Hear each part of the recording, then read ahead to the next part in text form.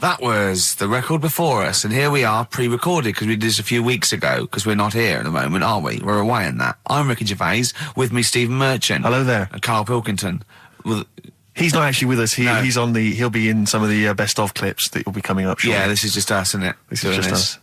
We did this. When did we do this, Rick? A couple of weeks back. Hold on, what is it? It's the 27th today. Yeah, I enjoyed Christmas. I loved Christmas. I loved Christmas. I had a great time. What did you get? Loads of presents. So did and I. I'm glad they made it to number one. I'm really glad. Stroke, he, she. Yeah, I'm really glad that the pop idols, Cliff Richard, Westlife, made it to number one. Bo Selector. Yeah, just delete that. Yeah. Okay, well, we're going to play some of the best of, some of the greatest moments of the last 3 weeks. Yeah. Ever heard on XFM 104.9. What about this? Do you remember this one? Oh, which one is it? I'm Ricky Gervais, with me Steve Merchant. Over there, Karl Pilkington. The man who believes anything. I think it might be a condition due to his little round head. Mm-hmm. It's sort of like, it might be a new condition that we can call cranial spherity. And because it presses on his lobes, and the only sort of upshot of that is he's normal in every way, but he believes everything he reads or sees on Anna Nova. All right? Talking of which, Rick, I don't really follow the news. No. It's mainly boring, isn't it? Wars and stuff. Yeah. But I don't know. Well, yeah. Well, it is a war. It's all this nonsense before and after. When it's a war, it's, it's in the middle of the war. You can watch it on telly. True. You get results. True. You know what I mean? Like, do you know what I mean? Yeah. Like a test match or something. But it's all this rubbish before and after. It drags on. This recent war seemed, I thought, just generally, it was better presented than the previous one. Because I remember the first Gulf War, it was often during the night, and I couldn't stay up. Yeah, because I think the American had rights to it, like the Tyson fight, so we had to get it at 2 in the morning, exactly. Which is annoying. They had, their prime time in that. And a lot of it was in black and white, as when the bombs went in. When the bombs going so this time there seemed to be a lot more colourful stuff. Yeah, it's much better coverage. I think there should win awards. Yeah, well, I'd like for to see it. awards, So, like Channel 4 won for cricket. Yeah, I mean, a few times as well, I was quite pleased to see they actually had footage of the bombs exploding. Yeah. No, good. Well done. Generally, good on you. Well done. Good on you. Yeah, it costs a lot though, doesn't it? It isn't a costly War's thing. a lot more when you got something like a Jimmy Carr game show, which probably costs about $100,000. Yeah, like half an hour war costs millions. It's almost as expensive as like Terminator 3 or something. Yeah. But I mean, But then you got to have variety. Exactly. Sorry, Steve, you were talking, mate. Well, no, I just wanted to make sure you're aware that the World Elephant Polo Championships have taken place. I did get it. I think they mentioned it on. Yeah, we won, didn't we? England won. Yeah. Well, my question is, where have they been practicing? I don't know. Do you remember ever at school anyone ever saying to you, "Are you interested in playing polo with elephants?" Do you reckon it was 5 blokes in pith helmets kept sneaking into a whipsnade? Possibly. What are you doing, lads? We're practicing. Get down. Yeah. Get off them elephants. Yeah. I didn't even know we had a team. I can't believe it. No, but it's like Johnny Wilkinson and the rugby lads. They're going to get MBEs, all sorts. The elephant polo boys, nothing. They're going to get nothing. I haven't seen the sun talking like them. To be fair, it's not like horse polo where I don't think there's a stick long enough. I think the elephants kick it, don't they? I think you might be right. I think they're not allowed to use their tusks. They burst it, weren't they? I think they go, start again. Raheem! Yeah. What do you mean the elephants kick it? All right, I've opened a can of worms here. Normal polo on a horse, they have like mallets. Yeah, they whack them, right? But I think it's obviously they're too high up. I think I might be wrong, but I'm pretty sure they just train the elephant to kick it. So why are people something about? Why not just let them have a kick about without? And why does horse racing have to have a jockey? Well, they just let the horses go, okay, lads, no cheating, on your marks, get set, go. Get back here. Brilliant. Yeah. Play record. Right, Adams? Yeah. Yeah, this is absolutely fantastic. His version of Wonderwall, if you've not heard it yet, you'll be loving it. You'll be loving this. This is the Best Of Show on XFM 104.9. I'm Ricky Gervais, with me Stephen Merchant. Yes. I hope you're enjoying the Best Of. There's a fella who, was in a coma for 20 years. Just, they kept, taking him through, the normal day. They took him to Alton Towers and stuff. Doesn't know anything about it. Just kept going through the motions. Don't know if they kept charging him. Kept putting him through all that. He eventually came out of it. 20 years. And went, stop taking me to Alton Towers, it's shit.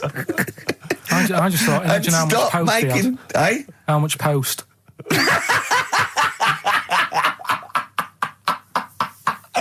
Oh, Did you read about that guy in the paper, Carl? He, sorry, on the internet. He in about, I think it was about 1984, 85, he had a terrible car accident. But this must be it. He went into a coma. This must be what he's talking about. Well, they didn't take him to Alton Towers. Of course they didn't. But you've got to try and decipher the truth from the conjecture, from the thing that I mean, don't forget, Carl realises that he's had a dream. He talks to Suzanne and goes, that was good, wasn't it, last night we were in the plane? She goes, no, that's a dream. He goes, oh yeah, where's my cornflakes? You got to, you know what I mean? I can now decipher what he's actually seen, what he's read. Well, go on, what did you... Well, I'm assuming it's the same guy. It is the same guy. It was a guy in some small American town, and he'd had a car crash and he'd gone into a coma, and his wife had left him. She'd gone on with her life because he'd been in a coma since then. And he had just woken up recently. Marriage wasn't working. Marriage wasn't working. He just wasn't paying enough attention. She was pregnant at the time, and so now his daughter is basically the same age as he was when he went into the coma. And he's just started coming around. He's just started making jokes. They said, how do you feel? He said horny, which I thought was quite witty for a man who'd been in a coma for however many years. But anyway, yeah, so he's slowly trying to rebuild what life he can. That's what do you make of that, though? Because the thing is that he's missed. Imagine what he's missed, Carl. Imagine the music that he's missed. The Live TV Aid. programs. Missed Live Aid. Live Aid. He missed Phil Collins playing in 2 continents in one day. Which, frankly, I'd be devastated if I discovered that. Missed Bros. Yeah. Yeah, so he doesn't. So he put on ripped jeans and they go passe. They just have to send him a series of those I Love 1986 programs with Kate Thornton filling him in on what he's missed. Peter Kay reminding him of space operas. Yeah, he remembers those. Talking rubbish. Yeah. So extraordinary, though, isn't it, Carl, to think? No, obviously. So had he aged much? Because he hadn't had any problems or anything. No worries. Well, he probably wouldn't have, physiologically, he probably wouldn't have the wear and tear of a 43-year-old man. Because he wouldn't have had sun, he wouldn't have had sort of nicotine, beer. Unless they were just feeding that to him. Anyway, still. Yeah. So you'd feel groggy, though, wouldn't you? Yeah, you might feel a bit groggy, yeah. Well, he's not fully back to normal. I mean, there's some kind of residual brain damage. Yeah. But nevertheless, he can form sentences. He's got no real memory, so he can't remember a lot of things. It was just when I saw Carl, have you been in an accident?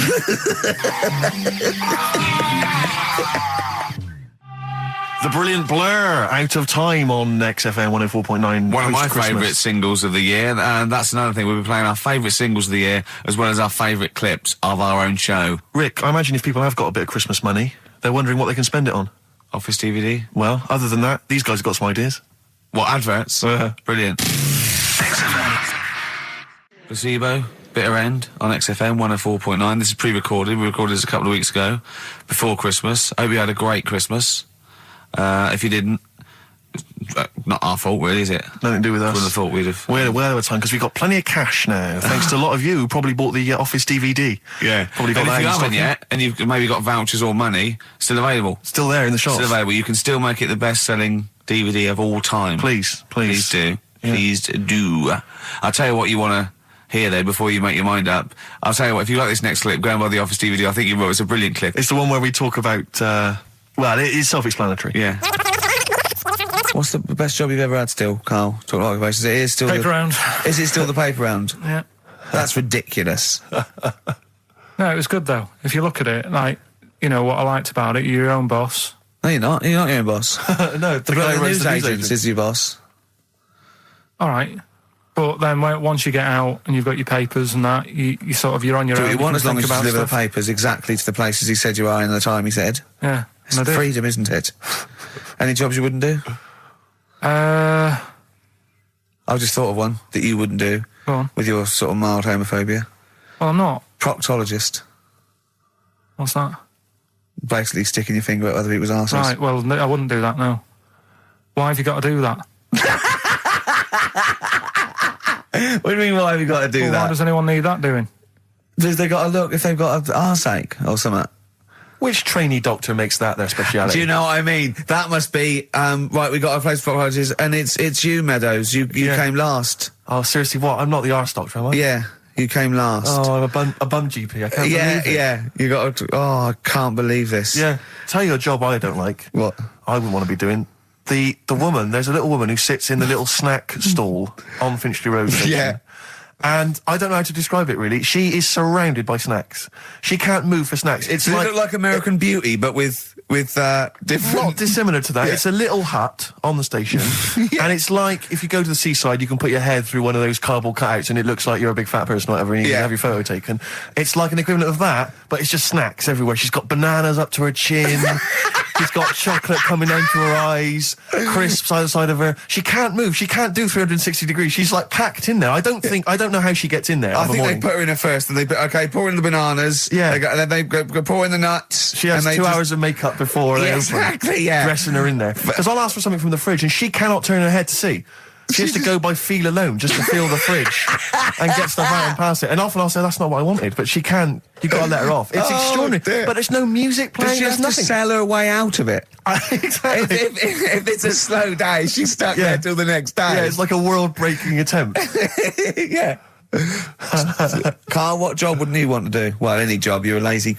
You're joking, aren't you? I've done loads of stuff. I'm quite happy now doing what I'm doing. Yeah? You look happy. Trying to think. You sound happy. Yeah, I mean, calm down. You on drugs? I'm all right. Are you on E? Before England have won and that. I'm happy for them. Yeah, go on, happy for them. I'm happy in that. Yeah, what do you mean happy for them? We are England. Happy for us. Yeah. I mean, we didn't play. I did very little towards it. No. It was mainly Johnny Wilkinson. Yeah, I barely contributed. Switching on the TV was about as much as I did. Exactly. And shouting, come on! Yeah. Talking about jobs and that, though, I was reading the other day about... rubbish jobs that people have had and stuff. I haven't got time when I'm at work, man. I just get on with it. I'm not squiddly diddly. Fingers in pies, different jobs. Go on. Do you know Ivor the Terrible? Ivan. He, his Russian... Yeah, that was the Welsh fella. Who was bloody awful, but not as bad as his Russian cousin. Ivan, go on. He had a fella doing some work for him, right? This fella built his house. After it was done, right, the terrible fella was like... fella Ivan. He was going, it's brilliant, you've done a good job there. Yeah. I don't want you to build another one like that. Took his eyes out. Just stopped him making an house like that. Another one? Blimey. That's bad, isn't it? Why didn't he take away his trowel? Then he could have seen, but he couldn't have built a house without a trowel. You can't build a house without a trowel. Yeah. I suppose he probably later thought that once he'd been nicknamed Ivan the Terrible. Yeah. He thought, why? Because you gouge people's eyes out. Yeah, but I didn't want to build another house. I know, but take his trowel away. What would I have been then? Ivan the Crafty at most. Exactly. Yeah. Ivan the Jealous. Ivan the spoilt brat. But gouge someone's eyes. That is bloody terrible. I'm surprised you're not called Ivan the... Do you know what I mean? You're going to get down in history like with Vlad the Impaler. Yeah. He's mainly remembered for impaling people. Yeah. He did a lot of other stuff. Did a load of great charity work he did. The impaling is the thing that's really gone down in history. When were you reading about Ivan the Terrible? No, it's just or Ivor the Terrible is the thing you remembered from this informative article? No, it was just little bits like that. Talking about him, there was a thing about someone who worked for that fella who painted the ceiling. Sistine Chapel? Yeah. There was a thing, a woman who worked for him in his house. And I love how you assimilate information when it's just bordering on the academic or just the interesting and true. It's wonderful. Ivor the Terrible gouged someone's eyes out 'cause built him an house. That fella who painted that ceiling had a woman work for him. Imagine if you wrote that down in an essay. Imagine if you wrote that in a school essay. Well, you'd probably end up with not getting a grade or thinking you turned up to more than you had. Exactly. Anyway, the woman who lived with... Yeah, the woman who lived in a shoe. Go on. Yeah, there was this woman who lived with him, and she used to, go out and do all this shopping and that. Yeah. But because she couldn't read or write, he used to have to draw everything that he wanted. Why couldn't he just tell her? I don't know. No, wait. That's an excellent point. Could she talk? Yeah, but if it's a big list and that, loads of different coloured paints. But why couldn't she draw on a piece of paper? Why did he have to do it? Because he's a better drawer, isn't he? That's the point. That's it. We were just looking for the logic of the story. You found it. You've done it. Play a record. He's a better drawer.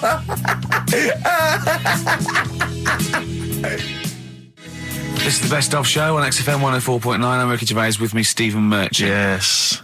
I hope you're enjoying the best of. I'm amazed that these are the highlights and that we've strung it out this long, Rick. But the good thing about this is, we're not here, we recorded this a couple of weeks ago, just the links, right? This has taken us about 10 minutes for the whole show. We get paid the same. Why don't we do this every week? That's a great idea. High five. Listen to this clip, it's brilliant. I think that my new TV is too big, Rick. I said that I know, when he I don't know bought what it. I was thinking. But I can't believe it. He talked about this buying it. He's got a bit of cash now, of course. And what is it? 42 inches? 42-inch plasma screen. What did it cost you? $3 grand or something? Don't tell me. That's Wow, gross. it's 3.5 ridiculous. grand. $3.5 grand, big spender.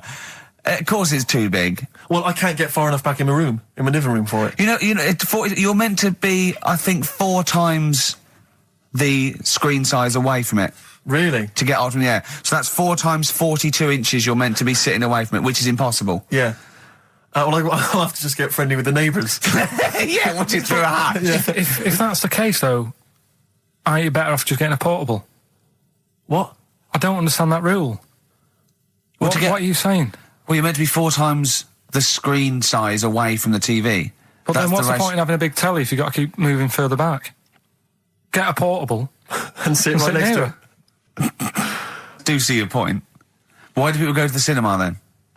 Did you see films that are out yet? Fair enough, he's got you there. Done. I'd tell you this, though. I had it delivered, and, are you supposed to tip delivery men?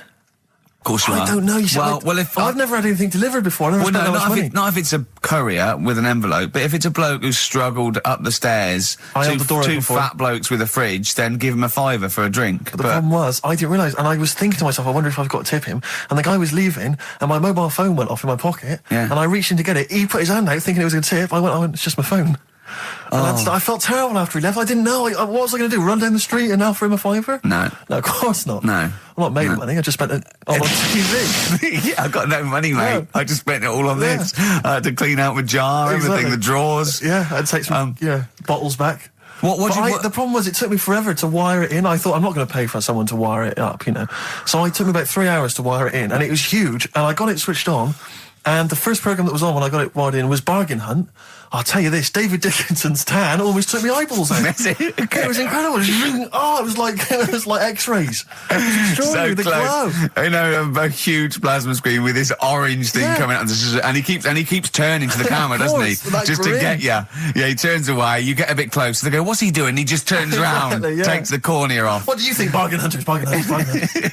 Oh dear, that's why I'd buy a plasma screen to watch Bargain Hunt. I mean, it's ludicrous. This is the problem, is because what do you watch? I mean, have you watched anything that's been worth having? The only thing I've watched really worth watching. 24. Well, 24 works great, but also films. Obviously, that's the main reason I bought it, because films just look amazing on there. Yeah, DVD on the plasma screen. If you're into films and that, it's just that I only, I've just got the 5 channels and flicking about, and I'm not impressed. I mean, I can understand why more people listen to radio and stuff. Yeah. Well, not this one, but go on. Well, when was it? When was the last time I sort of sat down and had time, because I'm always busy doing stuff and that. Sure. Moaning takes up about 3 hours a day. When did Wimbledon finish? A couple of weeks ago. Right.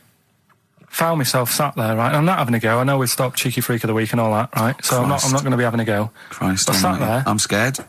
No, I'm not having a go. You've always got to remember that. Go on, just get on with it. Get on with it. I'll apologise after. I'm just saying, watching Wimbledon, it wasn't, one of the major games. It was little fellas in a wheelchair having a game. Little fellas in a wheelchair. Right. But for me, I mean, great. They're doing a sport and everything. Don't put it on the telly. What was up with it? There wasn't like a rally going on. No, do you know what I mean? Do you know normally, Christ. like with the well, not to Enman, but with some of the other with some of the other players and that, they're playing for ages, aren't they? It's like, who's going to win this and that? Yeah. None of that. It was just like, hit it, net. Oh, Christ! Oh, God! I don't know what to do!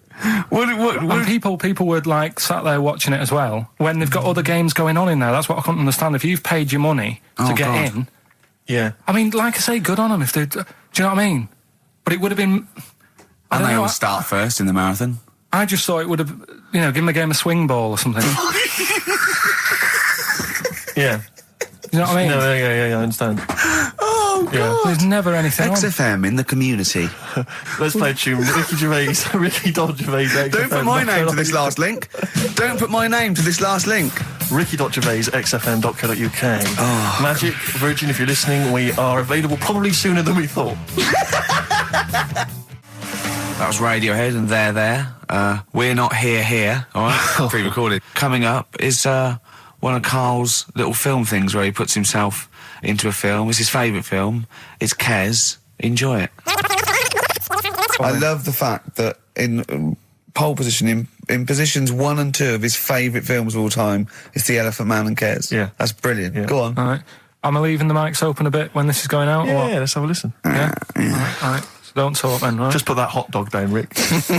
And this is the bit in Kes where it's the teacher and he gets up and he has to Glover. talk. What's his name? Is it Brian Glover? No, it's What's the other teacher. The other one. Anyway. All right, go on. All right, so here we go. Things that had actually happened. I've got another one. What about you, Casper? Casper! All right. All right? All right. You haven't been listening to a word I've said, have you? Yeah, I heard some of it. Yeah, you Some of it? just... Stand up. Always somebody, isn't there, eh? Right, now you're going to tell us a story about yourself. What sort of story?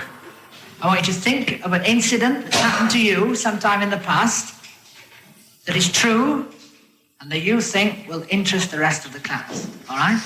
Right. What about I work on a radio show at the weekend. Well, are you going to tell us about it?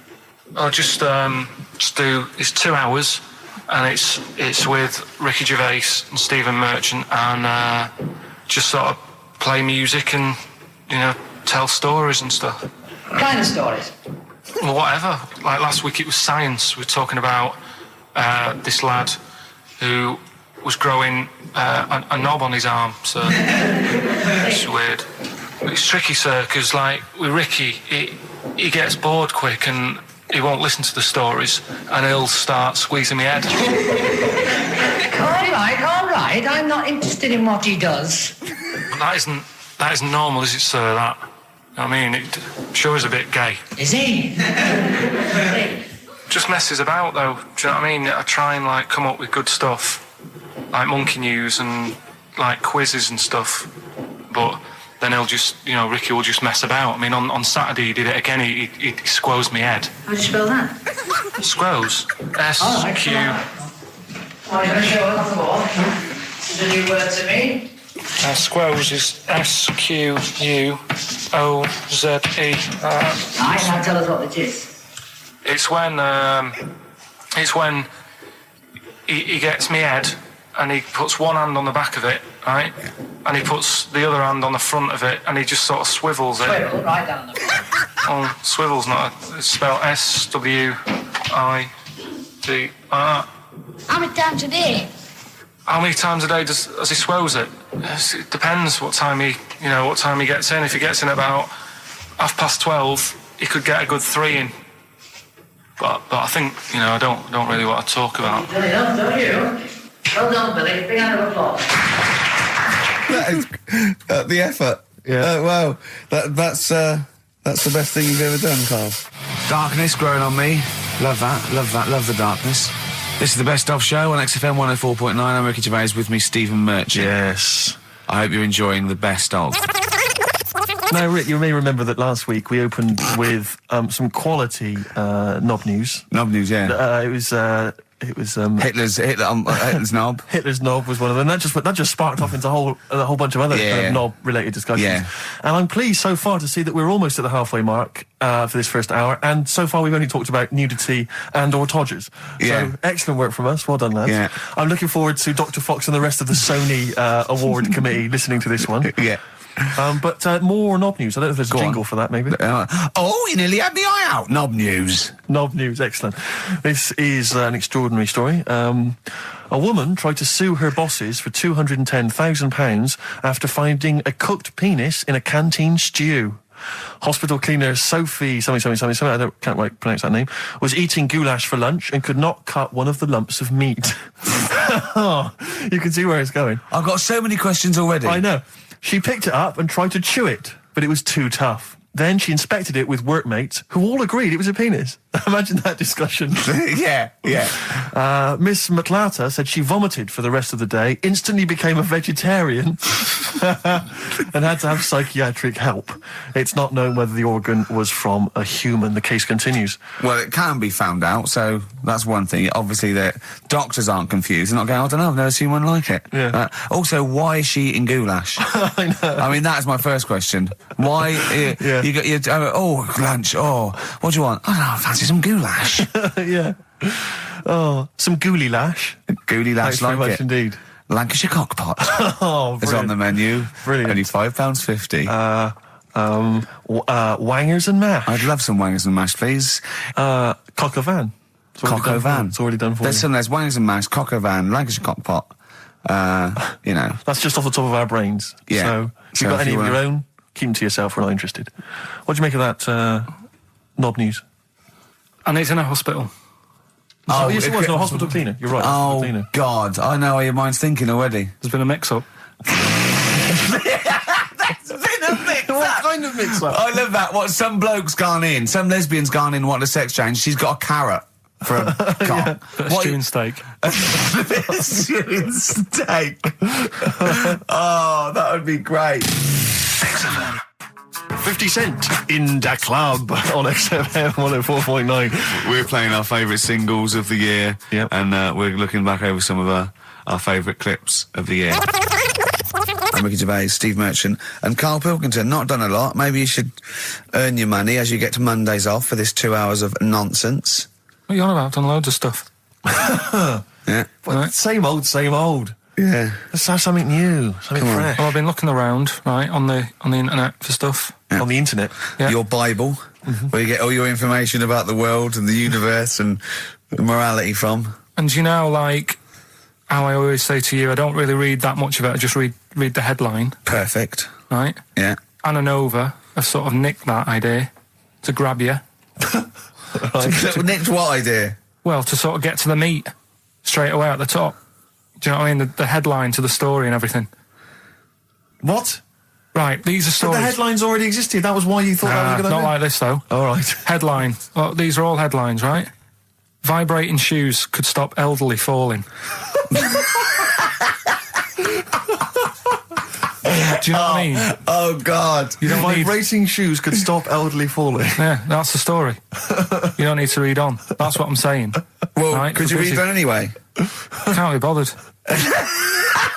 Read on anyway. Well, Read- you have a look at that in a bit, right? All right. So, Okay, it's so what interesting. this is frustrating radio if you're sitting at home. No, well, but it's not on. They've turned it off. If you want to know more, you know where to go. That's what I'm saying. That's what they should do in the news. Get the news done in Bong. a minute. There's a good story about Iraq. Right. Bong. Look it up. Look it up on the internet. Right. Anna Nova. Give us another bong. Bong. Family sick of living on Butthole Road. Oh, brilliant. Bong. Man wears same shoes for 60 years. Oh, bong. This isn't that good. Some fella pulls a train with his teeth. And in lighter news, I love that. Joe McDonald, this one isn't very good. And the last one, man fails to break clothes pegs on face record. She's always good. Well, that's the one I did read on about. I love that out of all those. That's the one he went on about. Go on then. Just Why is that news? He fails to make a record. So did I today. I know, yeah. I failed the long jump record today. yeah, didn't even take part. No, I was rubbish. But what are the rules on world records and that? I don't know if there are rules. There are certain things you can't. I mean, it's the Guinness Book of Records, isn't it? Really, that's the arbiter, isn't it? Yeah, but is there anything, if you said you wanted to do it, would they say, well, you can't do that? Yeah, they've stopped some gluttony records. Obviously, things that are in danger. So anything that's illegal. Yeah, anything that's immoral. Yeah, like that American serial killer that just got discovered. Yeah. Having killed 47 women. I don't think he can make that into the Guinness Book of Records. No, because people would be trying to beat it, won't they? But there was some other story about a fella eating watches and that. That can't be good for you. So why don't they say, look, don't do that, do something else? He wanted to stay regular. Do you know What what do you I mean? mean? Though? I just wondered What if do you mean he there's was any... eating watches? He just said he was eating watches. He got about 3 in about a minute. How did he time it? Do you know what I mean, though? And then the other thing is, the one that I was reading, the world record with the fellow who's pulling a train with his teeth. Does that make any difference that he's done it with his teeth? What do you mean? Well, what difference does it make? Well, isn't it? It's quite hard to pull a train with your teeth, I imagine. Well, it's pretty hard to pull a train. All I'm saying is it because he couldn't beat the fella who's pulling it with his hands? Well, this is my point. I think there was one bloke with the record for the running backwards 100 metres was sort of like 11 and a half seconds. And I was thinking, turn around, you'd probably have a really good go at that. Do you know what I mean? Yeah. It's sort of like doing a marathon with a milk bottle on your head. Take the milk bottle off and see how fast you can go, you twat. But you can just tweak it, like the fella who has done the pegs on the face, right? Yeah. His name's Gary Stretch Turner, right? Right. So you're sort of cheating already if he's got a stretchy head, right?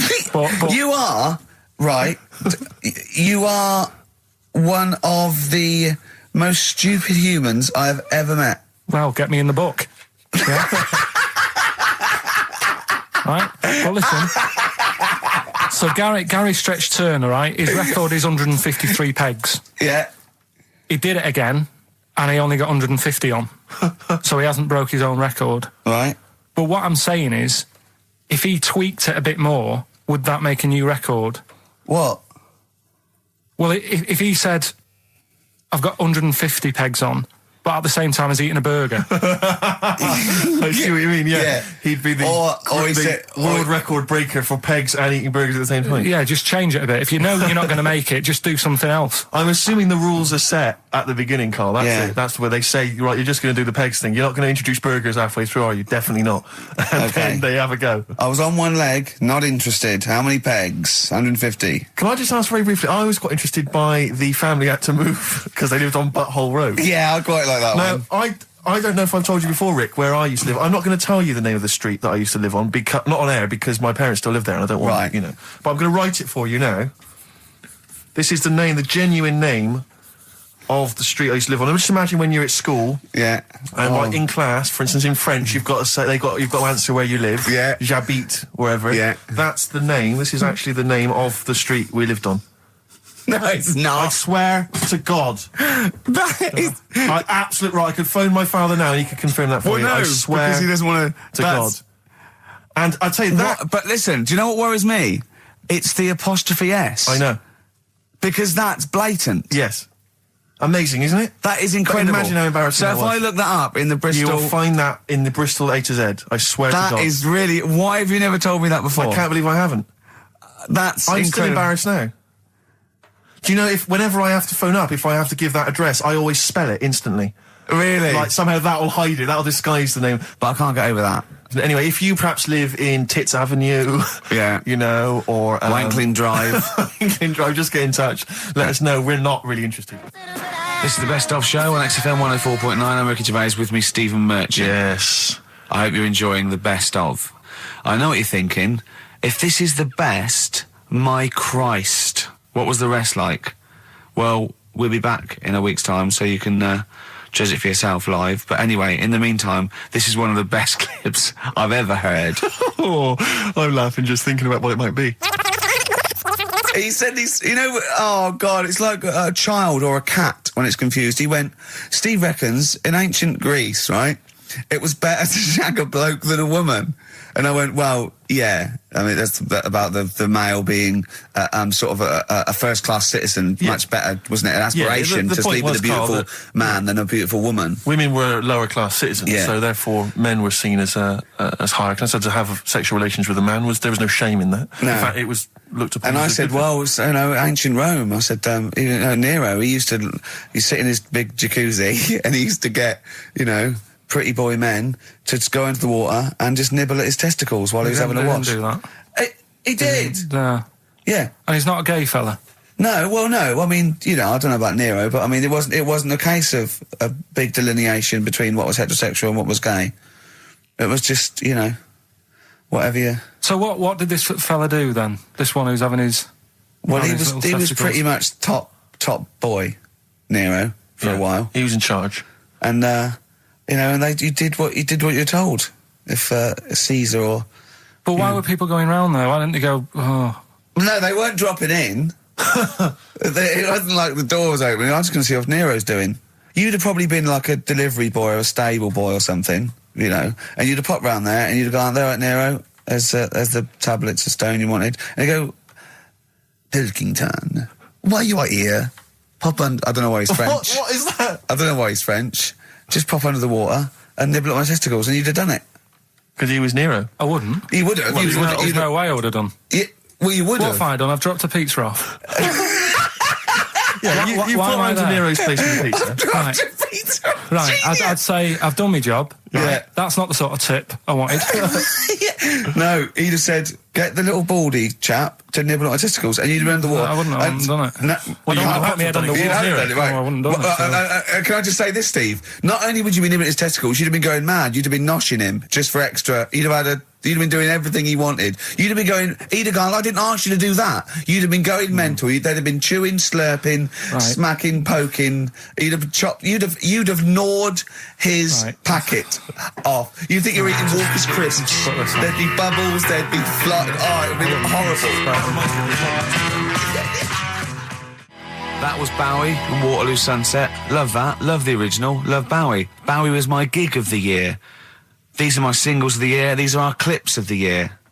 I'm Ricky Gervais, with me Stephen Merchant. We're just picking some lovely little bits and pieces. Do you remember when we talked about this? That's the sort of thing I think we need now, right? We've covered a lot of stuff. What, But education? teaching, yeah. Well, okay. What do you want to know? Don't know. Have you got just- something? Can you educate us on anything? I've been reading bits So and could we bobs. bring back just for one night only, educating Ricky? Oh, I'm excited. Yeah. Do you think it warrants that? I don't know enough about it. You know what I mean? About what? It sounds perfect. Play the jingle.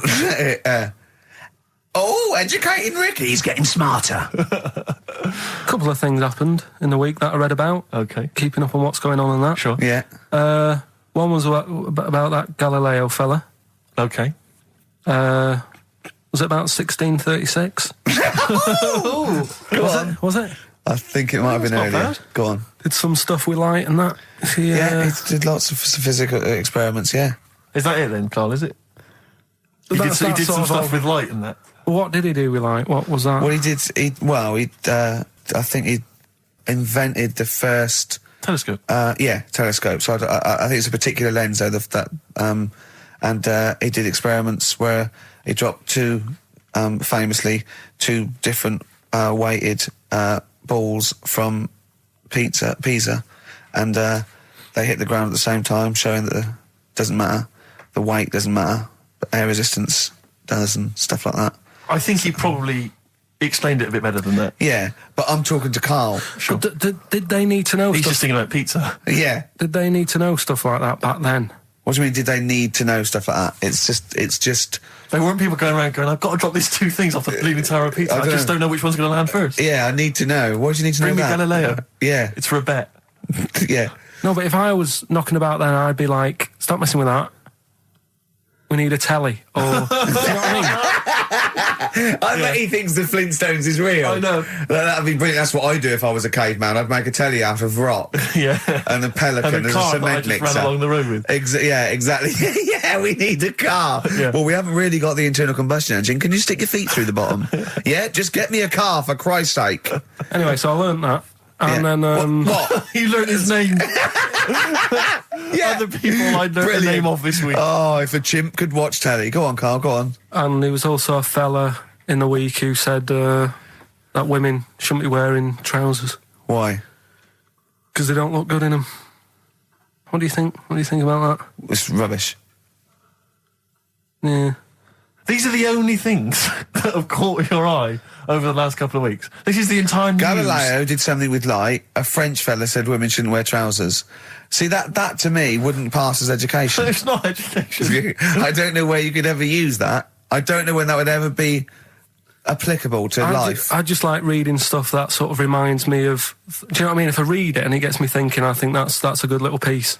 But I mean, but surely can't you just sort of like sit near something that vibrates to keep your brain going, or shake your head every now and again? I mean, what does this do? You mean it makes you start using your brain? But what aspect of a Frenchman said women shouldn't wear trousers got your mind working? What questions were you Because I asking? thought that's a bit daft, isn't it? Right? Yeah. Okay, I it was ends there thinking- with me. There's nothing else. There's nowhere else for me to go on that. He closes Your the mind's gate. still worrying. Yeah, go on. What do you think? Let's go through this. Oh, I wish we could download his I know, thoughts. I know. Just watch it. Yeah. Wouldn't it be great, like a DVD? And Like a added- cartoon. imagine that extra footage on the Office DVD. Yeah, Carl's brain. That would be With a commentary. amazing. Oh, with What I the mean is- commentary. Go on. Women wearing trousers and that, right? On the estate that I grew up in, Yeah. on right? There was a woman about 4 houses down, right? Rough. Now, she used to wear leggings. Yeah. Now, they're a bad idea. They are a terrible idea. I agree with you there, Carl. If you're a lady of What the colour? normo Were persuasion... they pink? No, they were sort of black, but with all bits on them. Oh, right. Do you know what I mean? What, Yeah. toast and Just horse bits. droppings? Yeah, go on, yeah. And she used to... she's quite a big woman. Sure.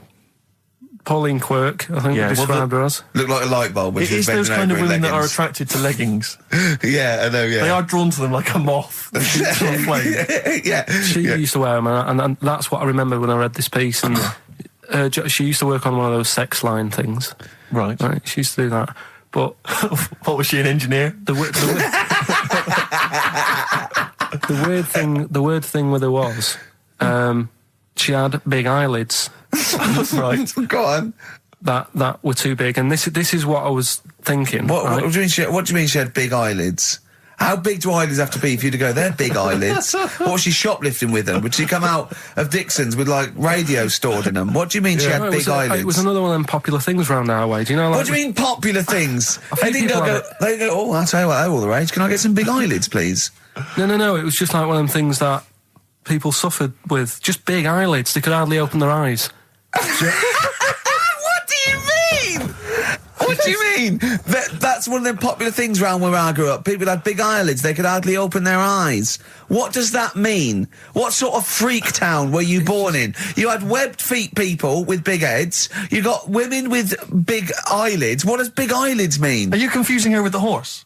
yeah. Did she have hooves? Look, what? Just anyway, so there's this big eyelidded woman with the And leggings. that's what I'm saying to you, though. That's when I read that story with people with trousers. Yeah. I went from that. Yeah. To into a that. woman who used to have big eyelids. I still don't know the point. But then, and also the other bloke who had the eyelid problem was a mate of mine. Right. His dad had it, and same problem, massive eyelids. I don't know what that means. I don't know what that means. I used to say to my mum, I'm going round to Dave's house, Yeah. and Or Drew say, Pig, as you call him.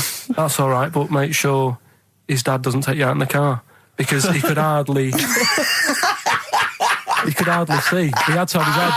He had to tilt his head back to keep his eyes Make open. sure! Did he have a couple of matches with him at all times? What a load of gobbledygook. well, that is- But this began as educating Ricky. I know, So it's what- like he was people thinking, with eyelids. but it's like you're supposed to make that leap as well. If Yeah. I mentioned the trousers, Ricky will probably be thinking about people with big eyelids and women wearing leggings. Play a record, Carl. This is the best of show on XFM 104.9. I'm Ricky Gervais, with me Stephen Merchant. Yes. I hope you're enjoying the best of.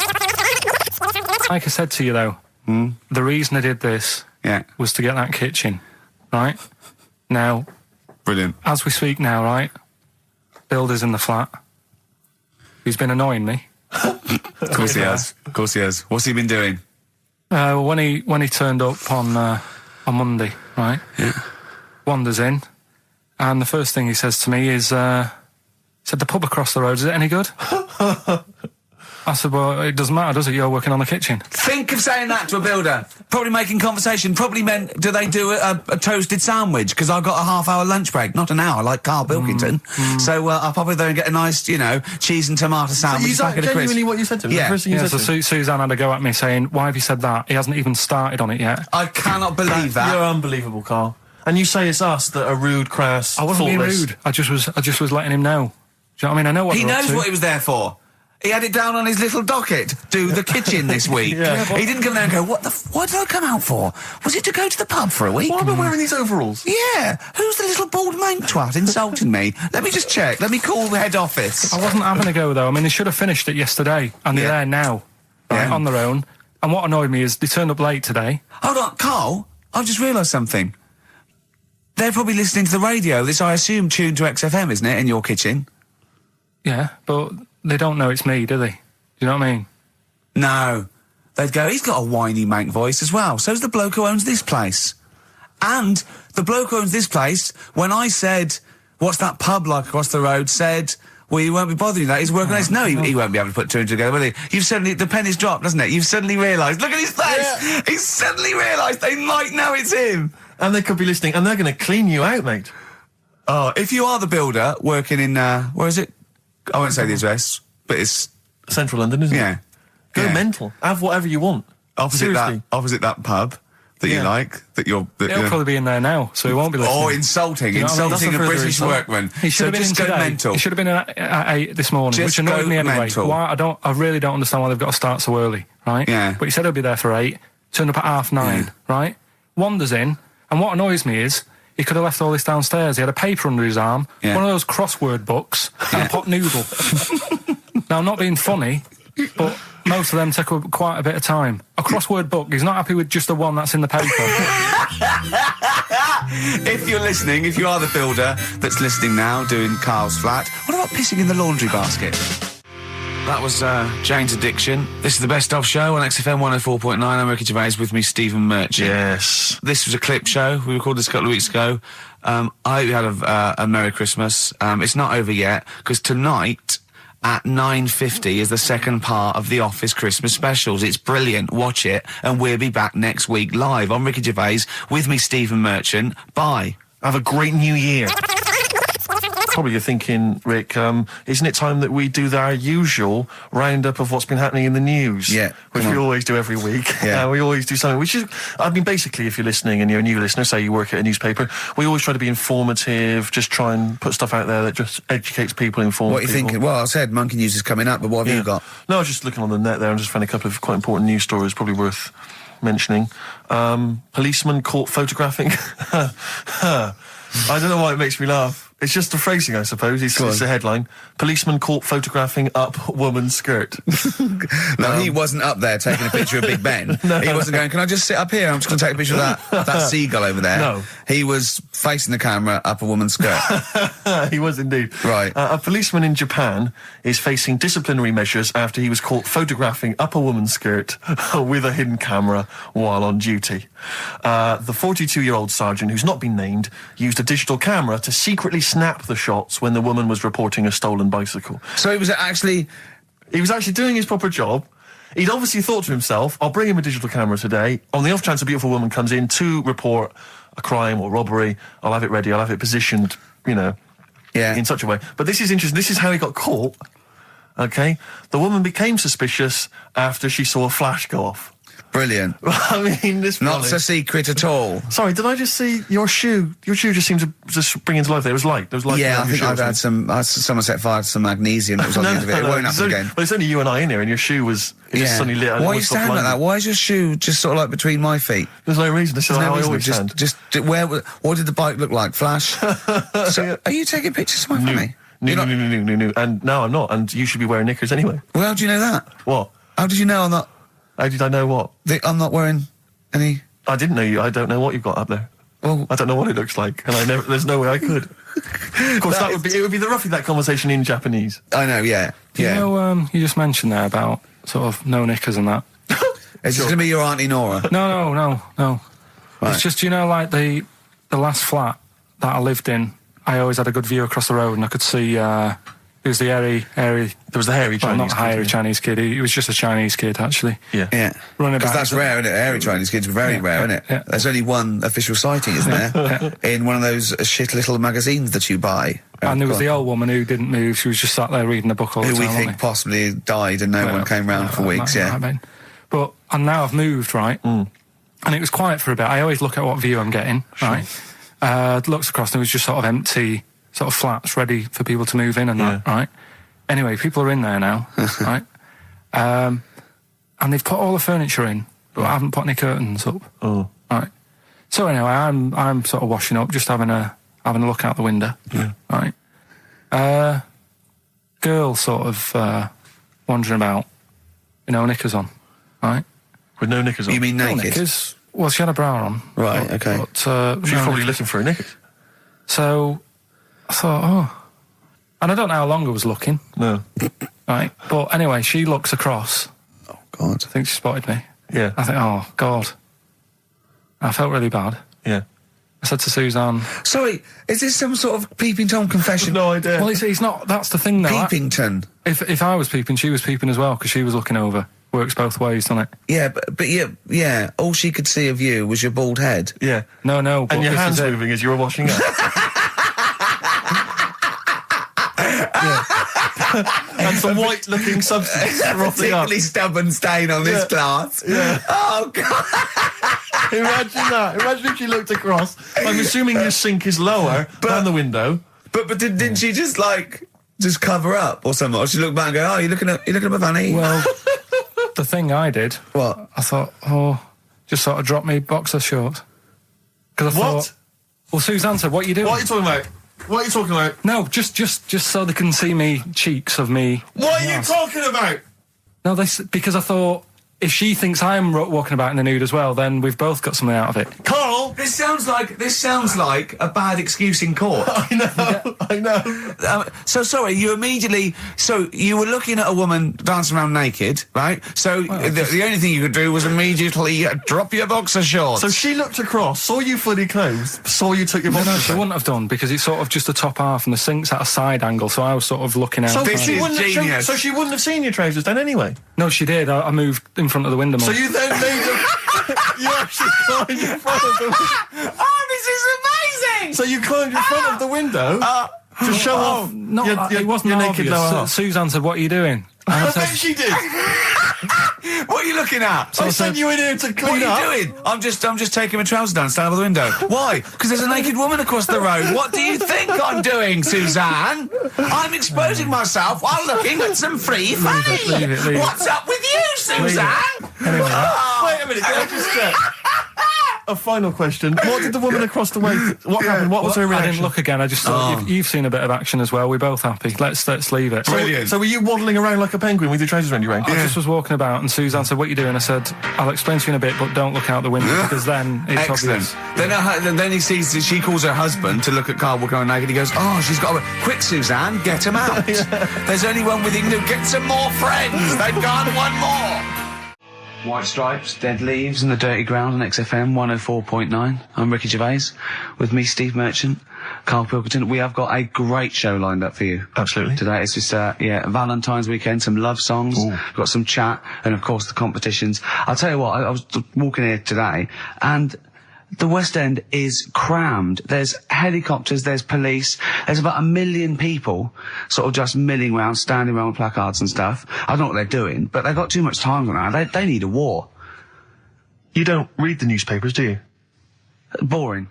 Ooh, those boys can rock there. That's the Guns with All Their Roses and Sweet Child of Mine. On XFM 104.9. I enjoyed that. Yeah. That was good. It rocks. I hope the audience was playing it loud like us. Yeah. Ricky Gervais, Steve Merchant, Karl Pilkington. Well, look at him yawning. How rude is that? Carl, what's wrong with you, man? Have you been up late? A little bit. Girlfriend was away, wasn't she, yesterday? Yeah, I always have a problem with that. Because you don't go to bed, do you, early? Do you know what I mean? You sort of think...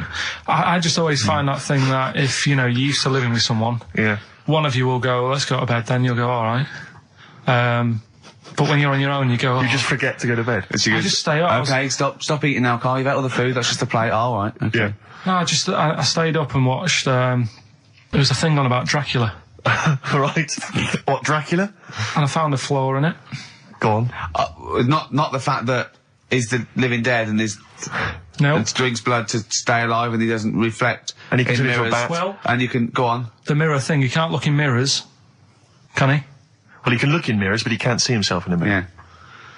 Yeah. That still doesn't work. Go Okay, on. go on. It doesn't work at all, Carl. It doesn't work Go anyway. on. Well, Centre parting's always really neat. His centre parting's always... how does he do it if he can't look in the mirror? Blood on the floor or something it was called. Rubbish.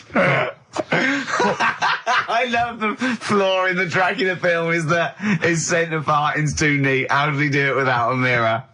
Oh. Was it a documentary about Dracula? No, Yeah, it was the real it's Dracula. The real called- Dracula. bit. Yeah, the real Dracula. It's just a film. It had blood on the floor or something. It's called. Yeah. It's rubbish. From 1970.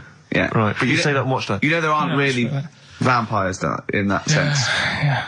Yeah, but it still annoys you that his centre parting was too neat. Well, if you're going to do it, do you know what I mean? I'd like to see him with a fringe sort of pushed forward and maybe a hood up, alright? Come to suck your blood and that, alright? Yeah, just bits of tissue paper all over his face where he's cut himself shaving. I can't see. Bloody mirrors annoying me, alright? I'd love to see that. A little mank Drac. That'd be great, wouldn't it? Well, that might be a film that we do in our movie. Mancula. Just getting onto that. Mancula. Count Mancula. Alright? You got any rave? You got any rave music? Huh? Got any Oasis like that? That'd be brilliant. He came from Manchester. Please welcome Mancula. Alright? That'd be great, wouldn't it? His hair's a mess. Well, I can't see it in the mirror, can I? Well, we've got a show lined up for you. Sad news for Rockbusters fans. It is going to be the last Rockbusters. Does that mean that we are doing another one and it's the last one? Or We are you've doing strapped another all one, together? and it's the last one. Oh, man. Got a bit of a special one, Steve. Have you? Yeah. It's just sort of done. It on, makes sense. No, it's, First time only. no, it's done on accents because I'm running out of like clues and that to use. Oh, is this as bit good as the Jamaican one? The trout spinners. The trout spinners. That doesn't work at all. A bit like that. Okay, so go on, what's the gist of this one? Well, it's just I've been the sound effects bit that didn't really work out. So there's 3 sort of cryptic clues. Yeah. And Sort of cryptic, yeah. it's done on accents, and I've sort of worked down the country. So I've got a northern one, I've got a Brummie one, and I've got a Cockney one. All right, Excellent. we'll look forward to So that. we're We've doing got that quite later. a lot of competitions, haven't we? Because you've also got your film competition. He's appearing in The Shining this week, Steve. Excellent, okay.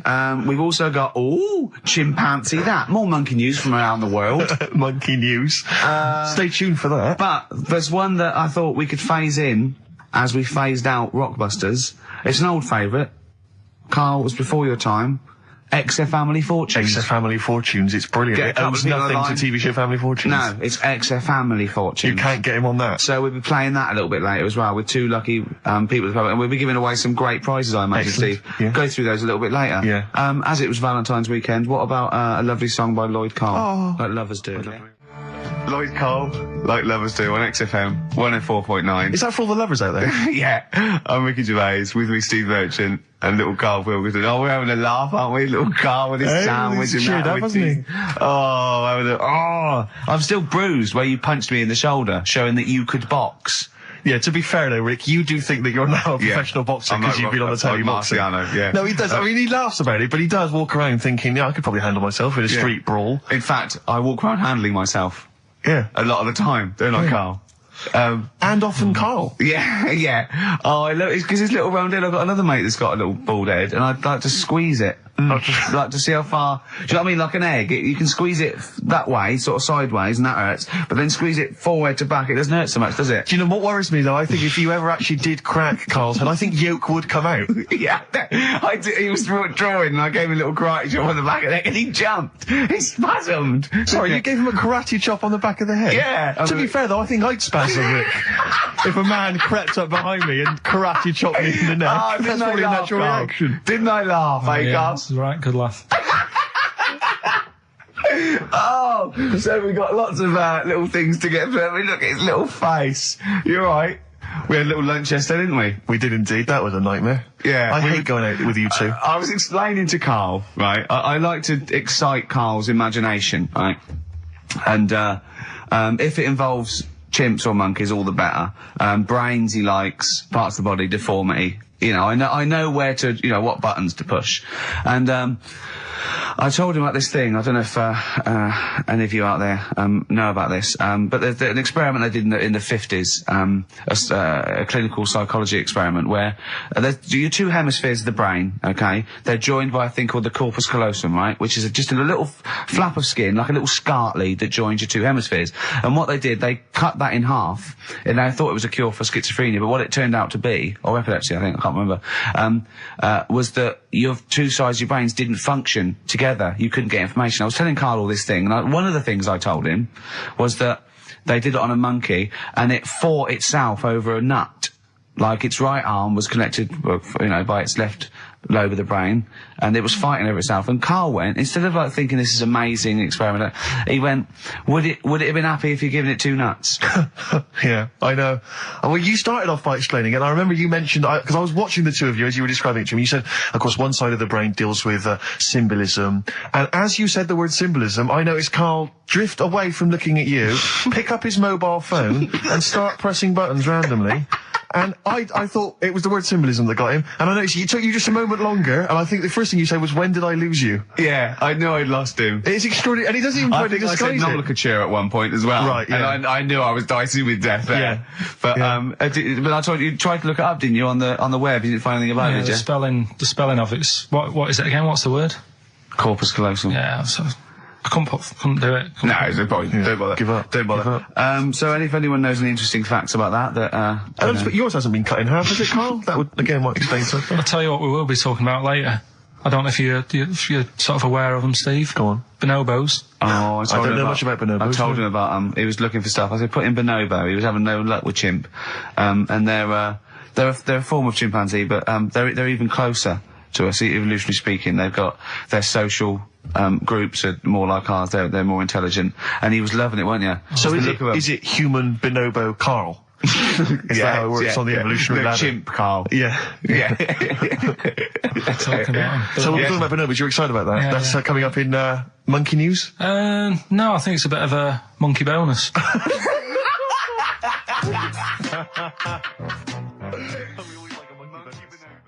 WC, featuring Snoop, The Streets on XFM 104.9, Ricky Gervais, Steve Merchant, Karl Pilkington. I think we should kick off with a bit of a competition. I think we should get the listeners involved here. Phone up if you want to play XF Family Fortunes. Now, a lot of people, of course, won't be familiar with this because we played this in the very early days of XFM. Yeah. Do you want to explain the rules, or do you just want people to phone in? It's like Family Fortunes. We need 2 of you. I asked you... Do you remember we discussed this before? You can't say that. Yeah. And so get 2 on the line. You're competing against each other, and so it's fingers on the buzzers. Will you stop picking your teeth? I mean, even if the listeners can't hear, it really annoys me. It is a bit like having a chimp in the room. Do you know what I mean, Karl? All right. Have you ever seen him eat hot food? No. Honestly, it is like a chimp. And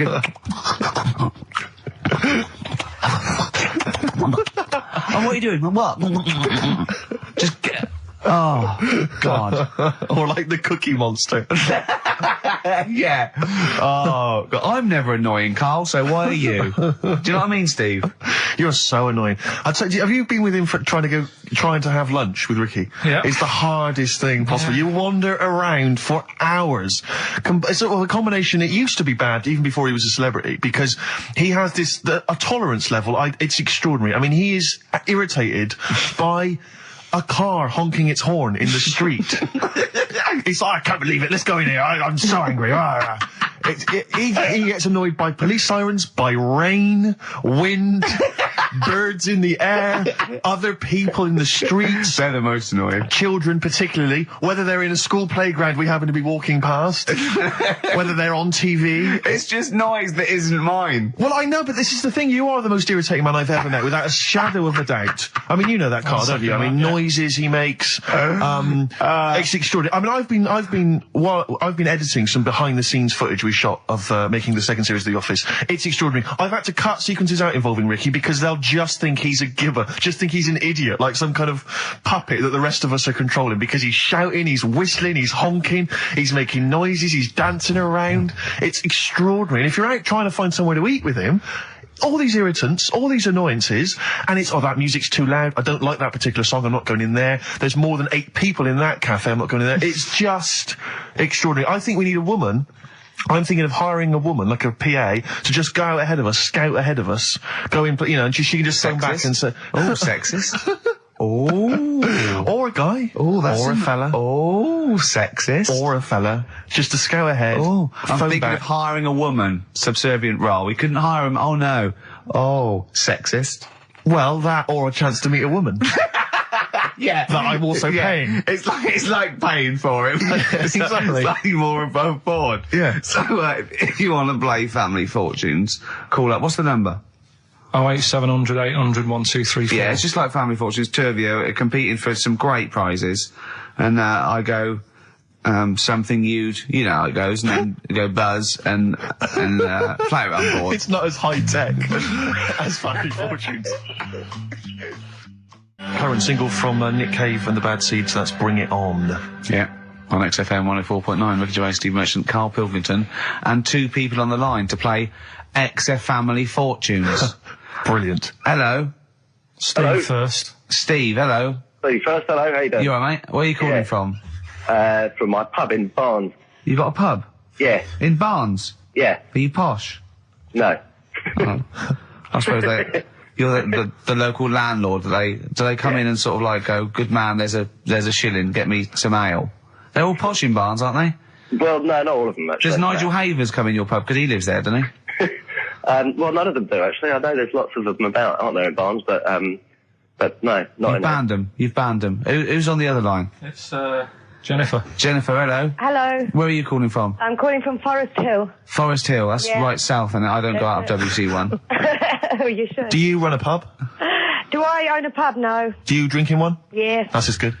just some friendly chat there. Yeah, I To think get you in. The thing between the brain that you were talking about before. Oh yeah. I can't remember what it's called, but they did an experiment, and apparently the length of it determines whether you're straight or gay. Is that That's what I right? heard. Yeah. Well, so what? You could actually trim it if you fancied. It didn't go that far. Oh, well, Always. you've just interacted with Karl Pilkington. Oh my God. I treasure that. Right, here's the prizes. Okay, now, listen, don't be disappointed because, as ever, Karl has just gone through some people's drawers here at XFM and found some really quite shoddy prizes. So, you get on DVD. I don't know if you're a fan of it. Are they a German band? Rammstein or Rammstein? Oh, you'll enjoy that. But there's any number that includes Asch zu Asch, Spiel mit mir, and Hegelade. That's just some of the classics on this DVD of their greatest videos. Red Dwarf, the first. Do you think series. Germans sit around looking at ISIS records and going, look at these Wonderwall? Possibly so. Wow. The very best of the Stone Roses, although I might have that. So anyway, there's also an I Love You compilation, kind of appropriate, and a tribute to the Ramones, which might be interesting. So you can get the idea, Steve and Jennifer, the stakes are pretty high. Okay, here we go. Very happy, Exit Family fighting hard. Fortunes. So, fingers on the buzzers, just both go, wah! If you think you can answer this right, and then we, the highest answer or the top answer gets the chance to play or pass. If you play, you've got to get all 5 answers. There are 5 answers. Every wrong answer, you get a life, and I go, and when you lose 3 lifelines, then the other person can steal. It's as simple as that. If you've seen the show Family Fortunes, No, this is not based on anything I've ever seen ever in my life. Okay, right. Okay, fingers on the buzzers. Okay. Name something. We asked 8 of my mates, right? Something you associate with Karl Pilkington. Well, Okay, Jennifer, what? silliness.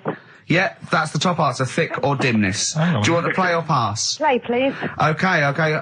Stay tuned, Stephen, because you might be able to steal if she gets 3 wrong. Okay? Right, okay. Right, we've got the top answer, 4 to go. Thick or dimness is top answer, obviously. Okay, Jennifer, some other things associated with Karl. Comedy. You'd think so, wouldn't you? Yeah. No, I don't even know who he is. you don't even know who he is. No, she does. She must And do. yet, bizarrely, she knows that silliness or Yeah. stupidity I is top know, I answer. Yeah, come on. Something else. The smelly eyebrows. One more wrong answer, and then Stephen gets a chance to steal. Okay. I don't know. People are screaming it at home. Very sensible. Oh, Was that very sorry. sensible? Yeah. Yeah. Okay, Stephen, can you think of one of the answers that Jennifer didn't get? Must be a mind for inane nonsense. Oh, well, I'm going to give you that because number 5 is even thicker. So, yeah, what you missed is, our top answer was thick or dim. Second top answer was Manchester. Third was Roundhead. Fourth was Airy Chinese Kid. and 5 was even thicker. So I think Stephen's the winner there. Yeah, I think he's done well. Yeah. You enjoy Rammstein, and you get the Stone Roses and an I Love You CD. So that's the pilot for this show, okay? When Blockbuster's all over, we're going to phase in XF Family Fortunes. Carl, thoughts? It's not that good, is it? Why? It's not that good. Just... I'm not that happy with it. Why? Why? Yeah. Well, what else? What? No. You're definitely right about that top answer. Well, thanks. So Stephen wins all those prizes. Yeah. Stay on the line and we'll take your address. And we'll send something to Jennifer as well for even bothering to talk to Carl. So what's this, Carl? What are you playing now? A badly drawn boy. Yeah, excellent. When Bye. we're doing Rockbusters then? Later. Rubbish. Eminem, Sync at the moment on XFM 104.9, Gervais, Steve Merchant, Karl Pilkington. Right, Carl, moving on. Got a lot to cram in. If you yawn again, or pick your teeth, or chew... Can I just, sometimes I get told off by Carl. He gets a little bit sulky if I slag off the prizes that he sources for each competition. This is from Rob in Croydon. He's a former winner of Rockbusters. Yeah. He said he didn't even know what the prizes were going to be when he entered. He won, and sure enough, for one night only, he was a hero.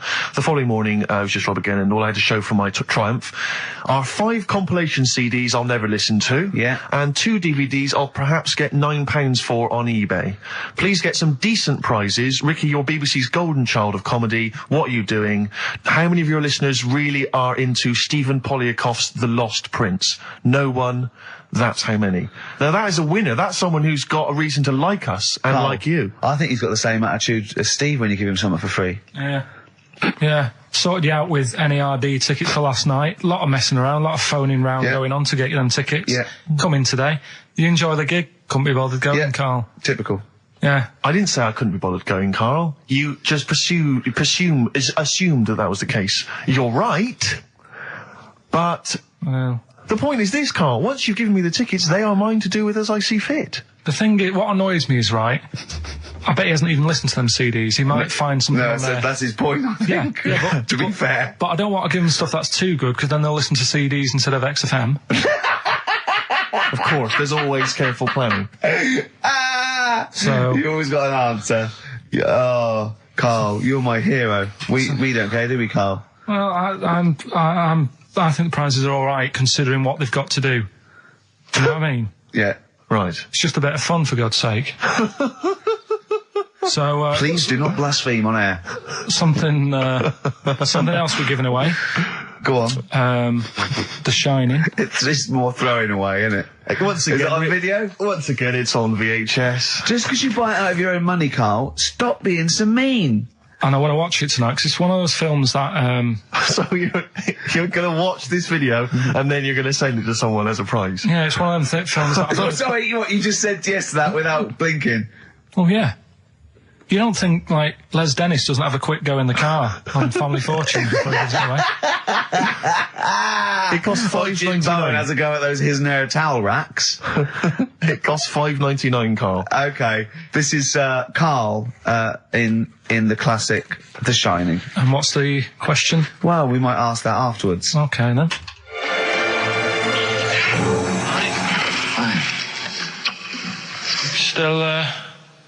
Still trying to write the book, then?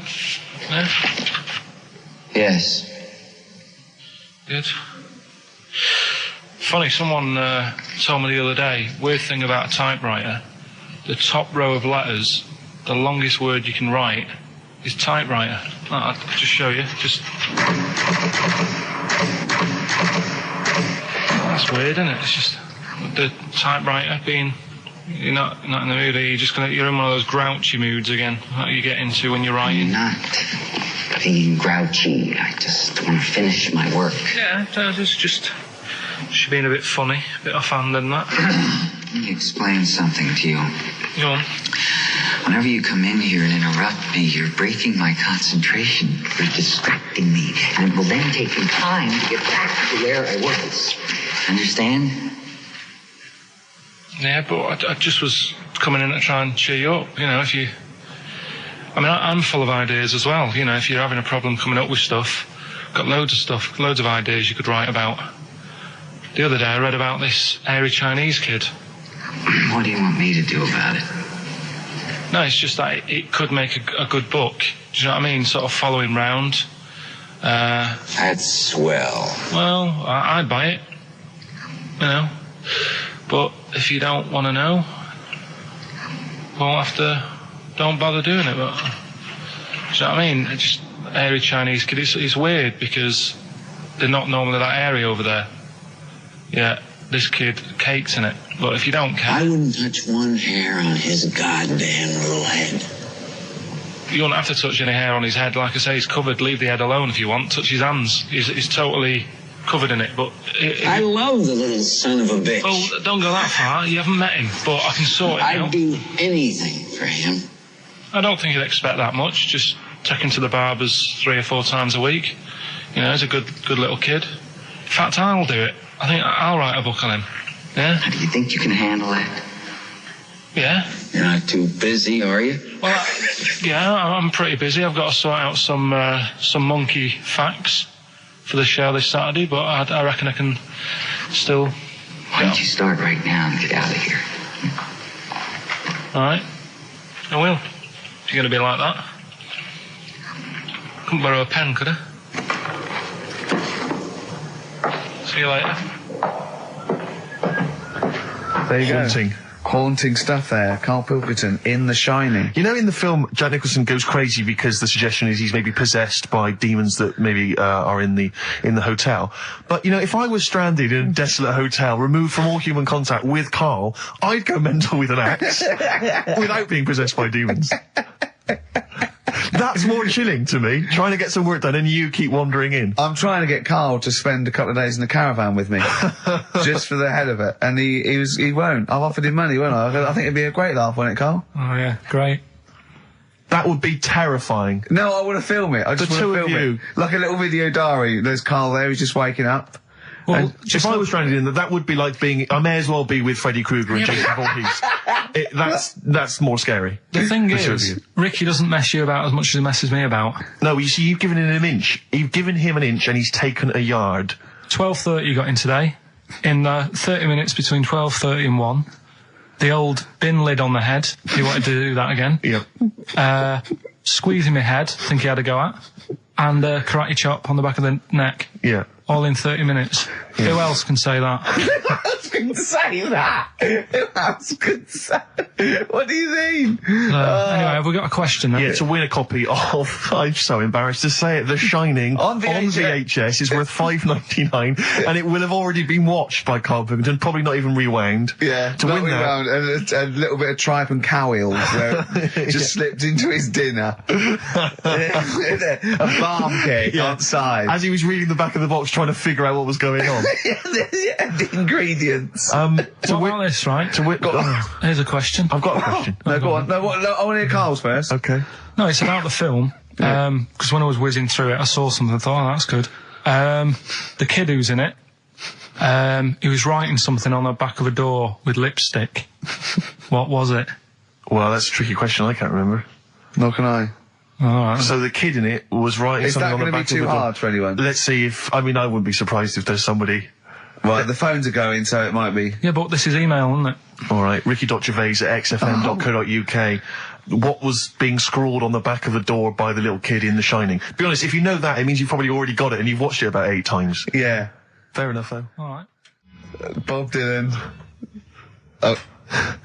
You're going to make me lonesome when you go on XFM. Sorry, they're arguing. Steve and Karl but are he just arguing. goes, you've got to keep it slick. Do you know, can I just tell them what you're arguing about? Think of this, right? This is the argument. They're arguing whose fault it is why this show is rubbish. Think of that! What? That's a perfect... I think that's a valid criticism. At least we're discussing it. You're just accepting that that's the case. You're not even trying to change it. We're ashamed of it. Yeah. We have to go out there. I should be, but I quite like it. In fact, I remember when we went out about 2 weeks ago and said we've got to, make it tighter and that, make it good. Went out for something to eat. You were happy sat at the table talking about squids and having to, go off with one if you wanted to have a kid. I brought up the topic, right, what we're going to do about the show. Suddenly you've got to go. It's like, I think I've made plans. So me and Steve sat there. See, I do that. I do acknowledge, quite shamefully, that this is more enjoyable for me to do than for you to listen to. But it's like 2 hours sort of playtime for me. It's like, the study period when you're meant to read a book, but you actually can't afford to run around and draw pictures. I think like this, even though I'm getting paid for this and I'm meant to be working, it's nice. It's cool, isn't it? Not for the listener. But for me. But the problem is, the only way we can improve this show, Carl, to be honest, the only way we can make this good is if the three of us resign. Yeah. And they replace it with someone else. Yeah, but Carl, you're getting flustered and you're getting stressed because you're, I don't know what, I was saying, answer the phones, you were letting them ring, you're still letting it ring. You're still letting people phone. You go, oh, look, leave that. And people have phoned in, good enough to phone in, to ask for something for free. I think you should at least answer the phone and say, it's not worth it, the prizes are rubbish. Well, whilst I'm doing all the other stuff, maybe you can do that. No way. Right then. But to be fair, Rick, I'm not accusing you of being lazy. No. But you're sat on a chair and yet you're almost vertical. Yeah, I know. I don't know how you've done it. It's like you're almost asleep, but you're sat on an upright chair.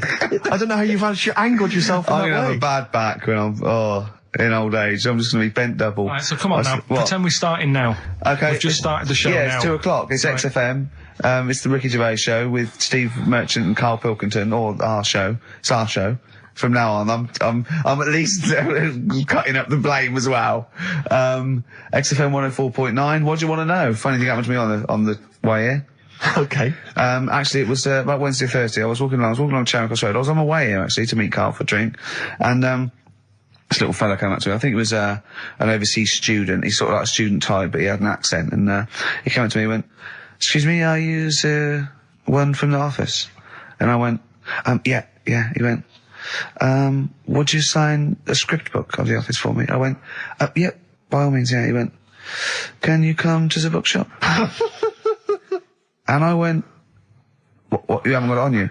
He went, no, but if you come, I will buy one for you to sign. And I went, I can't really. He went, well, you're going to pass one. I went, I'm not, no, I can't. He went, he went, oh, I was just in Waterstones earlier. I didn't go. I went, oh, sorry. He went, you could just, I went, I can't. He went, okay. I went, I'll sign something else. Have you got something else I can sign? He went, of course. And I signed a pamphlet or a brochure or something for him. But I love the idea. Imagine me going with him. I'm queuing up, and I'm in the queue. He's going, you're going, yeah, fine. Can you just hurry up? And he gets there, and his switch doesn't work, and he goes, can you lend me £10? Yeah. I mean, imagine that. I'm a little bit annoyed you didn't go with him, frankly, because that would have been a sale of our book, and I get a little cut from that. Well, behind him was Salman Rushdie going, can we hurry up? Because I shouldn't be out. Yeah. I'm getting a lot of funny looks. And I really, I don't feel comfortable. But I thought it was very odd the other day. We were walking along, and Ricky often gets bothered for an autograph, and some Japanese people who I think were tourists. They appeared from behind the corner, and I thought, this is odd. That, they seemed like tourists, but they're obviously going to ask for an autograph. And they just handed him a camera and said, "Excuse me, would you take a photo of us?" They didn't recognise him. They didn't recognise him. I was laughing. I was thinking, right. Oh, so now Ricky stood in the street. People are recognising him as he's taking a photo of three complete Japanese strangers, and I imagine them getting home and sort of saying, and here's the one we had taken by Ricky Gervais. Taken with Ricky Gervais? No, taken by Ricky Gervais. From the office. Isn't that brilliant? Would you come to the bookshop with me? The life of a minor celebrity. Not really. XFM. Times like these, Foo Fighters and XFM 104.9. Carl, let's build up to Monkey News. Do you want to give the competition answer and winner? Yeah, we did the bit on The Shining, me acting out in that. Yeah. And the question was, the kid in the film The Shining, he, after the devil had got in him and that.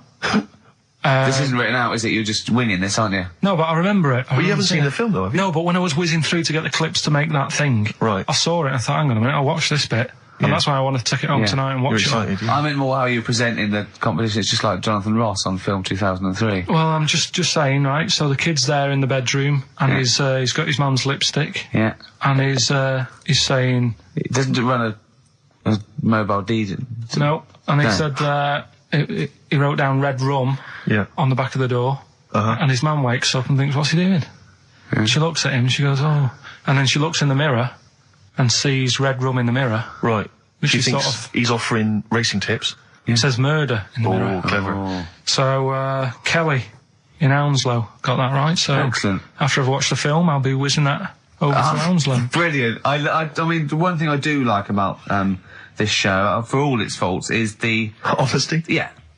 I mean, that can be good and bad. I mean, some people think it's sloppy, arrogance, laziness, They'd be thoughtlessness. right. Yeah. But I like to think it's honesty. It's like a peek into the mind and workings of Karl Pilkington. He just said to me, because he was shaking, because he said to me, and I quote, he said, he's just whittering to himself, I must remember to eat. Suzanne's away. I know. I must remember to eat next time Suzanne's away. No, but you did. I mean, I wonder if I lived on my own if I'd still be about. Because I just neglect myself. Yeah. So, I mean, for all I've eaten... A lot of self-abuse. Is that what you're saying? I had lasagna last night that I messed up, right? Why did you mess it up? Cooked it for too long. It was like a brick. Right? And she called up and said, have you eaten? I went, yeah. She went, was it nice? What do you have? I said, lasagna. Was it nice? I thought, I don't want her to worry, because she's probably been out and had a good meal with all the work people. Yeah. I didn't want to say, well, And she went, okay, bye. And I go, that can't go, I bet he cooked it like a brick. I bet he threw it away. Anyway, gin and tonic. And I had Scotch pancakes for breakfast. That is all I've had. So I'm starving, I'm shaky. Plus I've got that restless leg syndrome still going on, which I can't get rid of. What's restless leg syndrome? I find, if I go to bed, right, my body's tired but my legs aren't. Are you like Michael Flatley? You have to get up and do a bit of tap dancing. Do they just keep going even when you're asleep? Moving about, so I have to get up and stretch them or something. Or I've worked out that if I put a pillar on like the bedpost down at the other end, if I have my legs higher than my heart, it calms it down a bit. Is this why Suzanne works away so often? I don't know, it's weird. To get a decent night's sleep. I put it down to Smarties and that. It's like a sugar thing. But stop eating them. Apparently Bob Mortimer's got it as well. No, he's got arthritis. Was he? You told me in the week that you'd mastered moonwalking. Yeah, I can do that. Is that one of the things you did, like, in the middle of the night? It's moon sleepwalking. Yeah. He just gets out, he finds himself walking backwards and wakes up and goes, oh God, I'm brilliant at this. Right, so listen, what we're doing now, we're getting a debate going about... Actually, right? Go on. We're struggling, go on. No. You can help me out here, Carl. You've got an idea. I can see it in your eyes. He's got a brilliant idea. Wait for it. Go on. No. It's something, when I was looking on the web, found something out. Go on. It's a story about a woman who had a baby. What are you talking about? What? A woman who had a baby who was having a baby. It was no clearer when you repeated it. No, Carl, I don't know what to do. I don't know what to do for the common good, right? Pursue this line of inquiry, right? Because I don't know where it's going, or play a record. I'm actually torn. I don't know what to do. No, I remember seeing it and thinking, I've got to tell Ricky about that. It's brilliant. What should we do? Should we go with it? It's entering into the abyss. It's opening Pandora's box. It's peeking. It's going down to the cellar. I've got a couple of questions though. Go on then. Well, come down there with me. Okay, come down to the cellar with me. Okay, right, Carl. What? First of all, it was on the web. What do you mean? The baby was what? Had another? Was it? She didn't give birth. They didn't. The doctor didn't find one of those set of Chinese dolls up her. Russian dolls, whatever they're called. That's what I pictured it like. Those dolls where you take the head off and there's another one in there that all look the same. But no, the story was there's a woman who's... No, don't just say it again. That's a headline. That's not a story. There was a woman who had a baby who had a baby. That's not a story. Imagine handing that in as a thesis to loads of the BMA. There you go, and read that. That's a children's rhyme. Yeah. There was a woman who had a baby who had a baby. What do you mean? So she had a baby, right? Yeah. And that bit's fine. We're okay with that. That's normal. That's normal. A woman had a child. Yeah, totally normal. She gave birth. Fine. Yeah. Next. Well, I don't know that much more, apart from the fact that the baby's like roaming about, and then 12 months later, she's like, oh. Interesting. So the gestation period of that baby was actually 3 months more than an adult. Yeah. Excellent. Weird though, isn't it? So was the headline, "My baby's 12 months pregnant"? What are you talking about? 12 months later, it had a... What are you talking about? Forget it. No, you haven't even finished the story. That's what you said, and 12 months later, you didn't even finish the sentence. So what do you mean? No, I didn't read any more into it because I just saw that and I thought, that's weird. And then I just was thinking, oh, like, imagine the kid at school, at parents' evening. Go on. And it's like, well, your kid's pretty good. Now let's have a look at your work, sort of thing. Don't you think that'd be weird? But what? Did the child have a baby? Yeah. Of course it didn't! Play a record! We shouldn't have gone down in the cellar. We should have just left the cellar door closed. I never learned. That's the Zombies and a song called Time of the Season. I've enjoyed that. What do you think of Zombies, Carl? It's alright, yeah. No, not the group, but the Living Dead. Don't worry about them. No? Why? Not about, are they? Doesn't happen. You don't believe in that? Listen, right? You don't believe in zombies? So, I was you do looking believe online. a baby had a baby? Yeah. On you go. On you go. Are you still saying that didn't happen? Yes. Right, well, I'll find the thing again, I'll print it off, and then you'll read all I'm saying is there's more information that we need. Yeah. Yeah, but it always annoys me that when I do get the information, you'll go, yeah, but its name's Sally, you didn't say that, and make out... No. As if... No, don't make it look like we're over-inquisitive or over-cynical. You come out with the most abominable things man has ever uttered, and you expect us to accept them. Usually headlines, usually illogical, not just probably wrong. So, fleas are born pregnant. Are they? Interesting. Yeah. Right. Okay. See? On we go. So, See, that's true, and you're not impressed, because it doesn't involve a little werewolf child. Or half man, half shark. So, you're just not, it's not good enough for you. No, but if I read the first line of something and it's not that interesting, I go next, right, and I move on. Now, when I saw a woman had a baby, and it had a baby, But you still didn't read on. No, but alright, I didn't read on, but it got me thinking. Like I said, you wonder about the parents' evening. I was thinking about, is it a good thing? Because you're going to spend more time with the kid.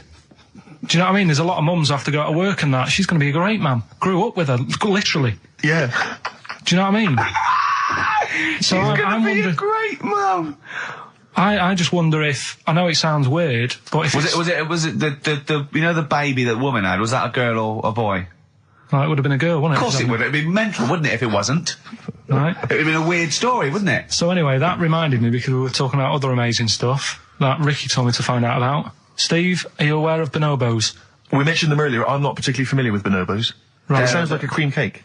No, they were a sort of a chimpanzee, but more advanced than the traditional chimpanzee. They live in one sort of particular area, and it's the sort of closest animal to the missing link. They're very intelligent. They take on a lot of social aspects of human. They have sex for pleasure and no other. Steve's looking annoyed. He's done, yeah. What did you find out about Apparently, I found out it's 98% not human, this kind of thing. It's nearly human, but it's not. We share 98% of DNA with it. Yeah, 98%. It's a higher percentage than you. They have sex for pleasure. They do look a bit like him, though. They've got a little round head, haven't they? But, and they're much more upright than the, got a more flexible. I sort of get bored with animals that are like classed as being intelligent, right? So when you told me, I get bored with them because they're not doing enough. They're not playing Nintendo. Do you know like that people always rave on about dolphins, saying, oh, they're really bright and that. Yeah. I was having an argument with Suzanne about it, and she goes, oh yeah, dolphins are really intelligent. And I said, but what? What have they done? So she said, well, they use them in wars. They strap bombs to the back to go out to boats, to then blow up the boats. Yeah, they're trained, yeah. Well, that isn't that bright. If it was really bright, it'd go, I'm not doing that. Well, no, they leave them. They don't blow themselves up. Anyway, but... Right, well... So anyway, so bonobos, really bright and that. Now, I was looking at them, and they are, they're saying, they're just like humans, basically, right? But what I was thinking is, I didn't have a chance to ask you. If you got a mentalist... Right. And put the bonobo in an exam... Okay. What do you mean a mentalist? What do you mean? Well, you know, someone who's, you know, just a little bit slower than me, and put them in an exam, what would happen? Right, okay, you've got to be clearer here, Carl. What are you saying? Are you saying pit the wits of a bonobo against... someone who's educationally subnormal? Yeah. What do you reckon? Again, I don't know where to start. No, but if they're that good, why aren't they being used in labour and stuff? Do you know what I mean? What in the what do you mean in the government? Like, you know, like some jobs that they could do. Why hasn't someone caught onto it and thought, well, hang on a minute? Sorry, I'm not familiar with the bonobo. Seriously, could it do a job of work? How advanced are these creatures? Lots of animals do job of work. I think Carl wants this bonobo to start going to work with an umbrella and a bowler hat and have sort of like rudimentary language skills like morning. So I couldn't employ the bonobo to be my PA. It's not. I mean, how advanced are they? Could I teach you to go in the shops and collect something and bring it in? Yeah, but you can teach a dog to do that. Yeah. It depends what you mean by intelligence, social interaction, also dexterity capability, you know. Could it produce this show? Yes, I'd have thought it could, randomly. Yeah, just by pressing the buttons it could do a better job. It depends what you're asking, Carl. What you mean is, could a chimp be a thick human at an intelligence test? Yeah, that's what I'm saying. But it depends on what the problem with the human is, doesn't it? Right. First of all, mental illness has nothing to do with intelligence. Let's get that straight. That's one thing. Mental people aren't necessarily less or intelligent than people. Now, is that the clinical term? Well, exactly. A mentalist. A mentalist. Sometimes I don't know what to do. I don't know whether to start with where he's going wrong with the question, to answer it, to find out what he really means, because... It's just that if that did happen, right? What could happen? You want the Planet of the Apes, don't you? Here we go. Go on. Right? I go to school. I go to a new school. Yeah. I go in the class. There's 3 bonobos sat on the back row. Yeah. Right? I think it would make They're everybody... bad kids, are they? Everybody would work harder, because you go, well, I don't want a monkey beating me. Whereas when I went to school... You think they'd be an incentive? Yeah. Well, I think... Okay, they go, oh, go on. What do you mean? No, I would have loved it, because, I mean, one of the reasons I didn't like school is it's like, oh, I'm not bothered. You know, I'm not bothering going in today.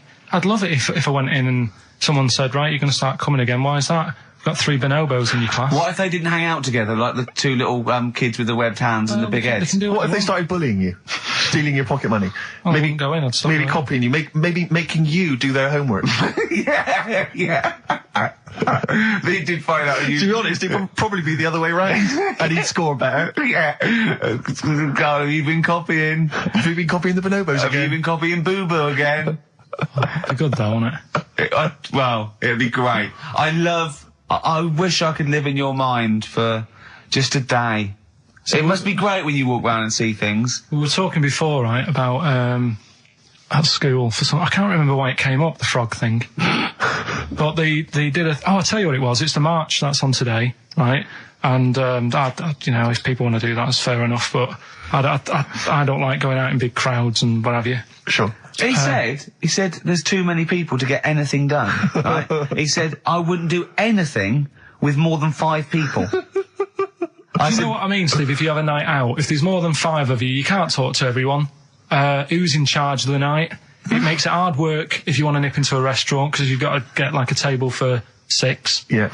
So if you're on that march today and you want a coffee... You've got to get a table for 20,000. 7 for 1 million protesters! No, but do you know what I mean? If they're trying to work on the out the street, bill afterwards. Yeah. Have a dessert. If they Let's just split it a million ways. Yeah. Should we just split it a million ways? Well, I didn't have a starter. I need to pay with Switch. I didn't have a starter. Can I pay on Switch? Before you know, war breaks out. Forget it. They're fighting amongst themselves. Doves, there goes the fear. We got a crack on here. XFM 104.9. We've got to get in Rockbusters and a couple more tracks. Ricky Gervais, Steve Merchant, Karl Pilkington. Karl, go for it. This is Rockbusters, the last ever Rockbusters. Right, yeah, it's a accents special one today. I I've done it before in the past using accent, so... Yeah.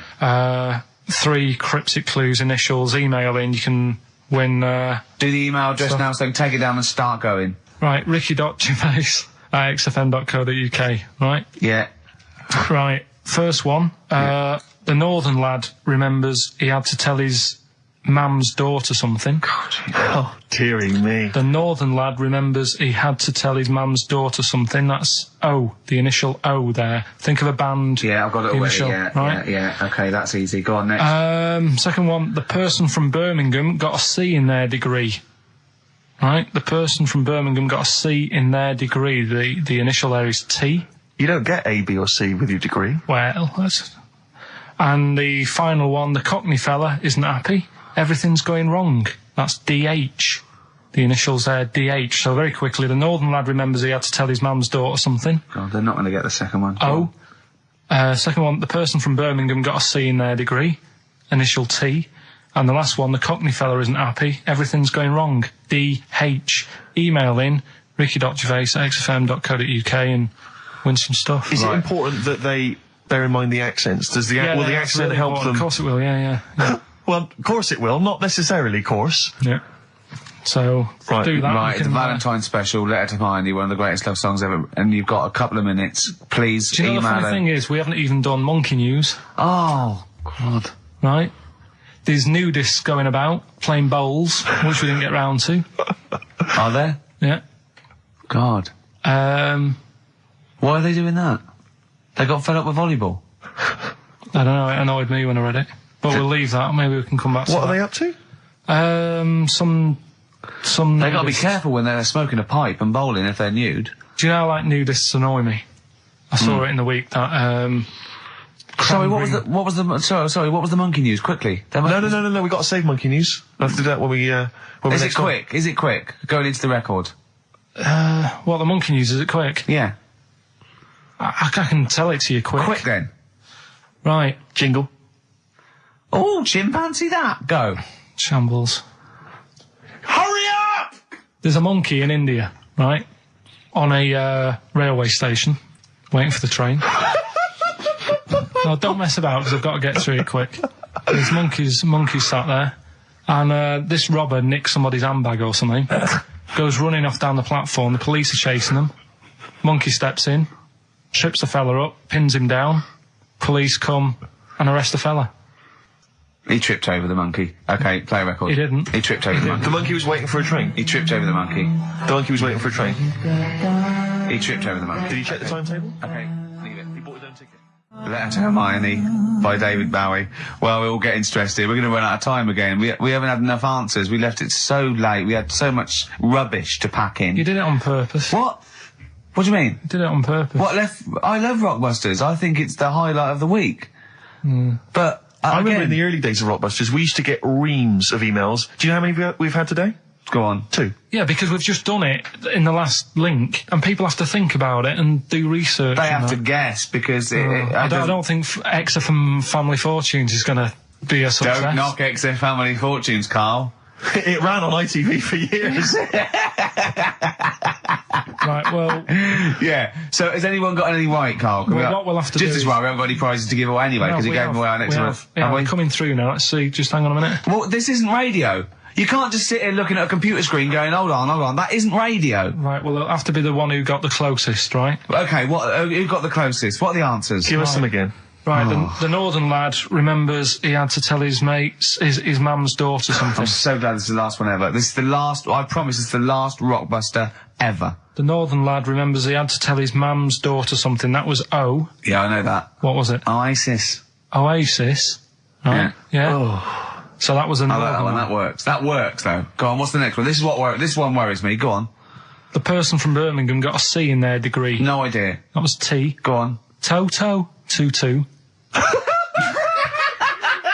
A C as well. Just made it up. A C. 2-2. I love it. I love it. Toto. Well, Toto. Right, no, did anyone get Toto. that? Yeah. You are I joking. just saw it on an email. Right, Someone come got on. that. What was the last okay. one? That's extraordinary. Last one. The Cockney fella isn't happy. Everything is going wrong. Going back in time a bit. The initials DH. Going back in time a bit. Yeah, that for the song. It's not a sort of. Oh, right. song. I remember. I didn't hear that first time round. Cockney fella isn't happy. Everything's going wrong. The initials were DH. Yeah. That was Dan Hill.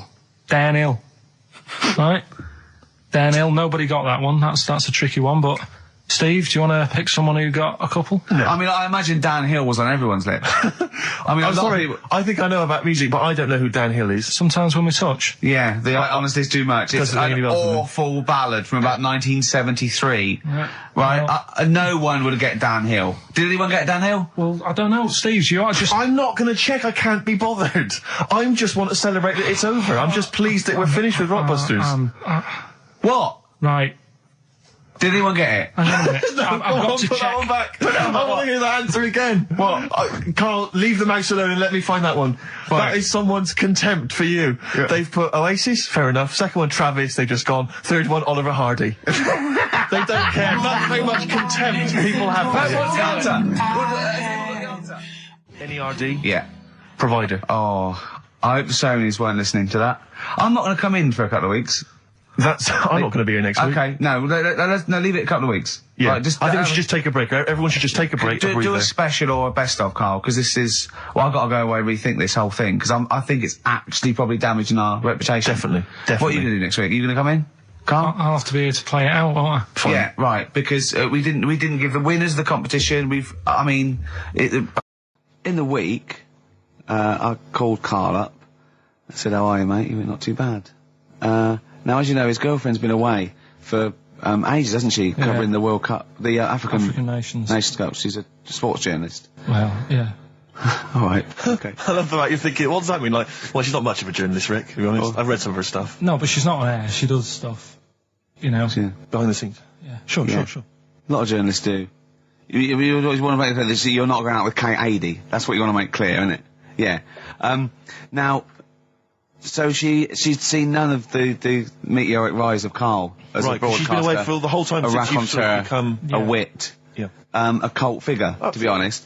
And he hadn't told her this, so apparently he went home and she was sitting there, looking a bit grumpy. He went, "All right," she went, "Yeah." She went, "Should we go out then?" She went, "I'm not sure I want to go out with an idiot." Right? Oh no! Yeah, and she went, "Loch Ness Monster. Why don't you just think? Of course the Loch Ness Monster lives in Loch Ness." And she was giving a bit of a hard time. And she went, "That's why he said, "That's why I didn't tell her. I didn't tell her really." Same thing happened when I was at school and I had to play drums in Little Donkey. I didn't tell my parents, right? But my dad turned up anyway. And what happened? He How old were you, Carl? Well, it was the school that I used to go to. Oh yeah. Like, Oh yeah. You went. Well, you used to go to the school you used to go to. No, but what I mean Go is, on. I didn't go to secondary, did I? Sort of missed a lot of that. Sure. But primary, I liked. Oh, it was okay. all colouring in and stuff. Yep. And it was a Christmas play, and I managed to get a part in it. And, Did you audition?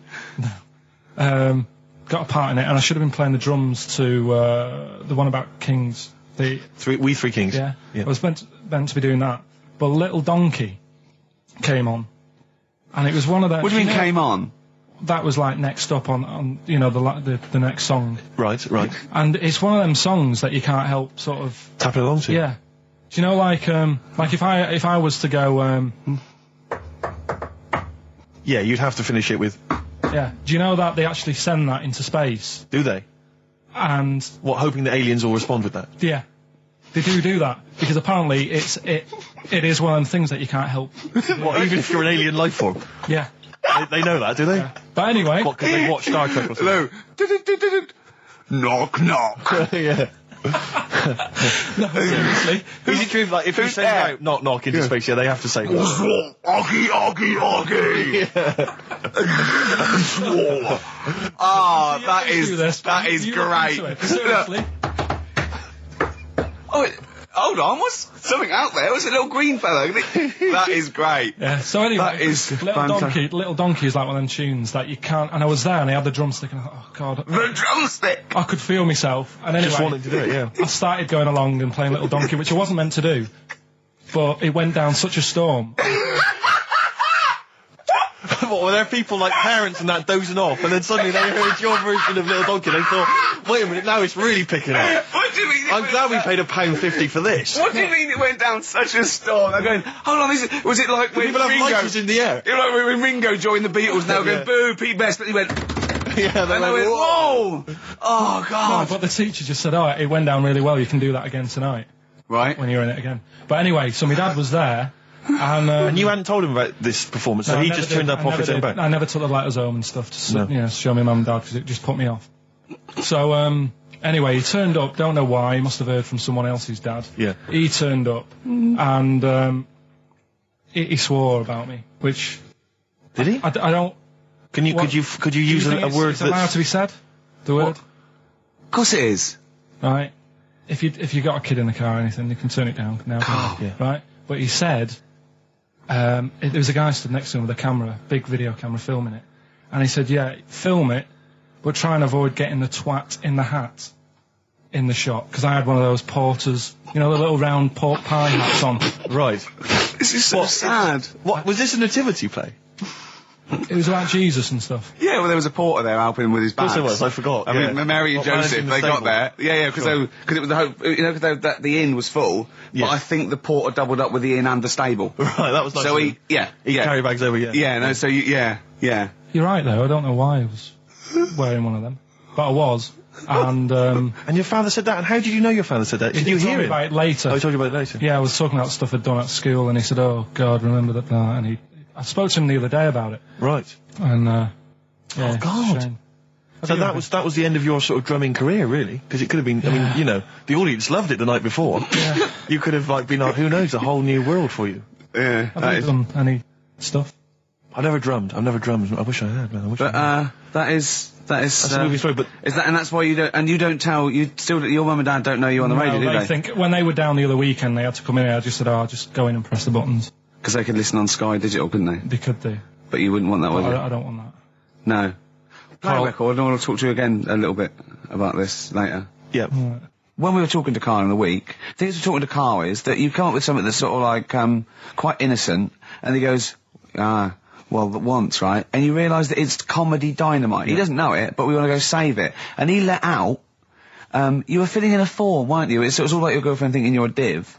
And it's happened before, isn't it? Because she came home and you'd filled out a form to get a job once, hadn't you? Yeah. What was that for? Granada Telly. And on it, Well, let Carl explain. yeah. You see, this is what annoys me with job applications, because rather than just saying, "Do you want the job and what can you bring to this business?" Yeah.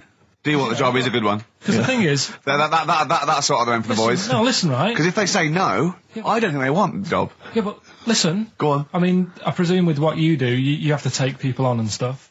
What, in a fight, you mean? You know what I mean? Yeah. And I think it's more important that you're willing to graft and put the hours in. Sure. Than say that, you know, you did well at school. Yes. Sure. Because if I wanted to, I could have done well at school. Of course. I just didn't want to. So where's this going? So you had the application form. So when it came to the qualifications bit and that, I couldn't fill them in because I didn't have my qualifications. And it was also asking about your languages. And I put down English quite good. English quite good. And his girlfriend came over and seen the form that he'd sent off. This was a copy of it. Yeah. And so she went, oh, you know what I mean? So that's what started, you know, the disappointment. So they're going to get that and think that you're not English. I don't think I've got it. It was ages ago. Right. How long ago was it? Oh, well, it was when I was still in Manchester, so 5 years ago. I don't think you've got to know. No, I think you'd... There could be a long list. I mean, there's probably a lot of admin problems in that organisation, but they probably... But it's what I meant by it is that you know, I can speak English, but I don't know all these long words that people use all the time. Yeah. Oh, God. Oh, can I just tell this quickly? In the week, I'm talking to you now, the listener. Usually I don't. Yeah. Carl said, about embarrassing him on air and that, and he's worried about his education, and he was worried about not knowing long words. Like, we come up with any long words. And he said, no, I was scared, you were going to ask me something about, someone, and he's a Eastern European leader. His surname is Milosevic. And Carl said, so I learnt it this week, and learnt it so you can't catch me out in case you're out. I said, what? And he said, he thought about it, and he went, Flobodan Milosevic. Got the surname right, though, didn't he? So what's his name? Right? What's his name? That's how Bill and Ben would address this leader. How would they have said it? Flobodan Milosevic. What's his name? Slobodan Milosevic. Yeah. Well done. Anyway, Karl, look, you almost let it slip then as you were talking about your filling out that application form. There's some big news that everyone needs to know, which we were stunned by in the week, although the more we sort of talk to you, the more it starts to fall into place. Yeah. But Karl, what's the story? That I haven't got me exam results from the GCSEs. He never turned up to get his exam results. I was working. And so, how many did you take in the end? Because you weren't even sure about that, were you? You think you took maths and English, don't you? Yeah. And you think you've handed in the artwork for art, don't you? Now, art was continual assessment, wasn't it? Coursework. And what was the you made? I made a man sort of putting his arms into a car. You made a model of a man putting his arms into a car. What was this? So that one's passed. Was that this a homage to break-ins in Manchester? Was this? What was this? Oh, look, he does what he sees. Yeah. So you've got that. That's safe. You definitely got that one. So you've taken art, you've taken English and maths, you think? So this is what we're going to do, listeners. We're going to try and find out his exam results for him and tell him next week. Live on air. We're going to call his school, we're going to try and track him down, and we are going to have a little envelope, and we are going to give Karl, at the age of 29, his O-level results. GCSEs, yeah. Now, Karl, so you took maths, yeah. You think, you took English, do you remember turning up to do those? Do you remember sitting in the room filling in the forms? Yeah. Okay, and how did you feel you did? I don't think I did well. You don't think you did well? Did you revise? No. Why didn't you revise? Because I don't really believe in it. Okay. Well, it's just that if you don't know it, then you don't know it. You shouldn't have to start looking at the book. If I went to like the hospital, yeah, and the doctor said, "Oh, you need your appendix out," but hang on a minute, I've just got to read up on it. Yeah, that isn't good enough. Okay, he should know, and that's the way I feel about it. To be fair, though, he did do the revision beforehand. Yeah, they don't usually pass on, maybe when they're in practice. Yeah, information they took in by osmosis. Yeah, yeah, and bloke comes in and goes, "Can I just see what you did with that?" And I goes, "You've passed." Yeah. Phew. That's a good one. Yeah. Good job I watched Casualty. I just like the way, the things that interest me, I remember. Things like snakes not having ears and stuff. Yes. I didn't have to read about that. No, you just learnt that, yes. You saw it on the telly, didn't you? You saw it on that Ian Wright programme. Yeah. Yeah. And this is what Karl said to me. He said, it's actually, I called Karl up in the week, and Reese was with him. Reese used to be on XFM, and he took the phone, and he went, "Karl's worried, I've seen that programme." He said, "Snakes don't have ears, right?" He said, "So you can creep up on them and pick them up." And he said, "Karl's worried." He said, "How'd you ever put them down again?" Because then they know you're there. I woke up the other night quite late. Worried about that. And I said to my girlfriend, I said, "How do you put a snake down?" And she said, "What are you talking about?" I said, "That Ian Wright thing, this guy managed to pick up a snake. And do you know that thing where they clamp its head on a jar to get the poison out?" I do now. Right? They did that, but they didn't show you how they got rid of it, and I thought, it could really get nasty, because it's obviously annoyed that you've had its head pressed in the jar. Yeah. Yeah. Right? They hate that. Now... Especially as it's in front of their mates. When you lift it off, yeah, right, you've got hold of it. Yeah. If you go to chuck it down, it's going to turn on you. It's going to go wild, isn't it? So, I just wondered. Well, what you do is you never put it down, Karl. Yeah, that's why that bloke has got about 11 or 12 just carrying him. Exactly. Yeah, you never put it down. You sling it. Who cares? You just throw it, don't you, really far. That's not that. I don't think you should throw. But Karl, listen, don't worry. We're not asking you to get involved with snakes. We're just asking you now. You've done maths, you think? Yeah. Did no revision for that? No. Okay.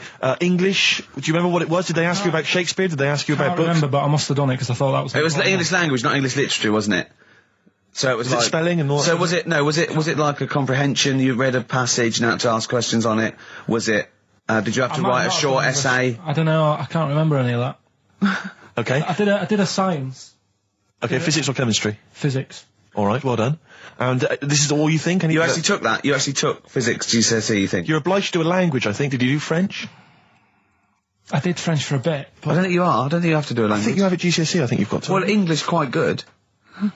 I think that's his language he did. So you don't know about language? History? Geography? Just what you will find out, won't we? Okay. But you just can't remember. I can't believe you can't remember turning up for these things, because it's quite a big moment in people's lives. It is the thing that you've been working to all of your educational life. On the day that the things came out, I was working as a printer. Okay.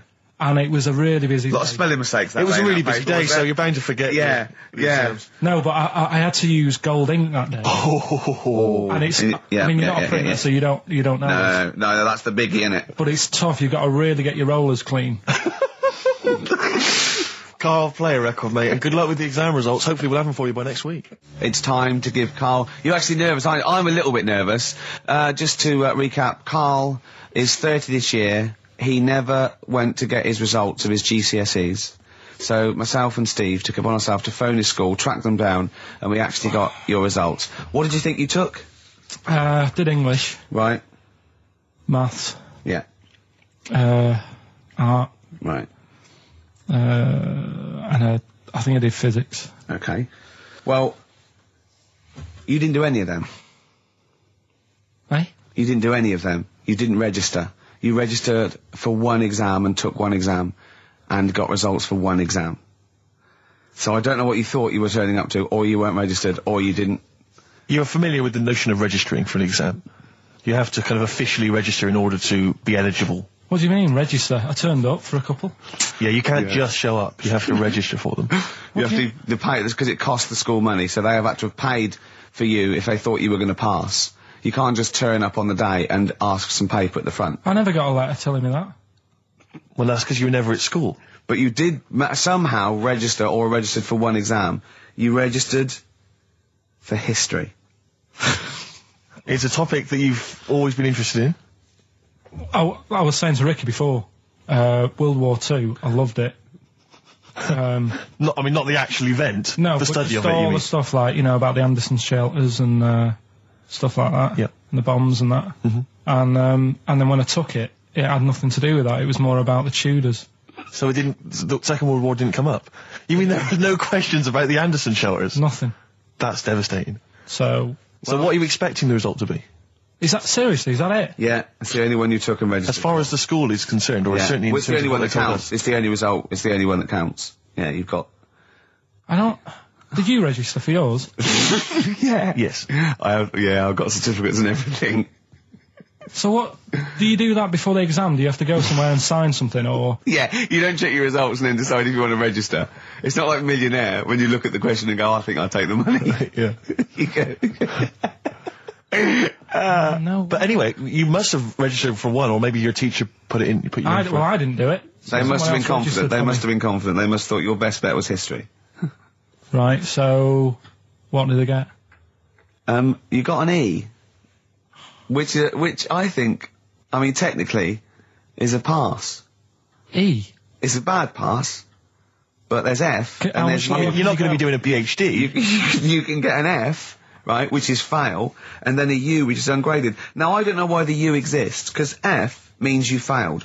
U is like them going, you not only failed, but you wasted my time. So...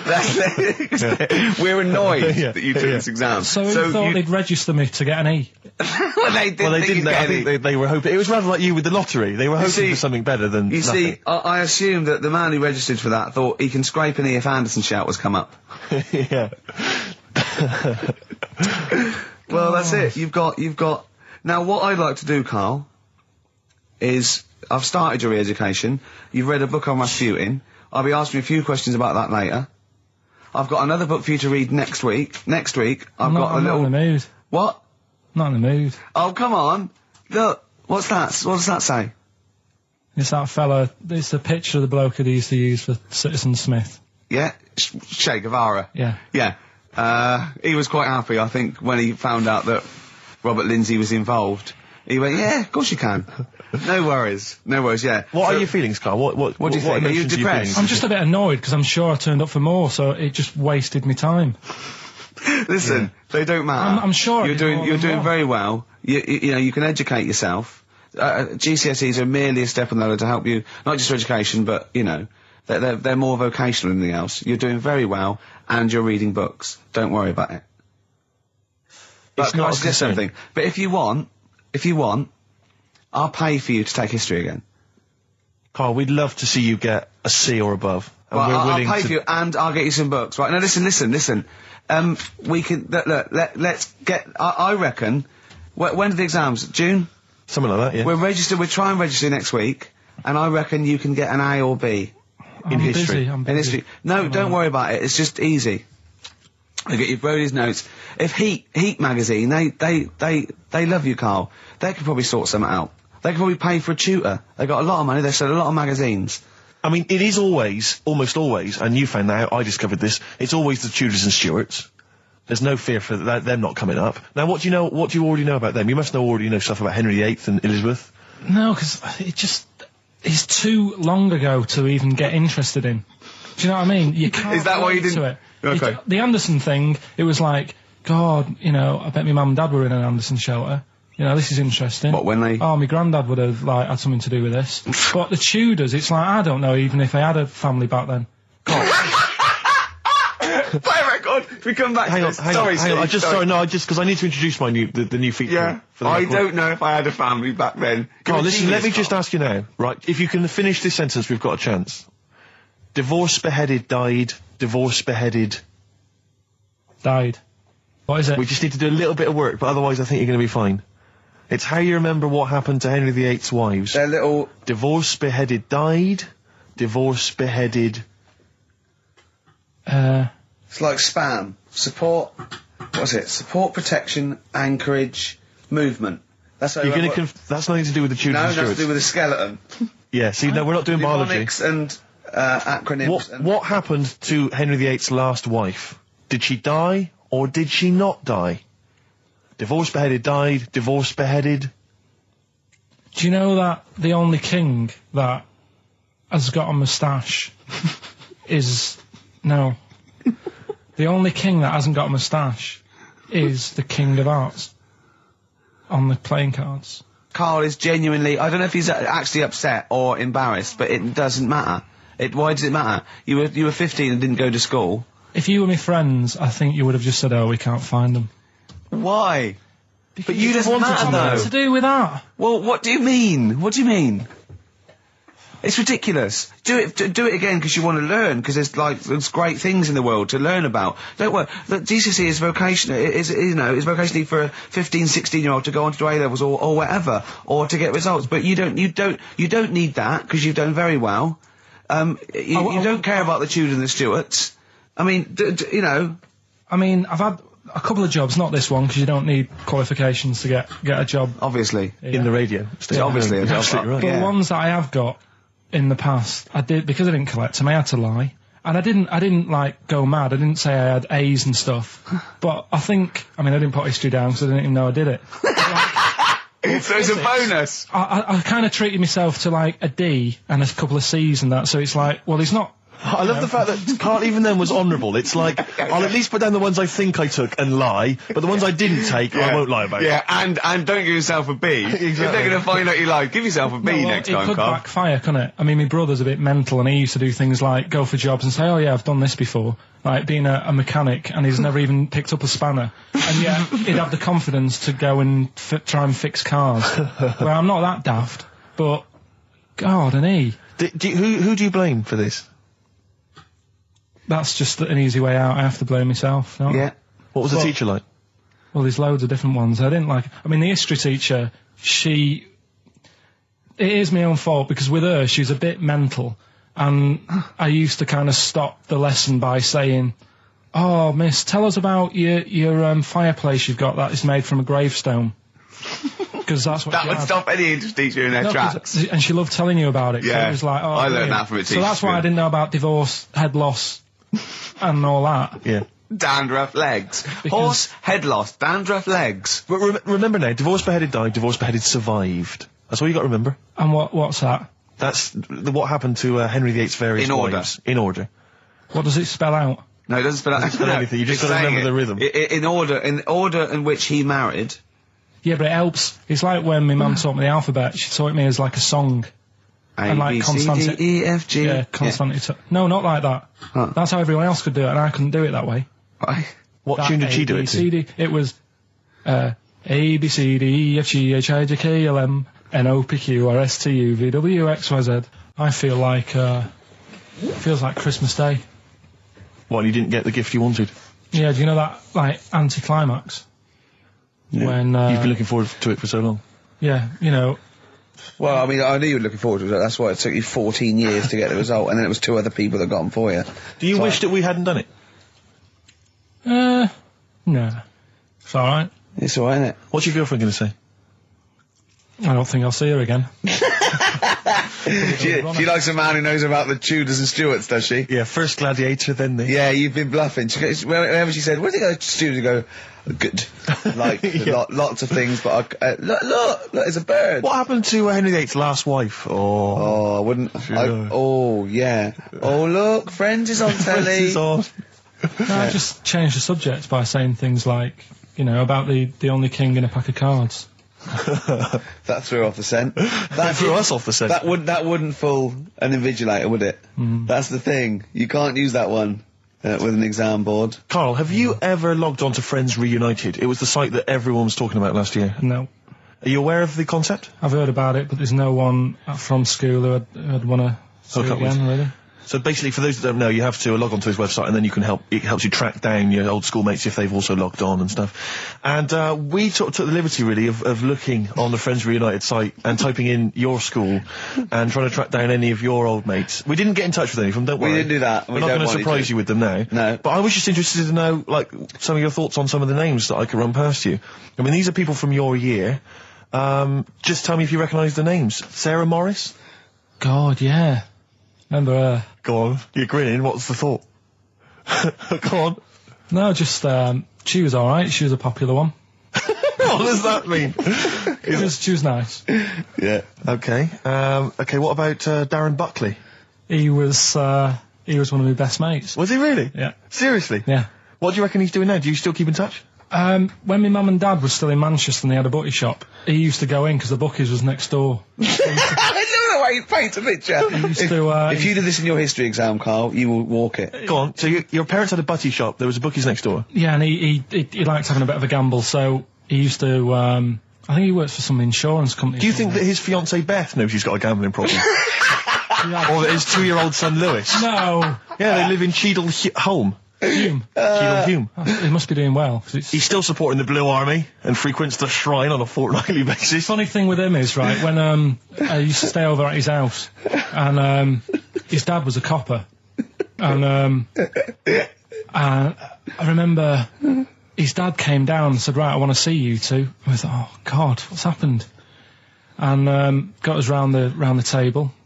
And he said, do you know much about drugs? So we were like, what's all this about? So he goes, they're not good for anyone, they're stupid thing to get into. And we're like, yeah, we know. And he went, you know, do you? We said, yeah. He said, what's this then? And he'd found something in his bedroom, and it was a Skittle. What, the sweet? Do you know little sweets with the S on it? And oh, really? Drugs. Yeah. So he said, well, yeah, it's a Skittle. Yeah, I know what it is. Oh, he was bluffing like that as a slang word. Yeah, he thought because he was a copper, he probably had to be down with all the terms and that. So we said, oh, it's a Skittle. And he said, yeah, I know what it is, but what's it doing in your bedroom? Oh. It was like, no, it's a toffee. So, Darren there. Yeah, I know, it's a toffee, it's a squib, it's a, yeah. Carl, more people from your past. Debbie Carr?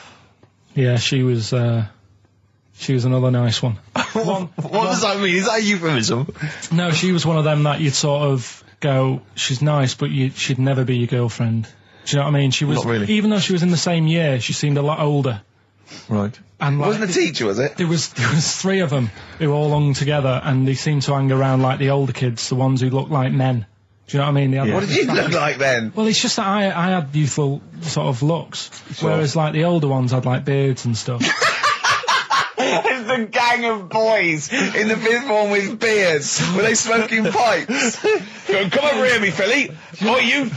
Oi, Debbie Carr, come over here, you little beauty. No, but she was like... I love that. Hanging around with beards. There's the big boys. Oh, fishing. Lovely beards. What do you I mean? just see a whole row of George Bernard Shaws. Brilliant. How do you do in history, boy? Think on you're an idiot. Oh. They were like, I'd be there sort of playing punching people in the arm. Oh, yeah. Oh, that's a great game. Oh, I love that, punch people in the arm. Is that part of the Olympics now? it's I think it was exhibition this year. Right. But it's going to be a pro next year. It's going to be the Winter Olympics because you've got to do it in just a cap sleeve shirt in winter. Yeah. So you're also playing that? She, but whilst I But she didn't appreciate that. She used to go, ow! No, I always think whilst I was doing that, they were like the Charlie's Angels and they'd be sorting out a mission somewhere. Because they were really like, there was something about them that you thought, You know, Well, yeah, first- special. They were private detectives. What if it work for a man they never see? Okay, well, here's a name I'm interested in because, well, let me just tell you the name first. Adam Clifton. Oh. Go on, what are your thoughts on Clifton? He was one of them kids. He was all right, but he had that thing when if you didn't have enough milk, he had like wrinkly hands and white bits in his nails. Oh, Because he didn't have enough milk. Yeah. So therefore, you didn't like him because you didn't get enough milk. This is not to be confused with the two people with the big heads and the web feet, is it? Webbed hands. Well, this what's I know interesting. that they weren't related. They must have been somewhere along the evolutionary sort of trail. Do you know what I mean? They must have come from the same sort of stock. But you wouldn't have liked him. He's just one of them people. He was all right, but. XFM 104.9, I'm Rick Gervais with me, Steve Merchant, Karl Pilkington. Steve. Well, we were talking about the news just now, and there was a story I heard in the week. I think it was on the radio, and I don't know all the details. But what I heard was that a number of, I think it was Falkland, maybe Gulf War veterans, were, I think, suing or complaining to the government because they wanted compensation for post-traumatic stress disorder. Now, I don't know all the ins and outs of it, but it seems to me that if you're in the army and you're a soldier, a certain degree of trauma is kind of inevitable. I mean, after all, if you're any good at your job, you are going to see people getting killed. So I don't understand what the ins and outs of it are. I don't know why. When it came back and Tony Blair met him and go, all right, well, not really, no. Go on, what's the matter? Well, there was people shooting at us and everything, it was all muddy. Well, calm down, don't cry. Well, I will cry. There was a drill sergeant just kept shouting, saying, look at you, stupid boy, where's Yeah, well, this he's gun's got not trained, clean? I hasn't just he? cleaned the gun and it was fine, and now he's telling me to clean it again. Yeah, the boots, they were shiny. fine, he was Well, he's showing. got to do that, it's more His distant. neck was as big as his head. Well, yeah, but you don't know what they, I don't know what the ins and outs of it are, but... what you got to do is make sure you know what you're going into. That's what I do. You got to check the small print. So if I was, going over to like the Falklands or the Gulf, I'd put my hand up and go, will it be horrible? And I go, you at the back, yes. Will it be horrible? It will be horrible. Yes, it will be horrible. There will be shooting and lots of death and everything. I go, right. I'm not going to go. And they go, Exactly. okay then. Okay. That should be fine, yeah. Should be fine. Yeah, just like that. Is anyone else scared about this? Pretty much all of us. Okay, then we won't send anyone then. Exactly. My brother went into the army, right? Because he couldn't get a normal job, and my dad said, if you don't get a job by such a date, that's it, son. You're going in the army. And so when was the Falklands? Was it about 81? Right, and he joined back in like 81 or something. And he I don't know, he was in Aldershot or something. Oh yeah. And he wrote back to my mum saying, a bad time to join, bad time in this. So she wrote. What bad time? Join, that's so sweet, Carl, isn't it? That's like, dear Dad, yeah, well done. Don't know if you've noticed. Yeah, I was on the dole, that's for sure. Thank you for joining a month before the Belgrano. Anyway, go on. My mum called up, spoke to the sergeant, and said, "Can you leave him out of this one?" Can you leave him out of this one? What, the Falkland War? He's only just joined, and she called him Chuck, which he got done for. Like, she's one of them, I think it's a northern thing, like saying, how are you, Chuck? Yeah. And she called the sergeant Chuck, and the sergeant said to my brother, your mum, she's called up and asked if you can not go, which, of course, we'll see how it goes. But can you tell What her? do you mean? Why did the sergeant even entertain this? Well, Pilkington, come here. Your mum's been giving me a bit of earache. Now listen, tell her I've told you, but can you call her, because she called me Chuck and everything. Can you call her and say you don't mind? Well, not really. Oh, please, because I've promised her say you want to go. No, please, say you want to go. Why was he entertaining this phone call? because he was new to the army, I suppose. Who? No, I mean the Your brother. sergeant. I don't know, maybe they do that. So what happened? He didn't go in the end? So he didn't go, no. You can't do it. that's ludicrous. I love it, though. Okay, we went over the top. Pilkington, No, I've got a note. Yeah. Is this really your mum? Yeah. Okay, no, this seems to be in order. Because I noticed it says, I do not want to go into the army, I don't want to go and fight, and it's crossed out and it says, my mum says don't Yeah. go. Now, you didn't write this yourself? No, did you, my mum Pilkington? wrote this. Okay, Definitely wrote this yourself. Your excuse. You're going to have to fill envelopes. No, I'm sure if he was needed, he would have had to go, but I think they made a bit of a special effort. They sort of said, oh. Well, it wasn't conscription anyway. Oh, no, I was But were the other soldiers going around just going, Pilkington. No, he ended up being a mechanic in there, and he got kicked out for going for a packet of fags in a tank. What? Now, wait a minute. Do you mean he nipped down the shops in a tank? Yeah. I don't believe that, Carl. You've made Honest that to up. God. That, and he went off with the sergeant's wife. So that didn't help, and he ended up getting kicked out. Sorry, your brother's a genius. I love this. First of all, he gets a call from his mum, go and let him up, and he goes, oh, God. Then he goes, where's Pilkington? His mum's on the phone. Where is he? He's near your house, Sergeant. Near my house? Well, why is... No reason. Well, when he comes back, when he's finished, tell him his mum called. And can he get me a packet of fags? Tell him to walk this time. Wow. This is ludicrous. So the sergeant found out that he was sleeping with his wife? Yeah, I don't know. I mean, Did your mum phone up and say, let him off? No, Let him off this court-martial him. time. Can he... Yeah. That's fantastic. But he misses it. I mean, I haven't seen him for about 11 years. But ever since he came out, he's just kept getting into trouble and that. And the army, people slag it off. But I think if you're a certain type of person, it's good for It you. didn't straight him out, did it? No. He was going down the shops in a tank, he was shagging someone behind their back. It's really weird. It's like back then, he was like a proper adult and he had a house and he collected crystal with his wife and that. And now, he hasn't got any of that. Has he got the wife? No. Has he got the crystal? Don't think he has. And he hasn't got a I house. seriously haven't seen him for about 11 or 12 years. So I haven't even spoken to him. Carl's stories always start off nice and funny, and then they just leave me empty and slightly depressed. I don't know whether to hug him or shoot him, put him out of his misery. Can we take Carl to the... phone in if you think I should take Carl to the vets and have him put down, because it's just too stressful. Look at Carl. I love that look at Carl. Carl is looking back and forth. You know when you sort of you go to a cat and it looks back and forth between two people? That's very much like Carl's looking at us now. Or when, like, a child sees a midget or something in the street. They're just transfixed, aren't they? And the parents go, don't stare. When we were pushing Ash, yesterday, our producer's in a wheelchair, and we were pushing He's through not the a BBC. midget, we should make No, that he's not a little midget. He's not tall. But we were pushing him through the BBC, and this little kid just came up and just stood in front of him and looked at him. Yeah. I just laughed. It was funny. Do you do that? I imagine you get caught staring at things. Yeah, do you go up to people with problems and go, Mummy, is that a monster? Well, I was telling you one about when I used to go with my dad in the taxi. Oh, yeah. What Tell us happened? this story. Well, Your father was a taxi driver? my dad he had loads of jobs, which he did back then. And they don't do that anymore, do they? People they don't Have a variety of loads of jobs? stuff. Sure. But at one point, he had a black cab, and I used to go with him. Used to get a beer crate and put it in the front of the black cab and sort of sit just next to the Comfortable. meter. And anyway, we got this call, and the guy on the end of the radio said, "Oh, you've got your son with you, haven't you?" So he said, "Yeah." So it's just like, we've got to pick up at number 11 Village Lane or whatever. And I said, all right. And it was this woman. It was like a woman version of the Elephant Man. Wow. The Elephant Woman. Yeah, it looked like... it was really strange because I was in the front of the cab, and when you're a kid, if something looks odd, you're a bit scared of it, aren't you? Yeah. And my dad was like, look, be all right.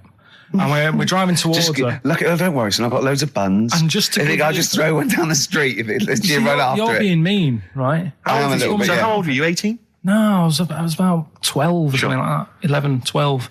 And as we got closer to her, it looked like she was holding like a bag of spuds on her shoulder. For a snack. Right. And her head was all a bit mangled and messy and that. And my dad said, whatever you do, don't stare at her face. Yeah. And she got in the Because you back. turn into stone. Well, she got in the back, and I had like the mirror, the driver's mirror thing, and sort of having a look, trying to work out. And he said, don't stare at her face. I couldn't work out where her face was. It was that weird. Oh, God. So I'm not sure you're from Manchester. I think you're from, like, Narnia or something. Yeah, you got frog boys walking around. the Lord of the Rings. They've got like the claws of a lobster and the head of a toad. Yeah. And you got women getting in with spuds for heads. I mean, what This is not Manchester. is This is not the place place? you grew up. This is mad. Oh, you can't believe it in London, can you? You come down and you go, look, symmetry. It must be amazing. It must be a thing to do with upbringing now, mustn't it? And because, again, do you know, I've said to you before, years ago, when I was a kid and didn't have any worries, good-looking lad, you go through it a bit, have a few more worries, and you look knackered. Now, back there's a lot more worries and stuff, so you get a lot more freaks. Whereas in London, everyone's like happy, aren't they? I love the fact that stress can cause your fingers to fuse and your heads to grow. No, but if She must have been really stressed to have a head. Yeah. She what was? Bag of Yeah, was she an accountant or something? You know what I mean? But what did she do? What did she say? Where was she going, by the way? She couldn't speak. London Zoo, please. I think she was going to like to a the pet fair. shop. Seriously, honest to God. On my mum's life, she was. Because at the end of the day, that's a good thing with animals. They don't judge you, do they? She's not an animal. She's a human being. She's not actually an elephant. No, but you know the elephant man was not actually an elephant. You understand that? He's got no elephant genes in him at all. No. That was just a cruel name people gave him. Yeah. No, it's the name of the disease, isn't it? Elephantitis. Look, so listen. So this woman, why was she going to a pet shop? She was going to a pet shop. What, to find a husband? Is this true? No, it is true, yeah. Oh, God. I'm not taking the mickey because it must be so really bad for you. Of course it is. Carl, I'm going on to you today about cutting myself shaving. Yeah. I was going on about that. To think that she's probably not alive now, but to think...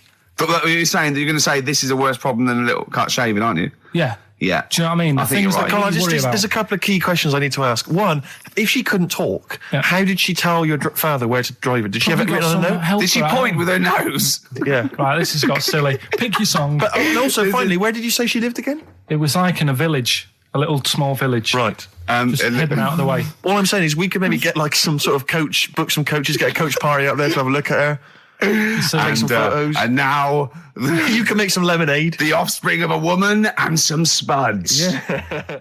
Guess how many balloons it would take, helium balloons, to lift a human up?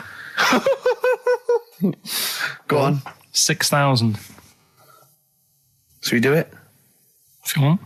Brilliant. Next week, that's got to be a challenge. Can we? Is there a sort of balloon company or some sort of party company that are willing to sponsor us to lift Karl into the air with helium balloons 10 feet off the ground, where we're tether him down, right? Is there someone willing to pay for 6,000 balloons to try and lift We Karl can maybe up? get some kind of company to sponsor it. I'm thinking like Electrolux, if they're going to sponsor puddings. If they're going to sponsor puddings, and celebrities, Russ Abbott, they will sponsor Karl being lifted. Heat magazine, come on. They're big selling, a very successful magazine there, and they know about Karl because they've mentioned him. Heat magazine, can we have a heat balloon? Yeah? Oh, 6,000 is an awful lot, into the air. It's the heat 6,000 Karl challenge. Lift Karl 10 feet into the air. Yeah. Come on. What about if it was Karl and Dr. Fox? We could get two different balloons. I think we need a lot more than 6,000. A lot more for Fox, isn't it? Mix, yeah. The heights. I just explained what I'm laughing at, right? We just had a call from someone saying his company would sponsor Karl, right, to be raised by all these balloons if he could have a walk-on part in the office. And we immediately went, we're worried about that sort of thing. You can't really promise that artistic, And I was worried about the legality of it as well. How can you promise someone that for personal gain that's a private and all that sort of stuff, right? And I went, I don't know. And anyway, put the phone down to him and Karl went... I love the fact you're more effing worried about that than me being raised 30 feet in the effing air. You started getting scared, did you? Are you worried about it? Well, you're quite excited about the idea of the challenge, aren't you? I like the idea, but I want like... Why do you like the idea, Karl? Oh, what if it went all wrong and we're there going, the humanity of it. I think we need Karl, to get... he's just... And the rope would pull out my trousers. Oh, no, it's definitely got to be Dr. Fox if that's going to happen. God. We've got to do this. So hang on, but let's just think about because wait a minute, we say this, but we'd have to get all kinds of health and safety people involved. No, we wouldn't. Of course we can't just start raising it in the air. No, you're allowed to do it on private land, aren't you? Look what happened to the Hindenburg. No, but I was just saying there was lots of people died. Listen, look, all we do is we get someone, right? But what if he gets loose and he just floats off into the air? And he meets his magpie that he lost. He used to peck his grifter. Balloons. So I'm so excited about this. Listen, we've got to do this. No, but Please. shut up a minute. Let's just stop and think about it. It's Right. 60,000 balloons. Balloons. No, Was it's it not. It's 6,000. 6,000. But 6,000 balloons, that's a lot of balloons. No, it's not. No, it's don't not. be silly. For 6,000 sponsorship, people pay for... no, listen, it's worth it. There must be a company out there that'll pay for this, just so we can film Hang it. on, is there not an easier way of just getting one big balloon? Then the challenge is there's no challenge then. No, it's Yeah, got it's to be. not as It's funny. got to have people coming up and hooking balloons. It'd be like Buckaroo, and the person who puts the balloon that actually raises him 10 feet wins a prize or something. So hang on, so what we've got each person with like 500 balloons. Yeah. That's mad. Can you imagine how many balloons that is? That's ludicrous. 6,000. Yeah. That's an awful lot of balloons. I don't know. There must be someone that could do this. Oh look, people have walked on the moon for Christ's sake. We can raise Karl Pilkington with some balloons. Yes, but they had a NASA budget. We've got XFM behind us. Yeah, but balloons, Yeah. balloons are cheap. You can get about a pack of 25 for about 150. Right, fine. No, True. Yeah, the helium though, Carl. You can't just like attach yourself to a pack of balloons. No, but What, you think we blow them all up? with helium, Right. Oh. off you go. But then we can do something with the balloons, can't we? Like release them afterwards. Oh, we'll release them back into the wild. Brilliant. As a sign of peace.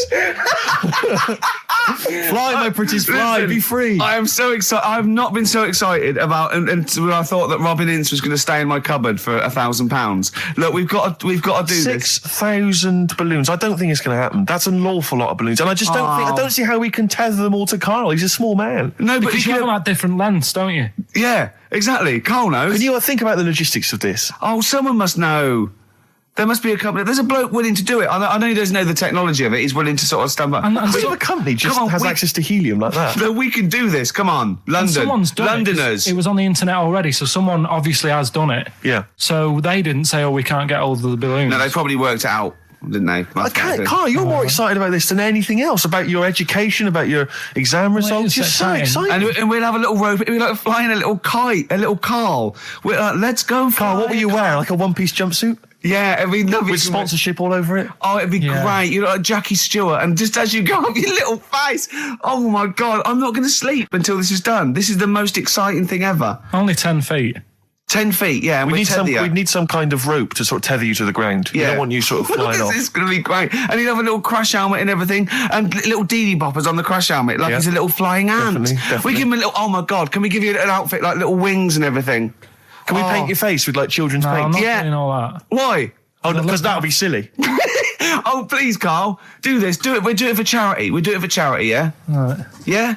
Oh, this is We'll gonna do it be for children in brilliant. need. Please, just phone in if you can help us. Lift Karl up 30 feet. Let's say 30 I think feet. it has to be a decent... Yeah, it has to be a decent height. Is there a world record? Because we want to break that if we Yeah, I can want to bother. break that. What is the world record for raising a man by balloons? Yeah. Okay, so Oh. listen, let's just finalise details here. We've got... I'm so excited. Email address, ricky.gervais@xfm.co.uk. Yeah. ricky.gervais@xfm.co.uk. What's the number? What's the number? The number, Karl? 08700 800 1234. Bit again, give it Karl. again. Lift Karl. 08700 800 1234. Sponsored by Heat Magazine And or something. maybe even if you've just got an idea about how we might be able to organise it, how we might be able to get it done, if you've got contacts, anything, just get in touch, give us some information. Oh, that'd be great. Karl, we're going to try and get Karl in the air. Anyone that can help us, take him up with helium balloons. Our friend Johnny Mango called again, and apparently the record's 11,000 feet. Karl is getting a little bit nervous. Yeah, the world record is 11,631 feet raised by hot air balloons. How tall's Canary Wharf? It's 11,631 feet. Exactly. I don't know, Karl. Is it how much higher? It's a long way. More. I'm not doing that. Because I'm like 6 foot something. Yeah, think of that. Just look at Steve. All right. Yeah. But you can change your record. You could say, well, the sort of balloons are the one with Mickey Mouse on it or something. Yeah, could I just Change it say slightly. something? That man did 11,000 feet, but he wasn't naked. All right? Come on, Karl. Your 30 feet will be the world record for naked ballooning. Yeah? Think about it. All right, it's for charity. Well, thank you for listening, everyone. We are going to raise Karl. And after Karl said, and just to think, my teacher said I'd never be a high flyer. So this is your chance, Karl, to shine, to fly. Steve. It'll be brilliant. I noticed the other day when Karl was sitting on your knee having his picture taken. It's a long story, right? He's got a completely spherical head. It's slightly too small. I'm not being funny because, I mean, I'm not perfect. But he's got a completely spherical little head. He looks a little bit like a baby hamburger. You know Hamburger off McDonald's? Sure. He looks like a little baby hamburger. And it's sort of quite put upon. It's Suzanne thinks I look like that thing in that Dulux advert. Do you know when the woman pulls the head off that? That little plasticine morph type and then they creature. make a new head for it. And it's like a little head. really. And that's your girlfriend saying it. I know. I'm getting excited now because we've had loads of calls and emails, not only backing me up, but going a little bit further. Apparently, Johnny Mango called in again. He's become our sort of official researcher on this show. There is evidence that Queen Victoria in Balmoral, with a young house guest, Winston Churchill, used to consume cocaine-filled lozenges. So there you go. Also, MDMA was a precursor of sort of ecstasy, a derivative, and that was big in the day, giving soldiers, a little pick-me-up. So it's not so mad, is it? It sort of Winston makes Churchill sense taking cocaine, because he is it? was into his speeches and that, and they say that coke gives you sort of, the balls to stand up and say like... Not that that's a good thing. And No, it's not. No. Definitely not. No. Right? But it makes you confident, doesn't it? So you can stand up and say, we're going to fight them on the beaches. Yeah. And all that. And sound like you mean it. It's exactly, yeah. When he was sort of like, a little bit pissed up with his cigar on, coked off his tits, he wanted to fight. He didn't care where it was. He'd fight on a beach. He didn't care. He didn't care if he got sand in his new trainers. Exactly. He was boozed up. Yeah. You want to fight? Yeah. That's why he was coming hard. He was very much, you got to think of him as the Liam Gallagher of his day. Yeah. Oh, dear. Bad. Are we allowed to talk about this? I mean, I don't mean in terms of referencing drugs, but are we allowed to... Is this like libelous to Winston Churchill? One, Or you his can't family? libel the dead. Yeah, but Two, is it's that only in America, maybe? I'm asking, and we're not saying, two, I think you're probably going to do also a fair comment.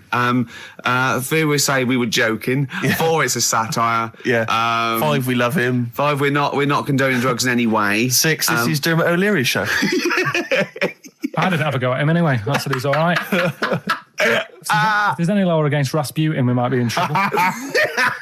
Law against against you Rasputin. did willfully Raspute. Yeah. All over You the did airwaves. slag off Russia's greatest love machine. Yeah. You didn't shoot him till he was dead, did you? Oh, put some poison into his I'll tell you this, if wine. there's any other historical questions that people want answered, then we're the men. Because really, with the three of us, our knowledge of the fact that the Hindenburg was filled with helium, Yeah.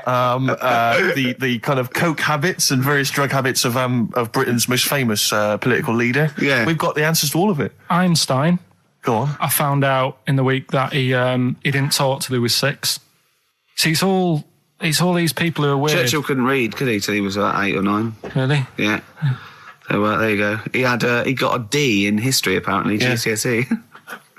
Just one better. Do you know what a fable is? Got a Carl? rough idea. Okay, it's a thing that uses sort of metaphor, analogy, just to explain sort of morals. I mean, they're very very old for a start, and it's all. I'll give you an example of one. A quick one. Oh, the one about the dog with 2 bones. He goes to a dog's got a bone. He sees a reflection in the lake, and he thinks, "Oh, that dog's got a nice bone. I'll have that." And as he goes to get that one in the reflection, he drops the one he's got, and that's one about I think You I have was, it with your I lot. was told one when I was younger. Go on. I think it was one.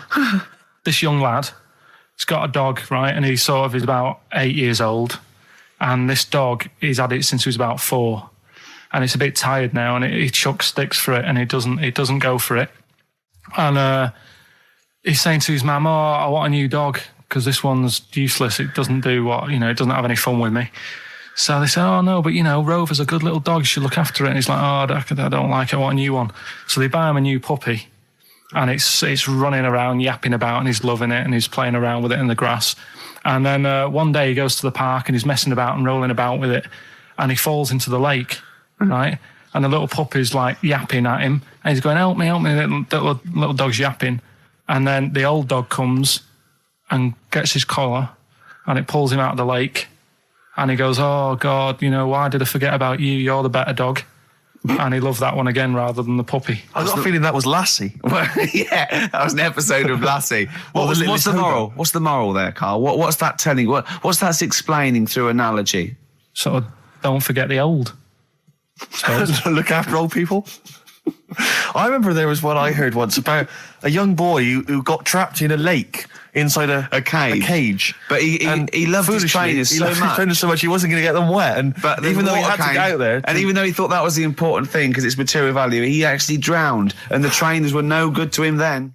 Now listen, I'll give this one. This is an easy one. Now just think, right? Think just what it means. They're not that hidden. They're not that cryptic. Just think what this means, okay? Okay. When the Hares addressed a public meeting and claimed that all should have fair shares, the Lions answered, "A good speech, hairy feet, but it lacks claws and teeth such as we have." How would you use that? No. What do you think that means? This is translated from the, I don't know, Greek or something. I don't know. It was Aesop. Where's he from? Greek. Yeah. So shall I do it in my own language? Okay. So what would happen if there's hares and they have a meeting in the jungle with like loads of lions and go, "Hey, hold on, wait a minute. I think we should all be equal and share everything. All right?" And the lions go, "Well, yeah, it's easy for you to say. We've got claws and teeth." Yeah. What does that mean? It's saying like, of course the hares want that because it's better for them. The lions get nothing out of it because they're already king of the jungle. That's right. So it's negotiating from weakness. Anyone can negotiate from strength, but negotiating from weakness is it'd be lovely. It's a lovely utopian look at the animal kingdom. But the way you said it is better than the way they worded it. Well, that's because Ricky's very much the modern Aesop. I mean, many people have thought that. That's why he's getting a lot of awards with the TV show.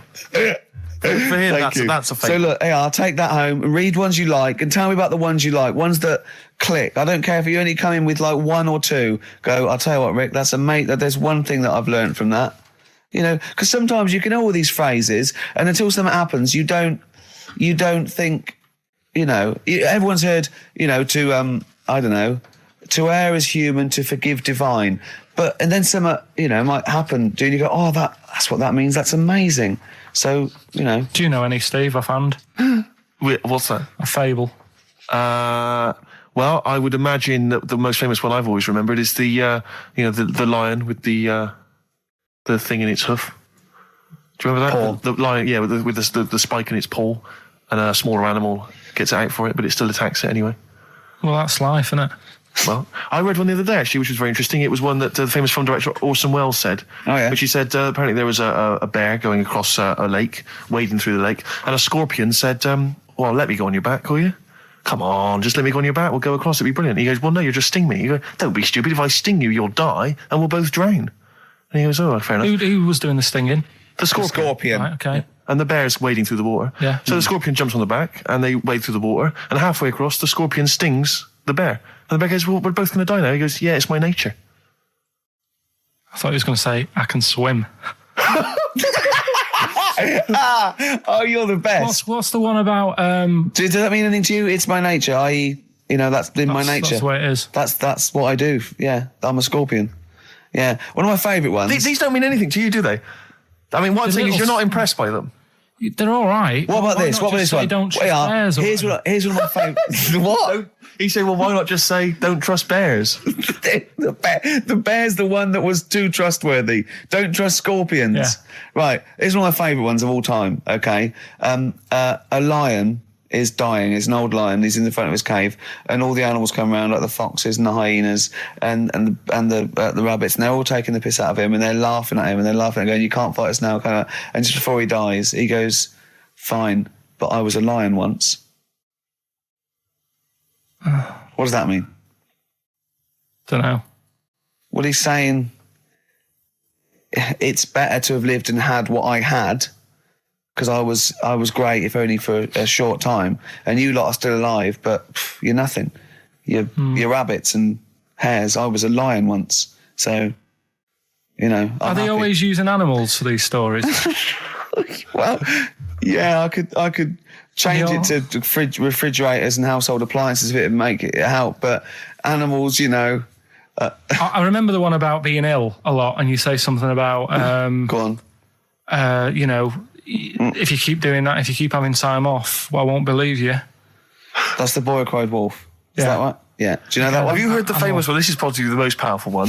When you're pulling a face, and they say, well, if you keep doing that, the wind changes. I've heard stay like that. Because you know that's scientifically proven. That can happen. That can happen. Should we have hip hop hooray? Yeah. Are you queued up for that? No, but go on, you... Carl, sort it out, mate. I was going to... No, come on, this is what I asked you to play, mate. If you've not, you're getting too big for your boots now with your showbiz lifestyle. You're not paying attention, are you? You're not playing the records we want you to play. Heat magazine's favourite. Yeah. Okay, so, you dropped that. CD now. That's clumsy. Oh.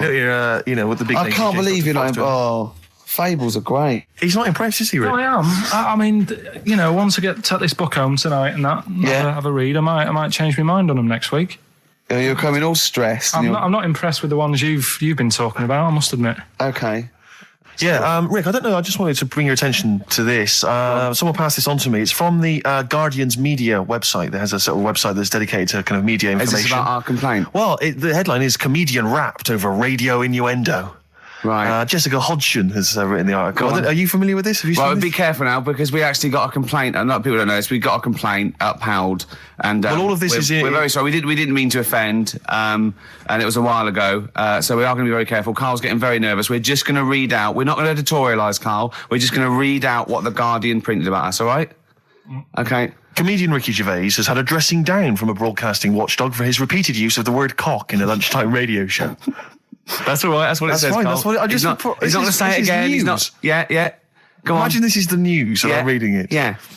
The Broadcasting Standards Commission upheld a complaint against the comedian for coarse sexual innuendo in the programme on London station XFM. The Commission acknowledged that the presenter's remarks were intended to be humorous, but took the view that the amount and detail of the coarse sexual innuendo had exceeded acceptable boundaries for broadcast, said the BSC in a statement. The complaint objected to a section in the Comics Saturday afternoon show when he discussed the different meanings of the word cock. Gervais wondered aloud whether the word was acceptable when discussing birds, but not the male sexual organ. A BSC spokesman said the comedian went on and on about it for nearly 5 minutes. XFM, a self-styled alternative radio station, said in its defence that its remit was to provide cutting-edge programmes for a youth audience. The station said the programme's brief was to include elements of alternative comedy within certain shows that would not fit within a more mainstream radio station format. In this particular show, it was not the presenter's intention to shock when they took a humorous look at how the English language could be construed in different ways within different contexts. Gervais, whose big break was on Channel 4's 11 o'clock show, has shot to household status through the portrayal of David Brent, the middle manager from hell in BBC Two's cult show The Office. Just in case you didn't know who I was talking about. Yeah, he's a household name, but they just thought... You might not have heard of him, but he is a household name. Now, that's good. That's good reporting, and they're quite right about it. And just to remind people, it was when Steve said the only bird that hasn't got a penis is the swan, and I went on about the male bird being called the cock, but I couldn't use that to mean, and it was childish. Yeah. But what annoys me is, I'm sure I've heard things on like Radio 1 like that. Oh, what's what's her name in the morning? Sarah Cox. Yeah, and as there's a DJ like Carl Cox. Yeah, so you got Carl. What's the matter? I'm just saying. You're just saying there's a pair of DJs on. Yeah, but we've done this. And what are you talking about? We're just talking about names. They're just saying the names. Now, I love Cox in the morning. You're a big fan of Cox. And at night. What's the matter with you? Come on, Carl. All right, we've taken it. Have you actually been rapped over this? No, I don't know what. Have you had a dressing down? No. When did that happen? I don't know. I was meant to tell you, and I never got round to it. Okay, thanks then. So don't do it again. And just remembered recently, actually, I was on a train coming back from hometown Bristol. And I was on the train, and this girl walks on, good-looking girl. I thought, hey, a largely empty carriage. I'm thinking, my luck's in. Because I take every opportunity, Carl. That's the thing about me. I don't choose. She was a good-looking girl. She sat down. I thought, she sat down right near me. I thought, brilliant. As this guy comes up behind her, and says, I think it's probably a boyfriend or something, sits down next to her. And I listened in on the conversation, obviously, because I'm pretending to read. It was very clever. I read the same page for hours, so I was pretending to listen. I was listening, but pretending to read. And I realised that it's not her boyfriend or anything. It's just some guy she's met on the platform. And I'm thinking, brilliant. If she's the kind of girl who's just going to start talking to someone, on a platform, on a train, brilliant, I'm going to be in here. Because he was only going one stop. So I'm thinking, what's the worst that can happen? He'll nick off, I'll get chatting to her, and who knows? I could join the Is there a train equivalent? Foot High Club. The Foot High Club, brilliant. And so I'm excited, I'm listening in. And it turns out that they're both kind of graduates who've just finished university, or they're coming to their finals or something. And they're chatting away, and he's making a couple of witticisms, and she's kind of tittering at his jokes. I'm thinking, well, I'll tell you this, if she's laughing at this kind of material, I am going to blow her away, with my kind of anecdotes and wry observations, It was weak stuff, I got to be honest. Really? He was coming out with nothing. He was running on empty, as far as I'm concerned. Yeah. And she was loving it. So I'm thinking, brilliant, I'm going to be right in here. And then they get moving on to higher brow things, and I think she was going to study kind of Marxism or something like that, or communism, something. And she was asking him, by way of conversation, she was asking him what he knew about Marxism, And he was fumbling for his vague knowledge of it that he had in his life. And I'm just sat there thinking, come on, love, in any given capitalist environment, the proletariat will revolt against their oppression by the bourgeoisie, and after a brief period of socialist rule, emerges a classist society governed by community cooperation. Well, if that sort of talk wouldn't get a woman hot, I don't know what you'd use then. If Marx and Engels is not going to get a woman sweaty down below, then nothing is. Then my name is You're not just Steve biding Merchant. your time. Exactly. I'm just going to go in for the kill any minute. Yeah. So anyway, it comes to his stop. Right, he gets up. I'm thinking this is a piece of cake, and he gets off, and off he goes. He walks off, and I'm thinking brilliant. And I thought, I'll wait. I'll wait till the train's pulled away. I'm not going to leap in straight away. No. And he comes back along the carriage, and I'm thinking, hang on a minute. He goes, listen, do you mind if I give you my email address? Oh. Right, and if you want to get in touch, email me. I'm thinking, come on, you loser, get off now. Save your face, please, before it's too embarrassing. She accepts the email address because she obviously doesn't want to hurt his feelings, whatever. I'm thinking, fair enough. She's a good woman. I'm liking her. I'm loving her. I'm thinking that's my kind of girl. So anyway, he gets off. I'm sat there, the train pulls away. I'm thinking, I'll wait a few minutes, I'll just, give it some time. Her phone rings. It's her friend on the phone. And she starts saying it, and I was listening in, and she was going, just met a guy on the train. I'm thinking, that's true enough. She goes, he was a good-looking guy. I thought, you're having a laugh, love. To be honest. Because I was looking at him, and she said to her friend, he looks a bit like tennis player Boris Becker. I thought, you should be so lucky, frankly, because I saw him. He had awful facial hair, if that's what makes him look like Boris Becker. Terrible little goatee beard. It was laughable. I thought, I don't know. And then she goes to thing, and she's like, I met him, we got chatting and stuff, and she was going, it's not often that you meet someone, generally in life, who's, kind of thoughtful and intelligent and funny. I thought to myself, I'm not even going to waste my time with you, love. Frankly, if that's what you thought of him. You just walked away. And I'll be honest with you, I didn't even bother talking to her. No, you were just I didn't even waste my time with her. If she thinks that bloke is not only great looking, but funny and intelligent, and she got on well, and he was polite, and it was a chance meeting, and he thought, and she thought that you were like a freaky looking dork who didn't even have the nerve to speak. That is what she thinks, then I don't want to know her. I couldn't. You walked away, and good luck to you. And I have my dignity intact. Yes, and she's nothing. Blur. Out of Time on XFM 104.9. I'm Ricky Gervais. With me is Steve Merchant and Karl Pilkington. I really like that Blur track. I think it's the best thing they've ever done. Blimey. So strong words. They can quote me on that if they want. Oh yes. On their, I'm sure they'll rush to. On their, one of their albums. Yeah. If they wanted. Well, listen. You're lucky I'm here, Steve. Okay. Right? You can see, you know something's happened. I've done my back in again. Right. I've got a special chair in here. I'm in agony, and I'm on the strongest painkillers I can get. Okay. I feel a bit... Karl, I had to call Karl up today and say, look, I don't know if I can make it in, can you come and get me? He came over to my house, we got in a cab and he got me here, right? While he was round my house, Jane showed him sort of camcorder footage of how I actually did it. Oh, how you hurt your back? And I wanted Karl to tell you, because I was actually worried that if I didn't turn up, what you'd say to me. Yes. What was I doing, Karl? Right, so I get round to his place, right? Says, right, hit play on the video, right? Have you ever seen a gorilla having a fight? I think I have, yeah. It was like that. Him and his mate round at his place last night decided to sort of have a bit of a wrestle. Yes. It went on. I mean, how much footage? Honestly, it was like a scene from Women in Love. Yeah. We'd done about 5 fights. We had to stop at one point because his arm was bleeding. You'd had about 5 fights? Yeah, well, we were wrestling. We were doing wrestling, right, in the just behind in the cab. lounge? Yeah. Well, we were on our knees and then sort of like doing, and I kept winning with an arm lock. Right? Yeah. And then the last time he sort of threw me and I went on my back and my back was done. And I was, it was Ian Morris. Yes. It was, Yeah, isn't he a Commissioning isn't he the editor of commissioning Channel- editor of comedy at Channel 4?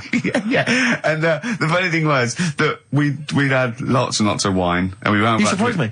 Yeah, right. And we were going, come on. I'm going to film this. And the time we filmed, I said, film this. And Jeremy went, oh, right. And I took my shirt off. So I'm there, and you can just hear slapping. Oh, Why? Can I just ask though? I mean, it's a Friday night. You know, you have a couple of drinks, you know, some intellectual conversation. Yeah. How does it get round to? Do you fancy wrestling me? Well, and having it filmed. Well, it was on the couch, but I kept sticking my socks in his face to annoy him. Right. Yeah. And then he hit me on the shin, and I've got sharp shins, and it hurt.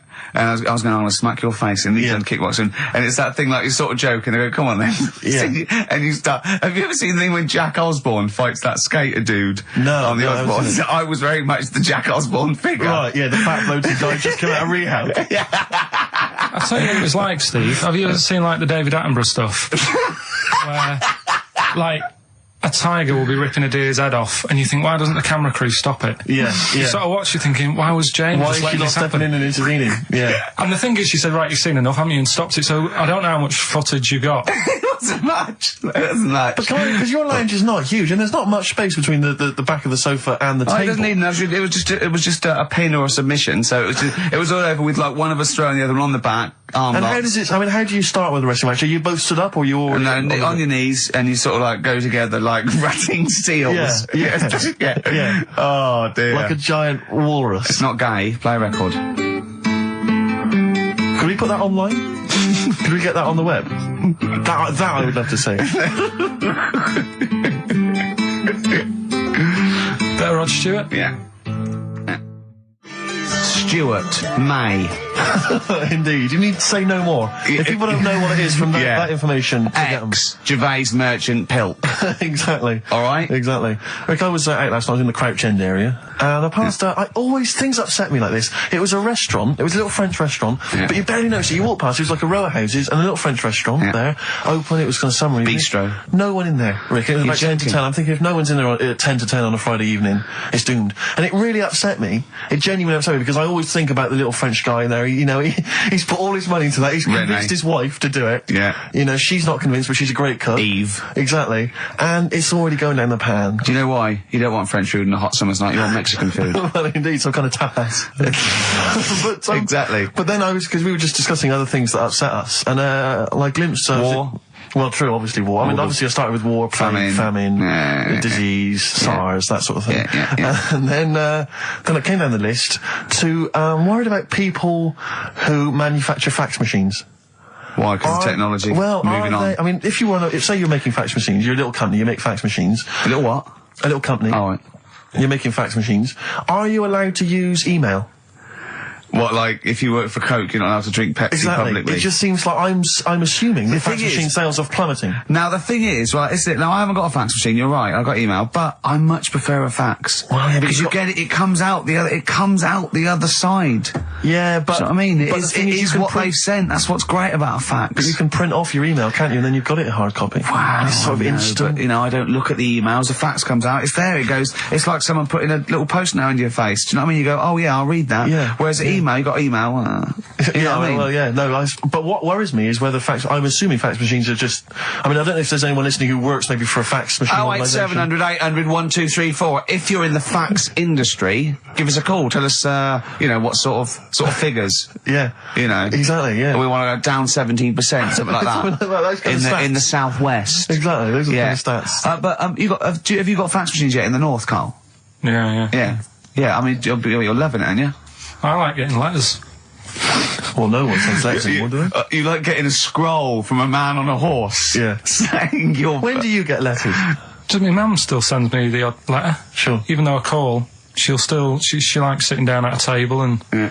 So what, you call and ask the questions, there's no reply, and then you get a letter a day later going, question 1, yes, I am well. Question 2, yes, your father's well. Yeah. Oh, it's nice though, isn't it? Yeah, letter's nice. It's nice to receive a letter, yeah. It's always nice to receive a letter. Particularly if, you're on a sort of expedition. But what does annoy me, though, you were looking at them the other day, you were talking about the pictures on them, postcards. Yes. Don't like them. You don't like postcards? No, they annoy me. And just because it's never anything of any interest, and the fact that even though it's been sent to you, you're the last one to read it. Whenever I used to see my mum a postcard, every day, every time I sent it on, I'd horrify her by putting on it, having a lovely time, does that pig of a postman still read all your letters? And she'd just be horrified, just be terrified he looked at it all the time. This is what worries me. I've always assumed that people would read a postcard. If I was a postman, I would definitely read every single postcard. Yeah. So if you're on holiday, you know... What do you mean? You wouldn't have a lot of time left if you read every postcard. No, but as you were posting through the letterbox, you'd have a quick look, wouldn't you, to see what they were up to. Because that's why I never used to write anything of any interest on a postcard, because I didn't want to, I didn't want anyone to sort of know what I was up to. Let's say I was on a baudy lad's holiday, I would just write nice sunny, got myself a lovely pair of shorts. Like that. I'd keep the truth, Rick, for when I got home. Well, he's looking forward to going on holiday now, Carl, because he's got some prescription lens sunglasses. We'll be talking about that after the break. Bit of darkness. Look forward to that. Yeah. An amusing story about a man wearing glasses. Oh, the darkness growing on me. It certainly is on XFM 104.9. Love those boys. Keep the guitar riffs up, lads. I'm Ricky Gervais, with me Steve Merchant. Oh, it's good to see that your back pain has not impaired your DJing abilities. Yeah, I know. Well, I'm a professional. I'm a professional. You've soldiered on. Yeah. Put the glasses on for Carl. Well, see, now, because I wear glasses normally,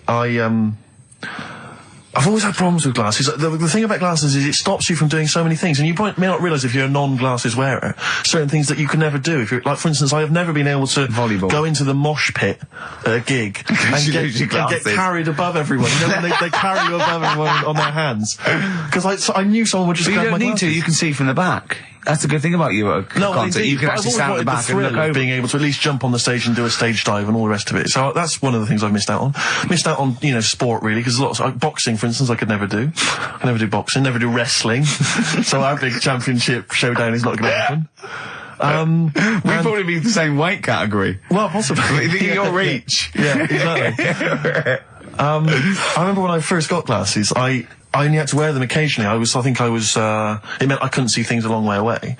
And obviously I got them, but I was at school and I was a bit self-conscious, didn't want to really tell anyone I had glasses. I didn't reveal to anyone I was wearing them. So I used to go into a class. I remember being in science, and we always sat in the same spot, and I was sat right at the back, and I couldn't see what was on the blackboard. But I didn't want to put my glasses on because I didn't want people to know I had glasses. So I couldn't see what was being written on the board. And you have to copy stuff down from the board, science equations, things like that. I had no idea. So I'd have to try and copy off someone next to me, but that wasn't always possible because I had to do it surreptitiously. So what I took to doing was sharpening my pencil every sort of 35 seconds. Going up, memorising what was on the board.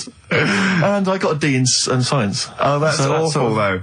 It's a tough thing, glasses. So it really is. When you first start wearing it, if you're young. It was education versus vanity. Yeah, it's terrible, isn't it? And now he thinks, well, hold on. He's sorted out his hair. He's stylish hair. Because when I met him, it was like, words were gummage. Yeah. He won't mind me saying that. Yeah.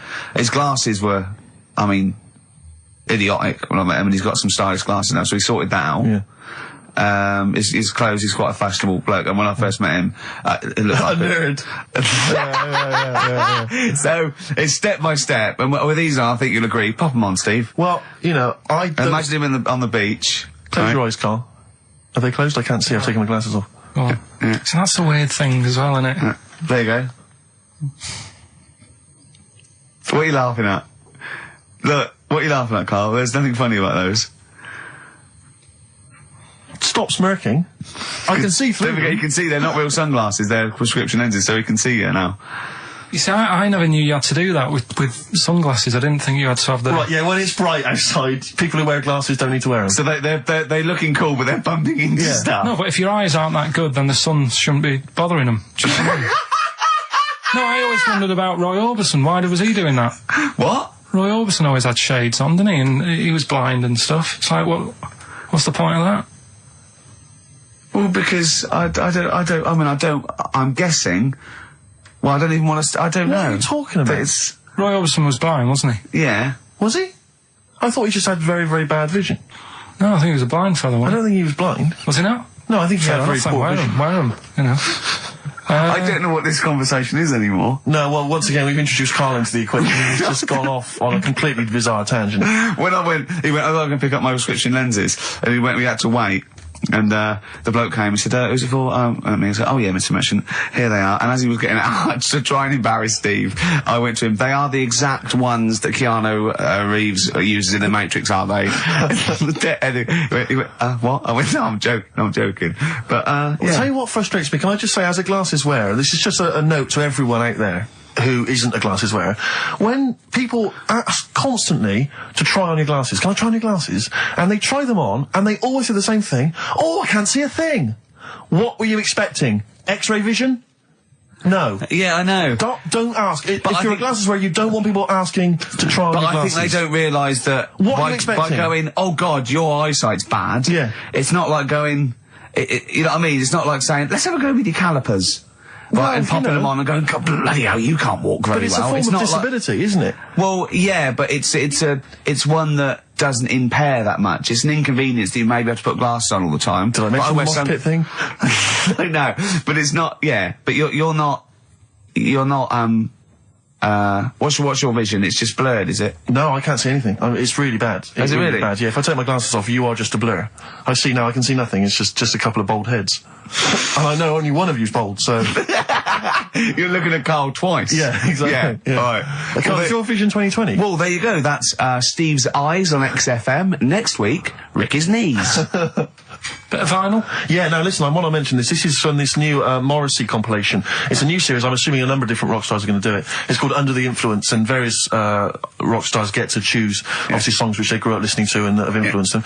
And this is from Morrissey. He's the first person to do it. And there's some stuff on there which is a bit odd and a bit oddball, and there's some stuff which is good. And there's the Ramones on there, and Nico and Patti Smith. But this is one of them. Obviously, famously, Morrissey was a member, I think he was the president of the New York Dolls fan club in England. And this is from there, and this is Trash. The New York Dolls, Trash, from this new compilation, Under the Influence, compiled by Morrissey. Are they the original punk band? At 08700 800 1234. Well, everyone knows they are. We don't. We don't want your calls. Everyone knows they are. Don't call in. Don't call in. Please. We're not interested. No point. Rick, it's 1:30. Yeah. Adverts? Yeah. Coldplay and the Scientists on XFM 104.9, Ricky Gervais, Steve Merchant and Karl Pilkington. We saw an interesting sight on the way here, didn't we, Steve? Yeah. When we came in yesterday to plan the show. To plan the show, sure. Yeah. We actually annoyed Karl for half hour and left. Yeah. But a bloke with a completely tattooed face. I don't know what stage you are in, what stage you're at in your life when tattooing your own face is a good idea. But this wasn't sort of like, tribal or religious or anything. It was a bloke just had a sort of tattoo on his forehead and around his eyes, professionally done. It looked quite old, so I don't know if tattooists do that now. I think they've probably got to watch themselves, but I was just thinking... there's not rules about what you can tattoo. I'm assuming if you're a tattooist, you can do what you want. You can tattoo anything. I wouldn't have thought. There's probably some comeback, isn't there? I mean, I certainly, I think you've got to be sober. I think you've got to be over 20, well, I don't know, right. Over something. And I wouldn't have thought many tattooists would tattoo someo's face, would they? Well, I don't know. Have you met tattooists? I mean, I don't want to slag them off, but they are like, I know why they're big. Well, exactly, and they've got needles. A lot of them are big. But they do seem like they live in the periphery of society, a lot of these. But people. I just wouldn't tattoo someone's face. Do you know what I mean? No. I've been you'd wrestle a man to the ground and then hurt your back. But no, you wouldn't tattoo someone. No, I know. Does everyone ever regret it? I mean, I'm sure some people regret a tattoo. Whenever someone shows me a tattoo, I go, that's brilliant. Because I can't bear to go, that's rubbish. Yeah.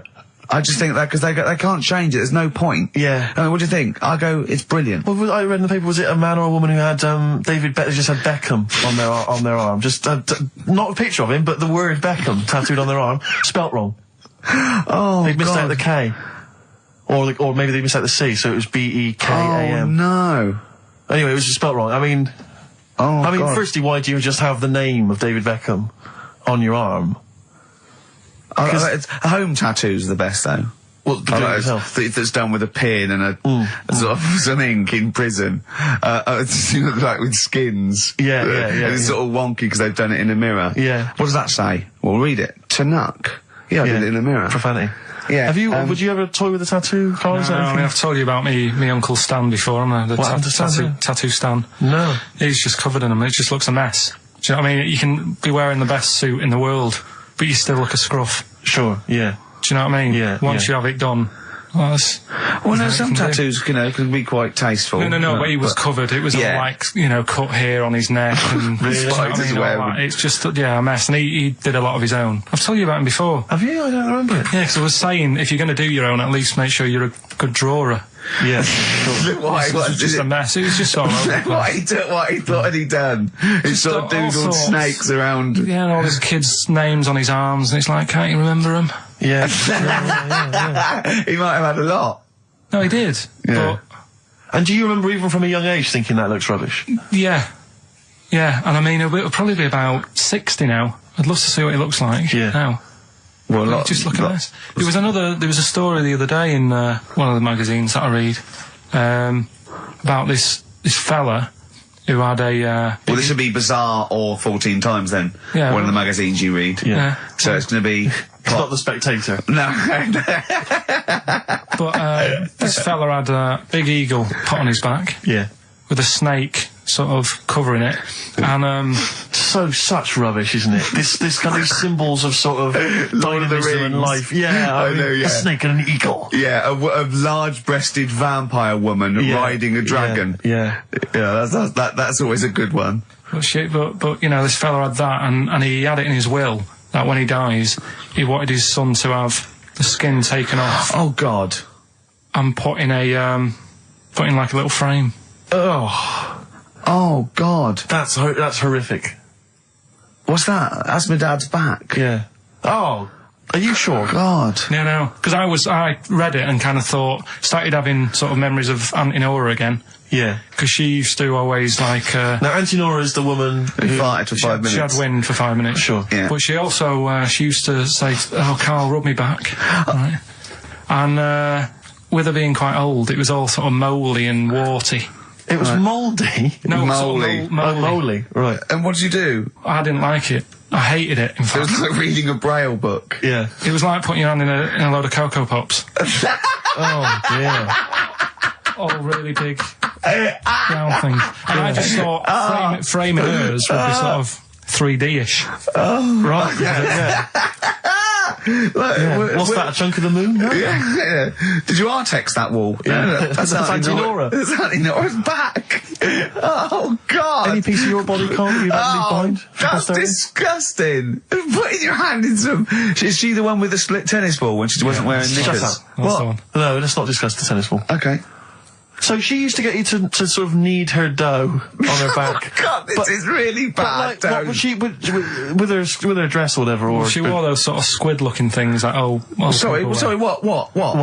Those squid-looking? It's Auntie Nora covered in octopuses. What are you talking about? What do you mean? It's like a nightgown type thing. But what's squid got to do with it? Because it sort of looked like a squid around the edge.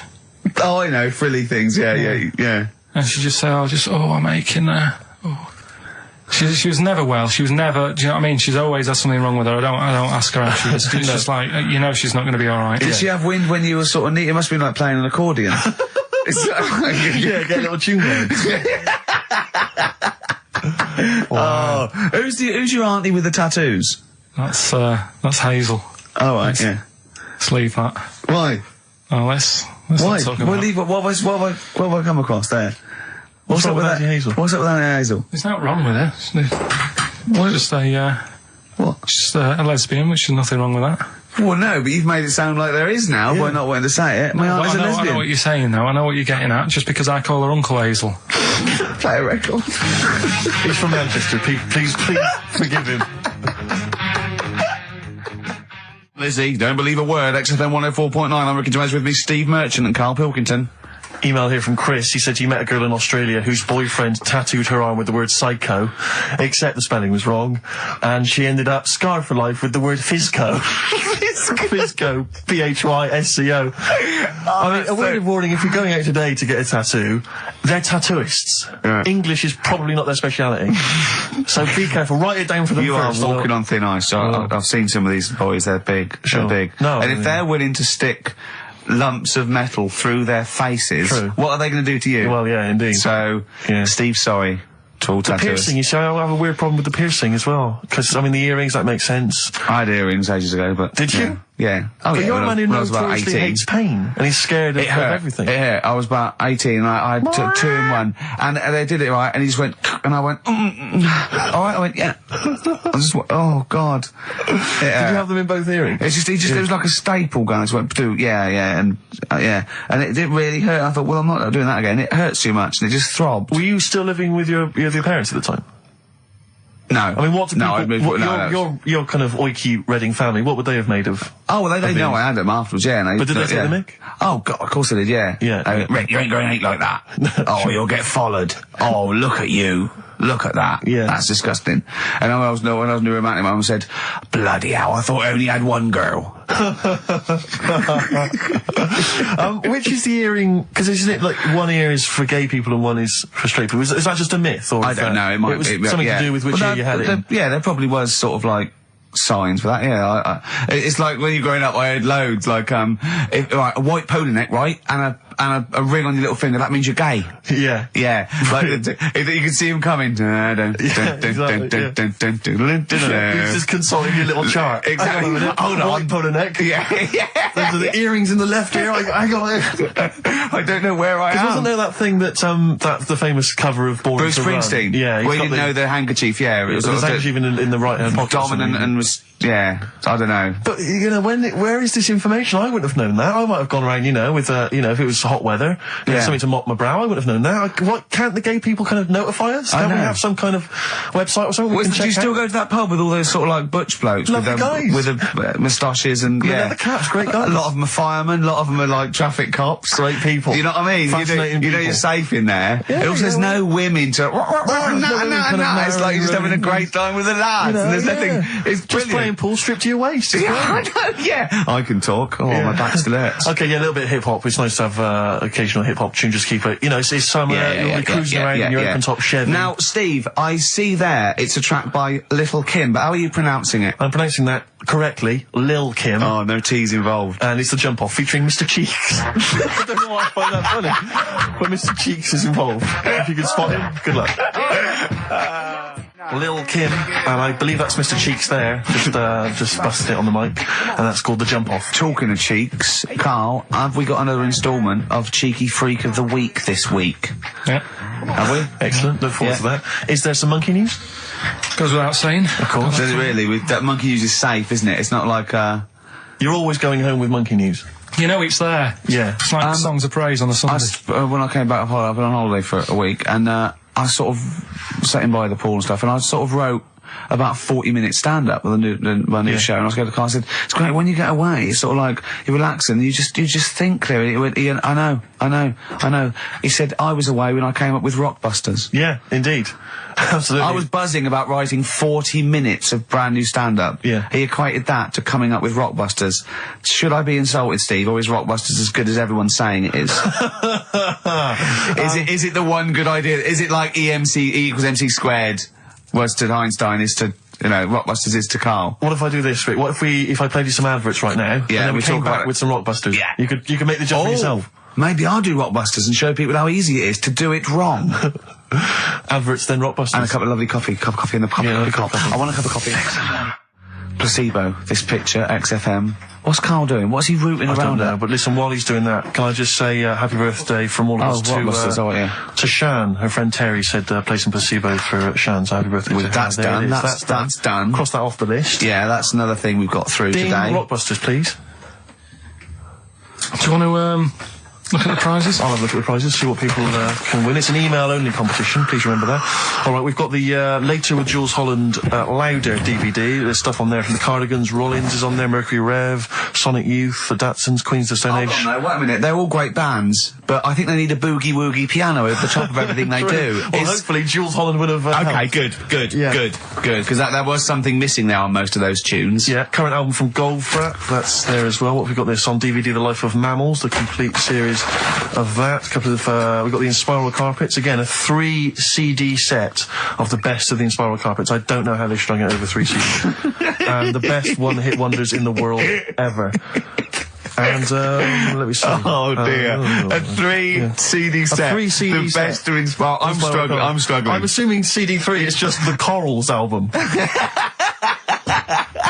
Anyway, that's some good treats there. You've sourced some good stuff this week. All right. Well, All right. Yeah. Here's your clues, then. Here's your Rockbusters, yeah. Right. Cryptic clue, a Wow. couple of initials, and you sort that out. Right. First What one. was Dr. Fox on about that we don't sound like proper presenters? strange, isn't it? It's mad. Go on, Carl. Right, the first one. A customer wanted some paint to darken up a room. Shop assistant knew what to do, right? Customer wanted some paint to darken up a room. The shop assistant knew what to do. The initials there, CB, right? CB for the first one there, right? Second one, it'd be alright if their heads weren't that big, right? And again? It would be alright if their heads weren't that big, and that's SF. Right? SF? Yeah. And the last one... I know that. That one. Yeah, go on. And the last one, Chanel have got another perfume out, N-O, right? Chanel have got another perfume out, N-O. You email in, ricky.gervais@xfm.co.uk. That's that done. And those prizes can be yours. Yeah. More music, please. Bit of Bob Marley. Any of these going to annoy me? Oh, I've got to stir it up. Yeah. Brilliant. Are any of these clues going to annoy me this week? No, they're all good. Are they really? Yeah.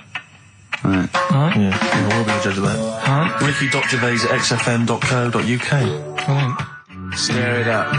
Bob Marley on XFM 104.9. Ricky Gervais, Steve Merchant, Karl Pilkington. Wait, did you get up today and just see the great weather and think, do you know what, I'd love to hear some Stir It Up from Bob Marley? Yeah, I did actually. Well, I was going to play it the week before last, before I went away, and we didn't have time. So, Well, we were crammed full of features like this one. have we got a cheeky freak of the week? Do you want one? Yeah. I think we should have a jingle for this.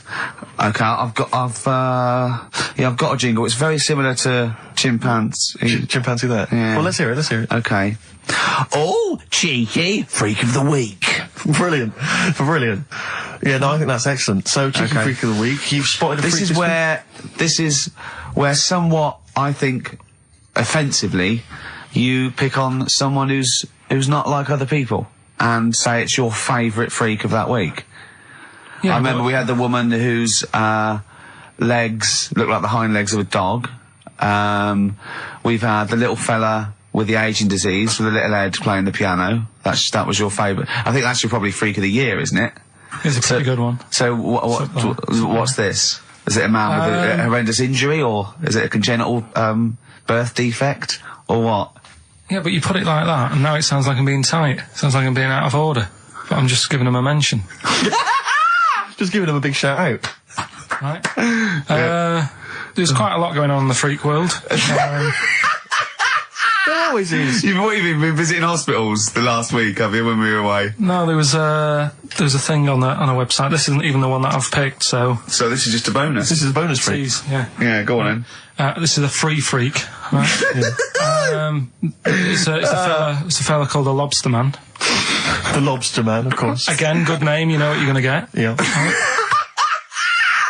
What are you going to get? Some succulent meat. I like the idea that the vicar on the christening suggested that. I know you want to call him Mark. Can I make a suggestion? Yeah. Look at his hands. What's his name? Mark Michael Webster. Right. Right. Have you thought about a nickname? Not really, no. Have you looked at his hands? Yeah, we don't want to talk about that because Do you know they look a little bit like quite lobsters?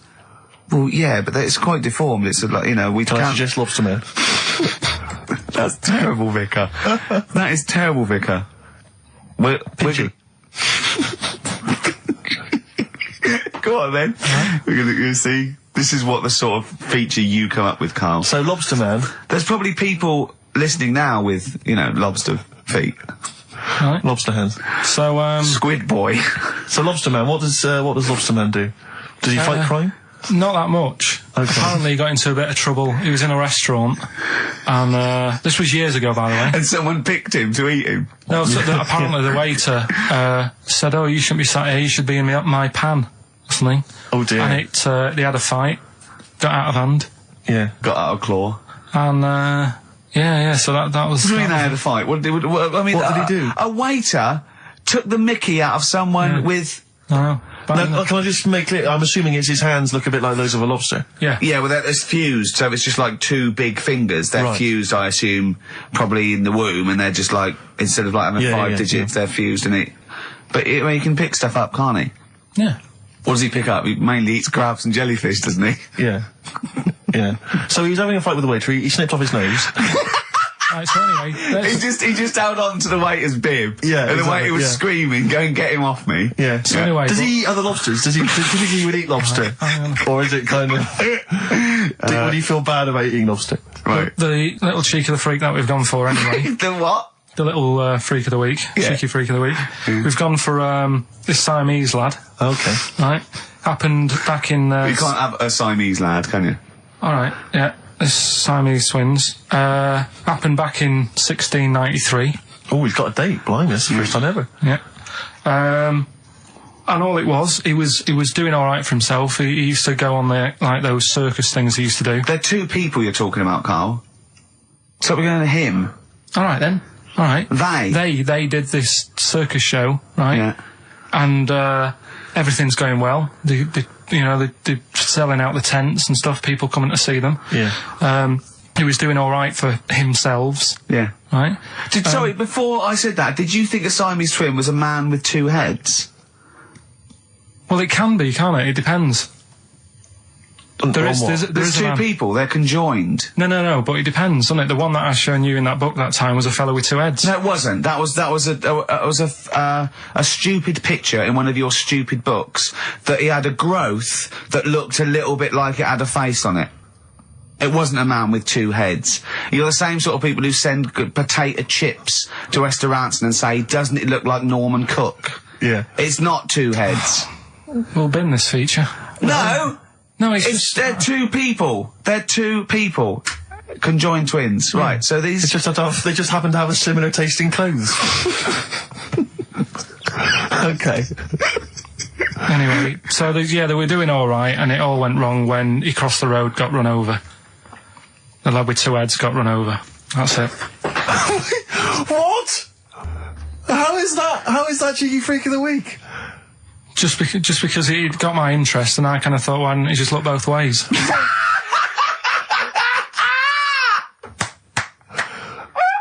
I'm intrigued to know Why wasn't he looking both ways? I'm intrigued to know how you get run over. What was it, 1629? Yeah. Well, it's horses and that, wasn't it? Yeah. Oh, why wasn't he looking both ways?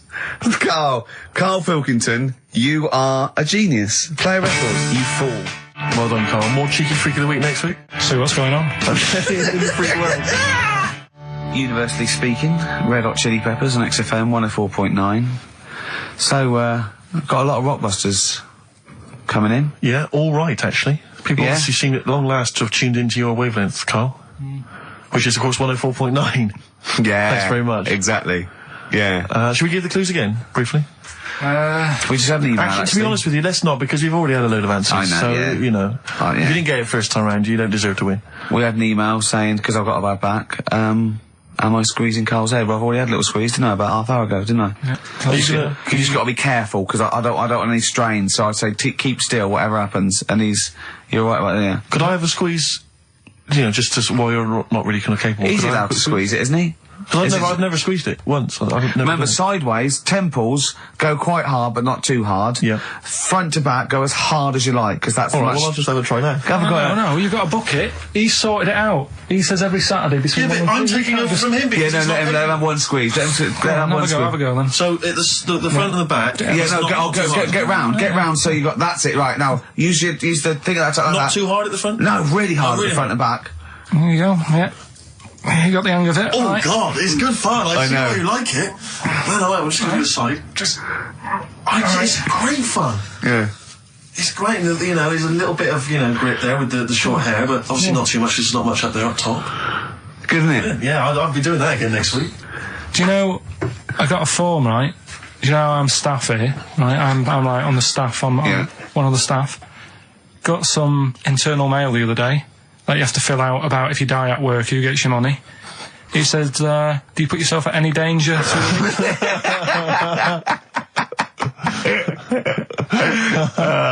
What did you say? Well, I asked Suzanne, I said, does that, It's squeezing, is that in but my leg lock round your ribs that time, and I had to, it was like a little alligator, like a python and an alligator, didn't I? You get quite some you know, get a little bit of leverage, you can crush a man's ribs with with mighty legs. Oh, something I want to ask you, Carl. There's that programme on now, I forget what it's called. Is it something like Guess Who's Coming to Dinner? Does that... I did the non-broadcast pilot for that, because my mate was the, the Phil Belker was producing it. And I did it, you know. And the premise of it is that it's one of those things about, you know, a conversation piece, the ultimate dinner party. I think you can have invite people, 6 guests. Dead, alive, or fictional. Or fictional, yeah. You know, you choose where you want it, and, yeah. And anyway, I was just intrigued to know what Carl's, ultimate dinner party, who would pop round? Any of your cheeky freaks? So what's this? I'm putting on a... You're putting on an imaginary dinner party. Anne Robinson's there. She's got to be there. I said I didn't invite you. She said, well, I'm there anyway. Yeah. So it was actually me, Anne Robinson, and 6 people. Yeah. And I chose people like heroes, like Muhammad Ali, Homer Simpson, or stuff like that. You know, James Randi. Yeah. So you could choose anyone. Living or dead, fictional or otherwise. Right. Would it look like a circus from the 18th century? I'll have like a few freaks in there. Like what? Who would you have? Well, the first person I'd have is probably have Elvis. I had Elvis. I chose Elvis. Why would you have Elvis? He's just good, wasn't he? He was good at what he did. Right. Just have but once you'd said that to him, what would the rest of the conversation? I'd say sing us a song. Right, so you make him sing a song? Yeah, okay. he'd be like the entertainment for the night. Mm. When he's not on the stage performing, I'd probably have the Elephant Man there. Right. So John Merrick, yeah? Yeah, John Merrick. Okay, I've got Elvis, John... If anyone's out there and, you know, you have anything to do, can you write down everything Carl says from now to a year and send it to me and Steve, because you might want to put it in a book? Yes. Would that be good? Just maybe someone keep a journal of everything Carl does and says. I'm going to try and keep a scrapbook of pictures. Tell you who I would have. Who? Peter Kay. Right. He'd be good, he'd be brilliant. I'd want to be sat next to him, because he's... Well, you're friends with Ricky Gervais, why would you want to... No, but... Do you know what I mean? Yeah, Peter Kay. All right, Peter Kay. Yeah. Which one would you do him as himself or one of his characters he does? Just as he is. Yeah. He's funny. He's a funny man. Yeah. Love him. What else? Probably that fella who lost his arm when he was climbing that mountain. Remember? He had to cut off his own weeks arm. ago. Yeah. Right, why would you have him? I'd just like to have a chat with him and say, you know, what happened there then? Yeah. Well, we know what happened there. He cut his arm off. What would you say? Did it hurt? Yes, it hurt. But I don't think it would hurt. That's one of the questions. What are you talking about? I reckon the shock cancelled any pain out. If you're stuck there with a boulder on your arm, you've probably got bad pins and needles, right? Yeah. With a big rock on your arm. Yeah. And you'd say, right, so how long were you sat there before you said, well, I've got to cut this off? Did you read about it? It was amazing. What do you think the other people would be doing when you were talking about cutting his own arm? John Merrick wouldn't mind. Elvis would probably be off his head on something. Elephant Man will be having a couple of bums. I hope Peter Kay didn't make a funny comment. I hope he doesn't make a funny comment. Yeah. Right? Can I just a quick warning? I'll just put bloke with one arm, bloke with... Be careful, Carl, what you serve for dinner. Yeah. Because he's only got the one arm. Yeah. So, you know, certain things. I mean, maybe suggest something you can eat with chopsticks. Or a hamburger. A hamburger. But don't go with something like lobster. Tricky, you need both hands for that. Unless him and John Merrick teamed up. I think they've got one good arm each. Yeah. Soup, maybe. What would you give John Merrick? Buns? Couple of buns. Mm-hmm. Have that woman in the boat who went round the world. Why? Just to see, you know, how she managed that. Pretty boring guests, really. Hey? But boring? What do you mean boring? What was she going to say? What she said? She was going, well, I didn't see a lot. I was in a cabin. Really? There's a lot of water. I was a bit scared. The main thing I'd want to ask her, right, because I remember when she did it, and there was an interview with her, and her parents were there or something, and her mum was saying how she's dead proud because she decided to, you know, go around the world in a boat as a kid, instead of just hanging around on street corners and stuff. She said she didn't want her daughter to like be messing about on the streets at night on her own and stuff. She was a responsible mother. Yeah. And she sent her off on a boat. Sure. In the middle of the Atlantic. On her own. Yeah. So I'd like to ask her about that. I think even Manchester's safer than that, innit? Yeah. And I'd have probably another woman, so to chat to her, probably go for Kim Marsh. Kim Marsh? Sorry, you'd have the woman who sailed around the world, right? But you'd have to have another woman for her to have someone to talk to. Well, why invite either of them then? If you don't want to talk to either of yourself. What? Sorry, I love this. Round World Yachtswoman, and Kim Marsh. But why, of all the women you could invite, Kim love Marsh that. is at the top of the that's list? the best list I've ever heard. Alvis John Merrick, Peter Kay, a bloke with one arm, the Round the World Yachtswoman chatting to Kim Marsh. That is genius. Why haven't they invited you on this show? I'm going to call Anne Robinson. Right, okay, if anyone's listening to that, have Karl Pilkington. I know no one knows who he is yet, but what a great bit of conversation. Play a record, Karl, you're an idiot. Some Smith. Oh, always a treat. Yeah, we played something from Morris's selection. Something that would be on my ultimate compilation is something from the Smiths. and it'll probably be this one. I started something I couldn't finish off. I think that's one of their underrated albums, Rick. Strange Ways Here We Come. Might be my favourite. It's my favourite, certainly. Yeah. And that's from that album. I started Queen is something Dead is a lot of people's favourite, but I don't like the wacky ones. It's the novelty ones. It's the he's ones... got some great ones. I think he's got some of his best tunes on there, but I don't know frankly Mr. Shankly. Yeah, he's always got this tendency to sort of write music hall style songs. Yeah, but that's a great one, that. So there you go. Alvis, John Merrick, Peter Kay, bloke with one arm, woman who sailed around the world, Kim Marsh. What I like about those two, numbers 4 and 5, he doesn't even know their names. Yeah. I'm hoping he'll just write on the invitation, dear bloke with one arm. Yeah. Having a dinner party. Yeah. It's better than most people. I imagine most people when they do this, if they go, Nelson Mandela. I know, of course, yeah. I think I read an interview with Mick Hucknall where it was something like, who do you admire? Nelson Mandela. Brilliant. I don't read papers when I'm in this country. When I was on holiday, I read one, and there was an article in there about Beckham meeting him. And the article was about how many people have met him. And I was thinking, we are the only 3 people that haven't met him. Nelson Mandela, yeah. It's just like, does he rent himself out? Do you know what I mean? It's like the back of the, in the back of the stage where you can get a Caprice lookalike to wander around. They go, is that a lookalike? No, that's really him. It's 40 quid, he'll come to your party. I think what it is that he was locked up for so long. Yeah, he's now just never home. He's just so short. It's like Salman Rushdie, he's running around. I've seen him twice. Yeah. His house must be a tip. He's never in.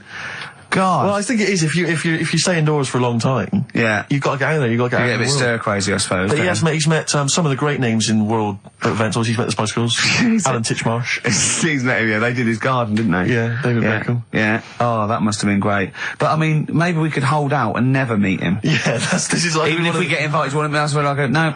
Yeah. Not really. We're the only 3 people who've never met Nelson Mandela. I'm not meeting him, so I make sure he's definitely going straight. Exactly. You know what I mean? I don't really. Careful, I don't like to hang out with people who don't. No, well, I wouldn't invite him to my ultimate dinner party in case the silverware went missing. Oh! Well, you don't know. He was inside for a long time. They pick up things in these places.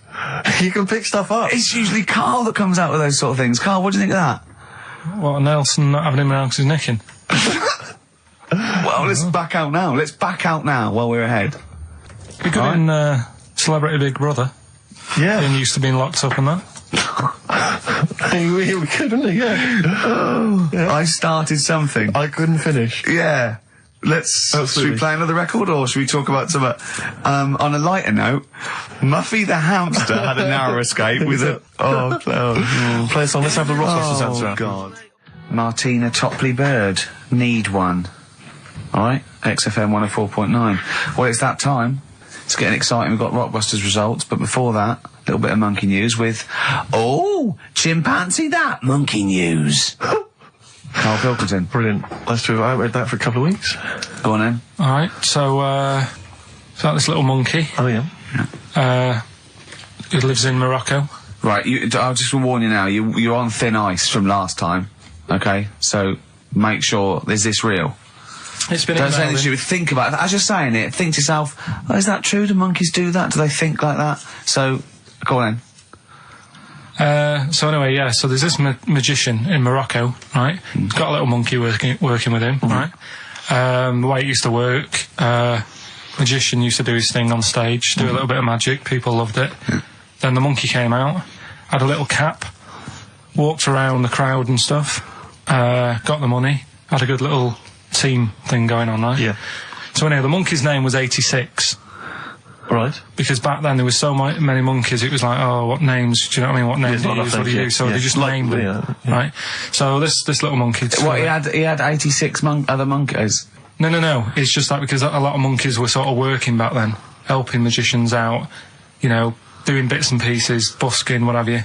Well, Rick, you know how there's so many... why would there be a confusion with that? If he only had one monkey, where's the confusion? People would go, I'm not going to go and see that, I want to see 86, he's the better monkey. Do you know what I mean? What does it matter? I don't know what you mean. Well, why do they need... where was the confusion? With people going to the circus and going, what monkey are you going to see tonight? I don't know. It wasn't a billing, was it, with a monkey? But Rick, it's just the same with humans. You know, there's so many humans now that we can't give them names anymore. Yeah, they all exactly. have to have numbers. Exactly, yeah. There's so many humans, you know, with 5 billion people. We can't give them names. It's impossible. But, you know, with a few monkeys anyway, number working... 22, go on. So anyway, there he is. 86. 86. With his hat. With his hat, walking around getting the money. Yeah. Anyway, the magician sort of, you know, thinking about moving on. Because in Morocco, he'd sort of done all the tourist traps. Sure. So he had a word with the monkey, said, how about we... See? No, let him continue. Think. He let him continue. He didn't have a word with the monkey. Let him continue. So what do you think about going over to Spain? Yes. Sure. So, the monkey was in agreement? So he said, alright, go on then. Right, so they get in the car, and, like, the magician knew he'd have a bit of a problem on his hands, because you're not meant to take monkeys out of the country. Yeah. Right? So he thought, right, what I'll do, I'll get a car, right? Right. Stick the monkey in a boot, right? Get on the boat, and hopefully sort of, you know, stick it in some luggage and what have you. Yeah. We'll be over there, we'll be earning big money, everything's going to be great. So the monkey was like, brilliant. So they get in the car, they're on the way to the boat, and pull over at a petrol station. And just before filling it up, he opens up the boot and he goes, "You all right in there?" And it's like, yeah, it's sound. So he leaves the boot open so it can breathe and get a bit of fresh air whilst it's filling up. Goes in to pay the money. Yep. Pays the money, goes, I'm just paying for the... Right, this monkey is not going to drive away in that car, or we're never doing this feature again. Carl, what happens? What's number 86 up to? So... 86. So, That's the ending, isn't it? That's the story. Come on, let Carl finish the story. It better not be. Brilliant. You're going to love it. Right, so he's in the petrol station, and he's going, right, I'll pay for pump 4. And the fella says, what are you talking about? Pump 4, isn't that a monkey? No. Sometimes I use numbers for monkeys, sometimes I use... No, I mean pump 4. Sure. So he says, what are you talking about? There's no car at pump 4. Right. Keep going. Sticks his head out of the door. Yeah. The monkey's giving it some. Went over to Spain on its own. I don't know what to do. Well, hang on, let's just get a couple of the facts right here. Well, what do you mean, couple of the facts, right? There are no facts. So, number 86. Number 86 he drove to Spain. You are, honestly, Carl, you must know. It was an automatic. Right. Carl, you must know that is shit. There is no way a monkey... That's the thing with this. He gets stopped at customs. It's mental. How did he get through customs, Carl? Has he got a passport? No, he was sneaking about because he didn't have a passport. So he parked and then snuck through. Do you want the facts? Let me see it. Right, I'll examine this, Rick, and we'll play a record. Play a record, because I can't... Facts, That's nearly as bad as the armed robbery. Right, go on. Yep. Play a record. Better Suede. Yeah, stay together. My favourite. One of 86's favourites. Yeah, brilliant. My favourite Suede track.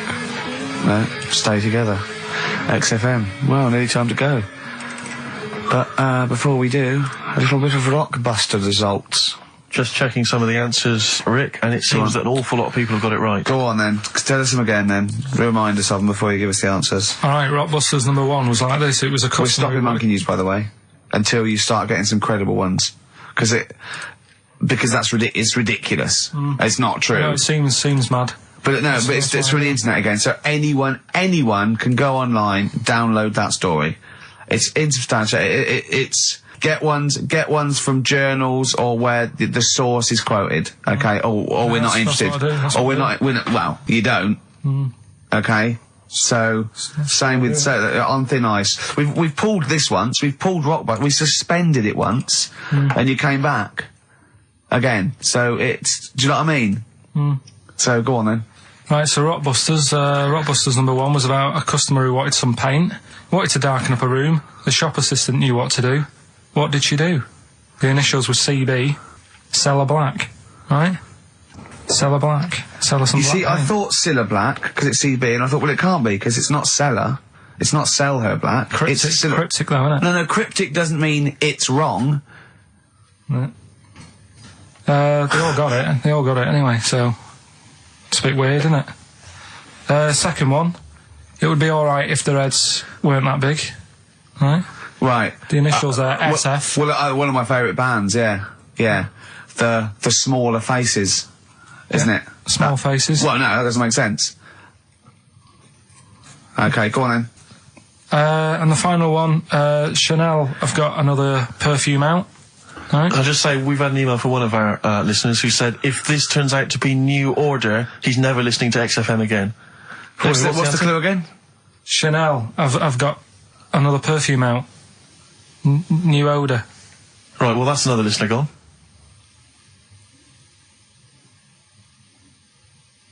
What do you mean? There's not a group called New Odour. No, it's cryptic. It's not. That doesn't mean cryptic. Wrong doesn't mean cryptic. It's like saying what animal I'm thinking of. Frog. That doesn't mean cryptic. Sell Her Black. What artist is that? Small Faces works. Just about. If I say what animal I'm thinking of, what am I Monkey. thinking? Well, there you go then. So it does work. Play a record. Right? Play a record. So who's a winner? Ah, yes. Now, I'm going to give it to someone who emailed in with the correct answer. And his name is Steve Martin. Really? And I'm giving I don't know if you've noticed over the last few weeks, I've been giving the prize to people with just a kooky element to them, you know, if they've got people to start amusing name. sending their name in, like Barry Bumpfroyd. Well, don't worry, because I can spot if it's a fake comedy name. What was that last one we laughed at? I can't remember what it was. I think it was Gerald something. Yeah, it was. It was just like Gerald Smethurst or something. What's it? Preston? Gerald Preston. Why is that a funny name? Jerry Preston, a great guy, but Gerald Preston, we laughed at that. He caught my attention. So this week, Steve Martin's caught my attention. Right. Yeah. When was the last time Steve Martin made you laugh? This Steve Martin? Dickers hasn't been... Yeah, we've had no correspondence from Dickie Anderson for some time, which saddens me. Little Dickmeister General, what is he doing out there? Has he got... What? He's got something better to do? Ridiculous. Pathetic, right, well, that's the end, We've got the last song, so is there anything it's the end of Rockbusters, and it's the end of Monkey News. Monkey News will give you one more go for it, and it's got to be credible, it's got to be real, it's got to be true. We need to see your sources, it needs to be incorporated. Okay. Rockbusters, they've got to be real band names. New Odour. New Odour. New Odour. Just anything. Just brilliant. Well done to Steve, he got them all. So is that it then? Yeah. Brilliant. Well, cheers. I've enjoyed that. I hope your back's better, Rick. Yeah. And, Carl, I hope you buck up your ideas. Your brain's better. Yeah. Got something interesting about a brain, we can talk about it next week. No, tell it now. No, I'll quickly, what is it? No, we'll leave it. Oh, like that's a hook. Like people will be going for a week. Oh, I wonder what things were Carl's brain. Was it a brain that drove a motorbike across to Switzerland? You've heard it. That was the record before us, and here we are, pre-recorded, because we did this a few weeks ago, because we're not here at the moment, are we? We're away in that. I'm Ricky Gervais, with me Stephen Merchant. Hello there. And Karl Pilkington. Well, he's not actually with us, No. he'll be in some of the best-of clips that will be coming up shortly. yeah, this is just us, isn't it? This is just us. We did this, when did we do this, Rick? A couple of weeks back. Hold on, what is it? What It's the day is it? 27th today. Yeah, I enjoyed Christmas, I loved Christmas. I loved Christmas. I had a loved great Christmas. time. What'd you get? Loads of presents. So did and I. I'm glad they made it to number one. I'm really glad. Stroke, he, she. Yeah, I'm really glad that the pop idols, Cliff Richard, Westlife, made it to number one. Bo Selector. Bo Selector. Yeah, just delete that. As, Yeah. Okay, well, we're going to play some of the best of, some of the greatest moments of the last 3 weeks Yeah. ever heard on XFM 104.9. What about this? Do you remember this one? Oh, which one is it? Alright, so, here's the first bit. When we were talking to Carl in the week, the thing we're talking to Carl is that you come up with something that's sort of like, quite innocent, and he goes, well, once, right? And you realise that it's comedy dynamite. He doesn't know it, but we want to go save it. And he let out, you were filling in a form, weren't you? It was all like your girlfriend thinking you're a div. And it's happened before, isn't it? Because she came home and you'd filled out a form to get a job once, hadn't you? Yeah. What was that for? Granada Telly. And on it... Well, let Carl explain. Yeah. You see, this is what annoys me with job applications, because rather than just saying, do you want the job and what can you bring to this business? Yeah. Do you want the job is a good one. Because the thing is... That's sort of the one for the boys. No, listen, right? Because if they say no, I don't think they want the job. Yeah, but listen. Go on. I mean, I presume with what you do, you have to take people on and stuff. Well, in a fight, you mean? You know what I mean? Yeah. And I think it's more important that you're willing to graft and put the hours in. Sure. Than say that, you know, you did well at school? Yes. Sure. Because if I wanted to, I could have done well at school. Of course. I just didn't want to. So where's this going? So you had the application form. So when it came to the qualifications bit and that, I couldn't fill them in because I didn't have any qualifications. And it was also asking about your languages. And I put down English quite good. English quite good. And his girlfriend came over and seen the form that he'd sent off. This was a copy of it. Yeah. And so she went, oh, you know what I mean? So that's what started, you know, the disappointment. So they're going to get that and think that you're not English. I don't think I've got it. It was ages ago. Right. How long ago was it? Oh, well, it was when I was still in Manchester, so 5 years ago. I don't think you've got to know. No, I think you'd... There could be a long list. I mean, there's probably a lot of admin problems in that organisation, but they probably... But what I meant by it is that I can speak English, but I don't know all these long words that people use all the time. Yeah. Oh, God. Oh, can I just tell this quickly? In the week, I'm talking to you now, the listener. Usually I don't. Yeah. Karl said, about embarrassing him on air and that, and he's worried about his education, and he was worried about not knowing long words. Like, we come up with any long words. And he said, no, I was scared, you were going to ask me something about, someone, and he's a Eastern European leader. His surname is Milosevic. And Karl said, so I learnt it this week, and learnt it so you can't catch me out in case you start. I said, what? And he said, he thought about it, and he went, Flobodan Milosevic. Got the surname right, though, didn't he? So what's his name? Right? What's his name? That's how Bill and Ben would address this leader. How would they have said it? Flobodan Milosevic. What's his name? Slobodan Yeah. Milosevic. Yeah. Well done. Chris Campling did a review of the show. Right. And basically said that Karl Pilkington is a creation of Gervais and Merchant. Well, if only that were the case. He said, he started off saying he liked the show. Yeah. He was excited. He said it was a good show. A lot of the jokes... I'm already questioning his critical faculties. Yeah, exactly. And basically said that we didn't contribute much, or seemingly didn't seem to contribute much, and we couldn't sort of like ad lib or anything. We just laughed at, particularly me, laughed at Karl Pilkington, who was coming up with some, quite funny stuff. Yeah. Right? But then he does a twist on it. He goes, but the thing is, we're the puppet masters. He's a created person. We've created the persona Karl Pilkington for our own amusement. Right. He bases this on simply that we talked about... What was it we talked about? The Chinese not aging well, and he heard him talk about that on my DVD. But clearly I say, Karl, remember when you were talking about that? It's a news, or remember in the week, and so he thinks it's all scripted now. Imagine if this show was scripted. I'd be ashamed. Yeah. If this show was scripted, I would send back the BAFTAs for the shows the actual shows we've written, and I would say... I'm not having a go at Chris Campling. He's nice about our other work. He likes The Office, and he likes my stand-up and everything, and he likes the show, but he's saying... Because we're not spontaneous, we scripted this and invented Karl. So he's like, we've invented another Gareth. If we had created Karl, I would not have squandered a character that good on this poxy radio station. Absolutely. Also, does he know that we spend about 3 months on half an hour script? So how long does 2 hours of drivel? But the main thing is, as if this could be scripted, it's dreadful. It's shocking. Or maybe this is scripted. Hang on, you've lost me there. Let me just check the script. Maybe Chris Campling does not exist. Maybe I've made him up. I don't know what to believe. See, the name doesn't wash with me. What was his name? Chris Campling. Sounds odd. That's something that I made up, isn't it? Campling's almost like a joke. It's almost like a gay name, isn't it? Oh, he's a Campling. See, I think this is scripted. Yeah. I think I've probably made this whole link up, and Karl is a creation. Campling, that's not a real name. I made it up. I should have come up with something better. Yeah. Sorry. Down to the River by Bruce Springsteen on XFM 104.9. So, that little fella in the Times thought Karl was just a puppet. We created him. He's an actor. What's his actor's name? Brent Hogwell. We got him from a Spotlight. Brent Hogwell. This stupid, dopey Mancunian accent, he just puts that on every week. Yeah, exactly, yeah. Yeah, he speaks rather like Hugh Grant. Yeah. And we just got this whole world around him. We set a whole... What do you think about that? He had his head shaved, especially. Exactly, yeah. So, would he think that, maybe if he's looked online and seen me head, and he's noticed how round it is and that, does he think it's sort of been... morphed into that shape just for the show, just for 2 hours on a Saturday? Yeah. You spend 5 hours in prosthetic makeup like John Hurt in The Elephant Man.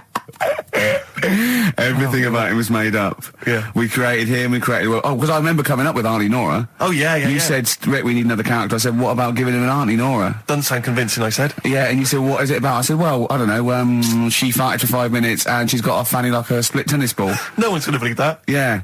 Oh, that brings us neatly. Well, let's put that to bed now. So, Chris Campling, honestly, we do not script this shambles of a show, and Karl Pilkington really is like this. If you want, you can meet him. I'd love to send Karl for a drink with Chris Campling. Can we do that? And then he'll eat his words. Chris, if you're listening, honestly, this isn't a stitch-up. As I say, I'm not having to go at you. It's a very well-written article. It's very, very fair. You're just complimenting on his grammar. Yeah. It's a very well-written article, No, I'm saying we're not having to go. You've typed that beautifully. It's not like he snagged us off. I would just love him to meet Karl Pilkington. People in the street come up to me and say, is Karl like that? And I so want them to meet him. Yeah. Or maybe he can send in, if he's online, he can send in 5 subjects for Karl to talk about that we couldn't possibly know about, just so he knows that we just really do throw things at Karl and that drivel comes out. Imagine if it was scripted. What?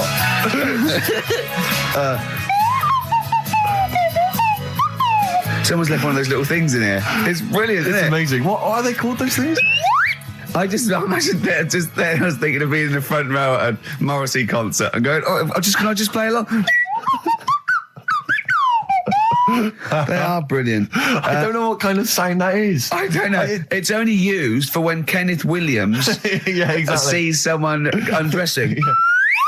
Yeah. That's the only time that is used, that noise. Exactly. That is brilliant. But it's like it was specially created for the Carry On films. Yeah, we need, I don't know what it is, but we need something when I walk in and see someone changing. Well, what about this? There is a light that never goes out by the Smiths. I phoned Karl up in the week, and I said, what are you doing? He went, well, even though it's one of my days off, I'm just doing some research on the web. Found anything that said, yeah, I'm doing science. And then he said, you can get wigs for dogs in Tokyo. That's his scientific fact. And I went, what do you mean? Dogs, if they need a wig? I said, if they need a wig, what? Dogs going bald? And he went, like, this is fine to him. He went, it's a stressful city, Tokyo. The world's all right with Karl. He's always got an explanation. I've only ever seen him confused once. When in Edinburgh, he looked out of his window one day and he saw a bloke putting a parking ticket on some rubbish. Yeah. And that genuinely confused him. Yeah. He couldn't work out, could you? It's a bit weird, isn't it?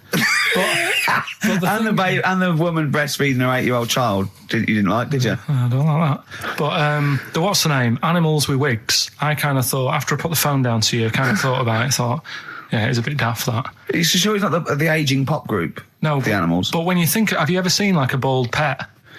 No. It's weird. What do you mean? Because my mum, we had a cat, we used to get through loads of cats because we lived on a... Oh, God, it started early today, isn't it? What do you mean? It's only 10 past one. What are you doing? No, Running a restaurant? We lived on... Oh, God, what do you mean? No, we lived on like a main road. Oh, yeah. Right? So we used to get through a lot of them. My dad kept saying, risk. Stop wasting money, it's not Stop good. wasting money, not wasting cats. Right, so anyway, we had this cat that was ill all the time. And He was just banging news, probably. Yeah, malingerer. Yeah, I'm terrified. I'm going to which house? Rome. Oh, God, bloody hell. Rome. Don't let me go to the Pilkingtons. and he, for some reason, it kept being sick all the time. Right? Yeah, that is news. That's definitely news. So my mum kind of thought, I've had enough of this, and she shaved it. Whoa. Whoa. Now, I know you're not vets in your family, but what correlation did your mum think there was between you being sick and shaving it? Because it kept being sick, and it was a pain to wash because it kept getting So caught she up. wanted a dry wipe cat. So why didn't she just varnish it? What? It's weird. It's weird. So now he's cold and sick. No, but not all of it. She left sort of the back half, but sort of from its waist, sort of. I love that. Shave it because it's sick on itself. And That is it was the genius. weirdest looking thing. I mean, normally I like cats. I'm always like giving yours a stroke on the head and that. Yeah. But as soon as she did that, it was like, oh, Yeah. can't touch it. And then So now it's sick, cold, and hated. Yeah. Karl, It must have. I mean, the other cats must have been taking the mick out of it constantly. It's just making things worse. Did it get? I'm hoping that it got run over and was put out of its misery. No, I think it got all right, that one. Or is that the? Yeah, it did get run over. It did. Oh God! Oh dear! How many cats do you say you've got through? I'd say whilst I was living at home, I mean, it's still on the increase even though I'm not there. So whilst I was there, probably 5. God! Wow. Oh! Yeah. And were you upset each time, or you just got used to it? It's one of them things, isn't it? Like I've said before, when you first see something, it's a bit of a shock. Do you know what I mean? It's like the Elephant Man or whatever. Yeah. First time you see him, it's that sort of, oh, look at that. Yeah. Do you remember the first time you saw Steve? No, I'm not being funny. Do you remember the first? Yeah, but I've said this before. It's always, then you get used to how people look and you don't... No. I'm going to burst. You have to play a record. No, but... Because I see Steve's face. No, but I've got used to it. Shut up. This is XFM 104.9. I'm Ricky Gervais with me, Stephen Merchant. You're listening to the best of, basically, Karl Pilkington. Just check, because there are rules in place, aren't there? Yeah. There was a big bust up in the week. I'm only allowed to wind him up. I'm not allowed to wind him up socially now. I'm not allowed to... What am I not allowed to do socially? I think squeezing the head, socially, has been crossed off. Right, okay. And I agreed to that because it got to a head where, Karl was really upset and he was thinking of just giving it all in, weren't you? Yeah. Yeah. Why was that? Because you were just winding me up too much. Yeah. I mean, do you want to bring it all up again? I don't mind. What was I doing? It was just... I should say now that there was a conversation where we were all sort of really walking on eggshells. It was frosty. It was a conference call, and Karl was on one end. And I'll tell you, I was very much a mediator. I was very much a UN mediator. What do you think of that? It was difficult to sort of keep it serious when I'm saying stuff like, I'm sick of you putting a Burger King bag on my head. Do you know what I mean? Yeah. There's a part of me that's like, I can't believe we're doing this.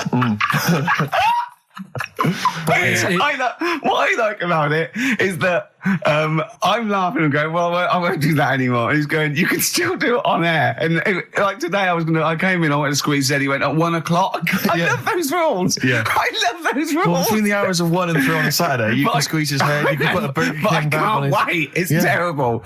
Oh, dear. That all started last week as well, really, because I got in a bit earlier to do an edit for you on some track that had swearing in it, right? Yeah. So I get in early, he comes in, first thing he does is go to sort of squeeze me head. And my reaction was, not now, do it later. As if it's all right to do it later. Yeah. So that's kind of what made me think this isn't normal.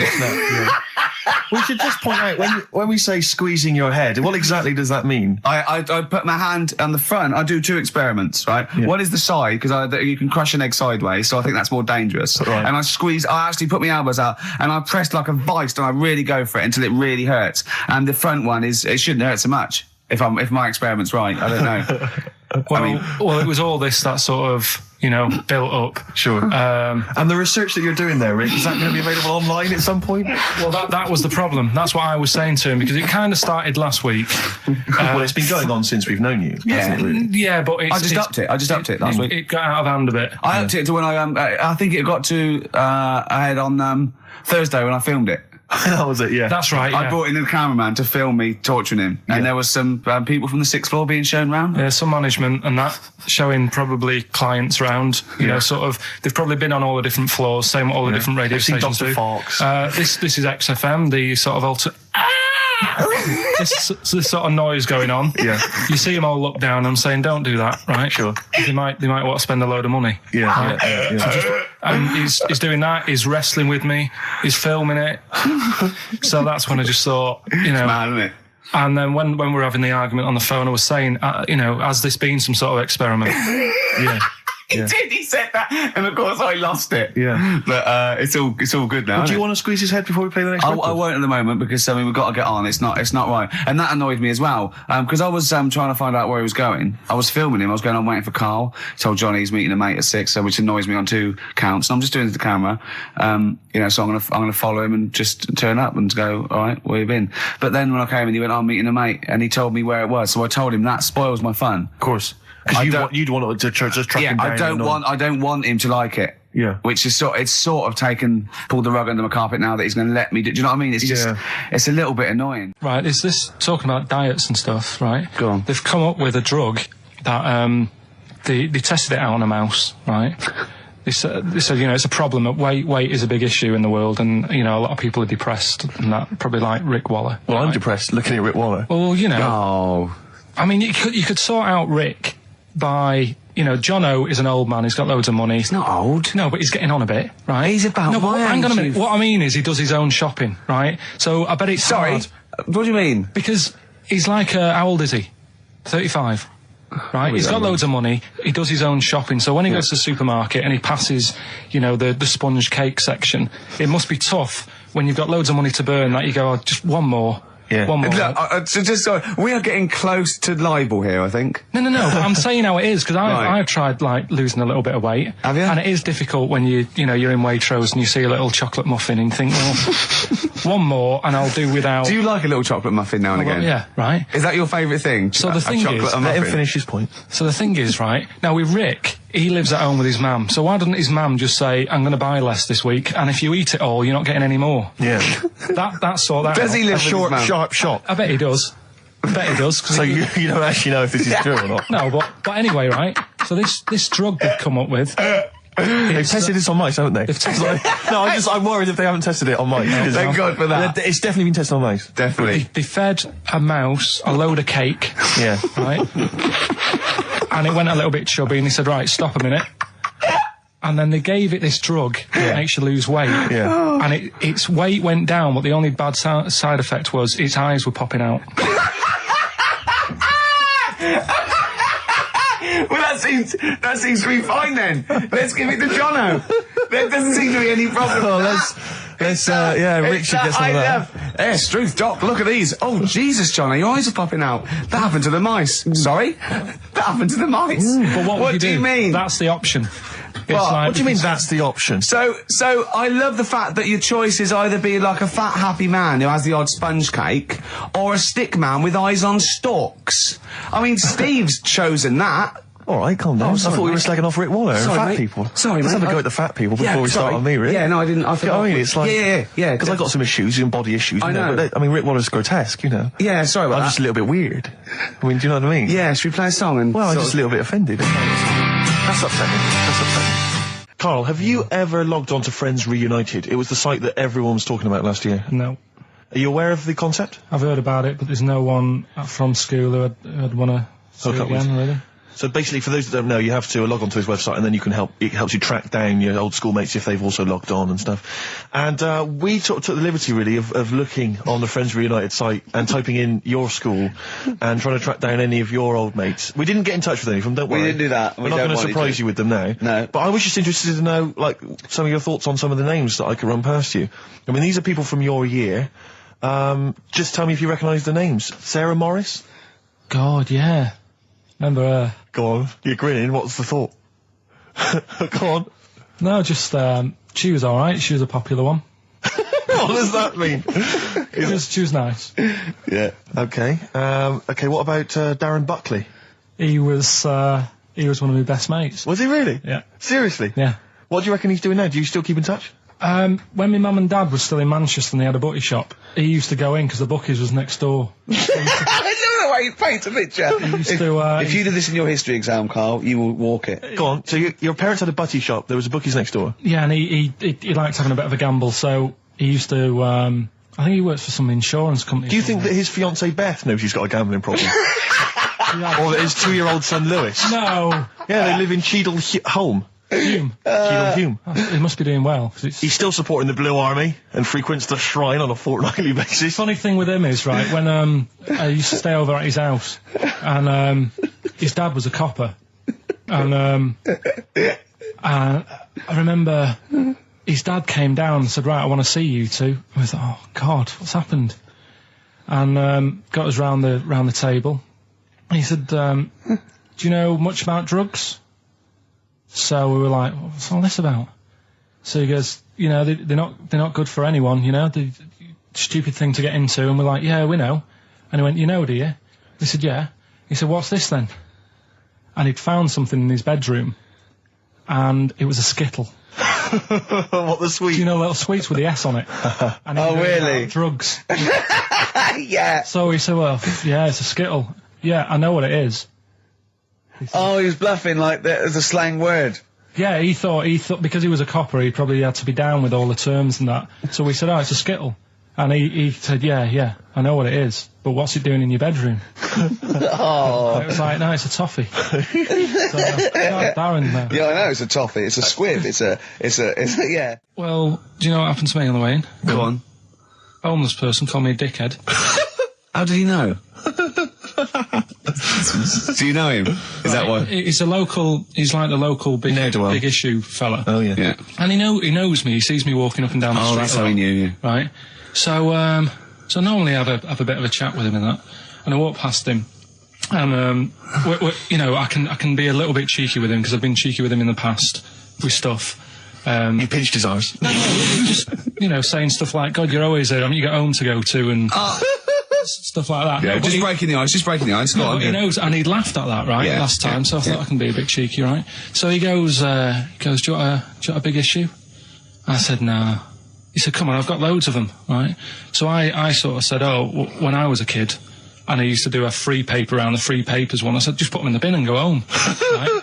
And he went, yeah, but how am I going to get any money doing that, you dickhead?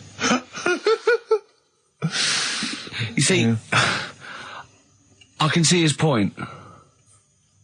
He is homeless and having to sell newspapers to get 50p or a quid or whatever. Yeah, and sometimes I treat him, right? And today I didn't have any money. I had a takeaway last night and I normally give them a quid. And I felt bad not being able to do that because I didn't have any money on me last night. Right. I couldn't look him in the eye. Did you explain this to the homeless person, the traumas of the takeaway without the tip?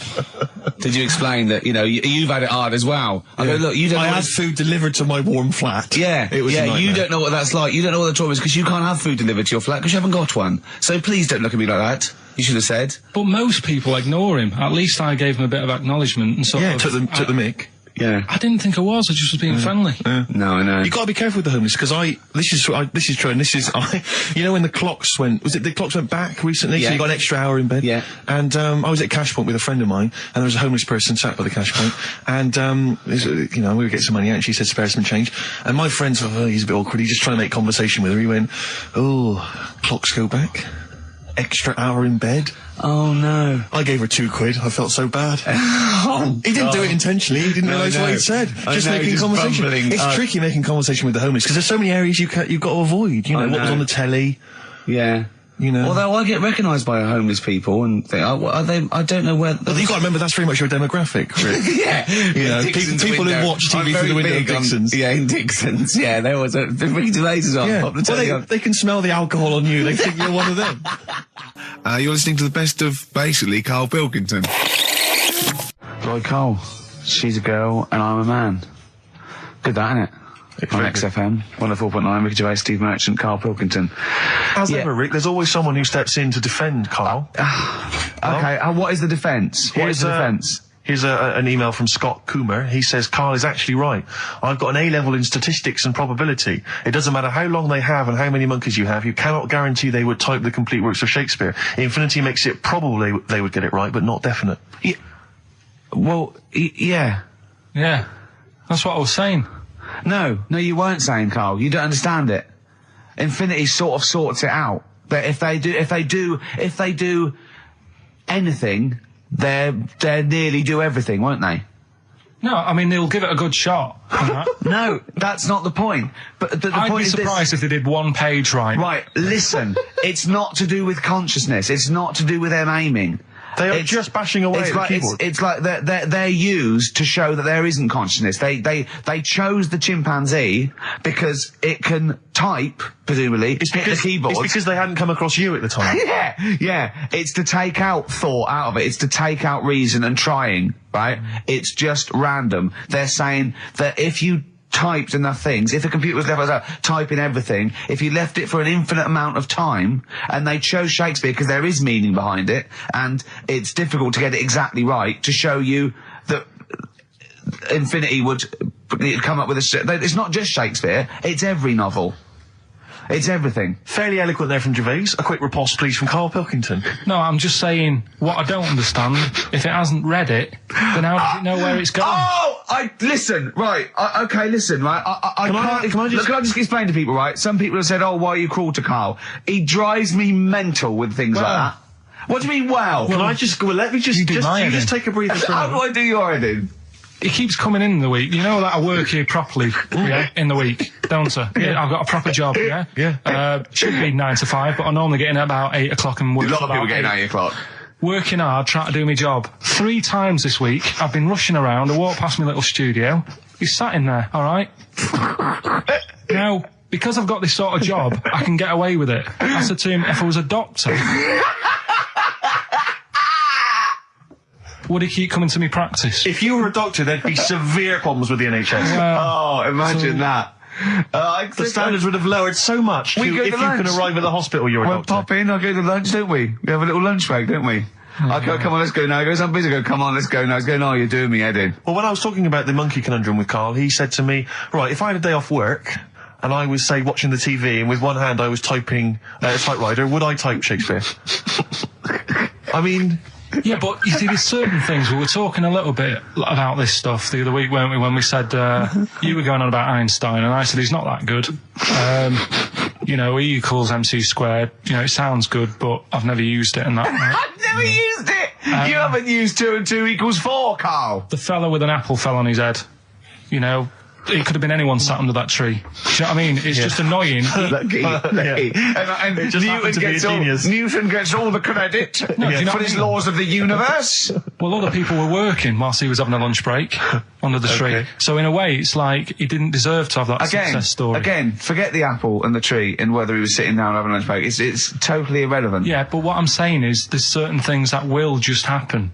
You know, it's like, I think we were talking, when we were out eating the other week, we were talking about Noel Gallagher. Well, this is the reason the monkey discussion came up, right? Noel Gallagher... I don't know what to say. I don't know what to say. Rick, I don't want to misquote Noel. I'll be like Herbert Lom in Clouseau. I'm going to get a twitch whenever he opens his mouth. I don't know where to start with some of his statements. Well, as I say, this discussion began because we were talking about a quote that Noel Gallagher supposedly gave. Now, I don't want to misquote Gallagher, but the gist of it was that he said, had I... written Wonderwall or whatever, instead of the Beatles writing Strawberry Fields or whatever, I'd be the one that was considered the great songwriter and it wouldn't be the Beatles. You know, it's just the fact that they came first that meant that they get all the credit as being the greatest band I in the don't know world. where to start with that statement either. I mean, that's Gallagher's thing and he's, you know, well, whatever. We know what we think of that. What was your point, Karl? You agreed with him, didn't you? Yeah, I reckon, right? Do you know we've talked about putting a baby in a room before and it'll know what colour it is and stuff? If you've got a room that's painted red... Right, but forget that, because that's going to confuse Hear him out. Listen to me. Say if they did some new TV show, right? Like, what's that film with Jim Carrey in where The Truman Show. The Truman Show, right? So they make up a little room, and some woman has some kids, and you say, right, let's put the kids in this room, and they don't know what's going on outside. They don't know anything about, like, EastEnders and that. It's like their little world, right? They don't know anything that's gone on. How could a child survive without EastEnders? Right, listen. So he's sat in the room, right? And then when they're all asleep... Right, Wait for this bit. Someone Have you heard this? Yeah, wait for this bit. They're all in a room. Yeah. They're asleep.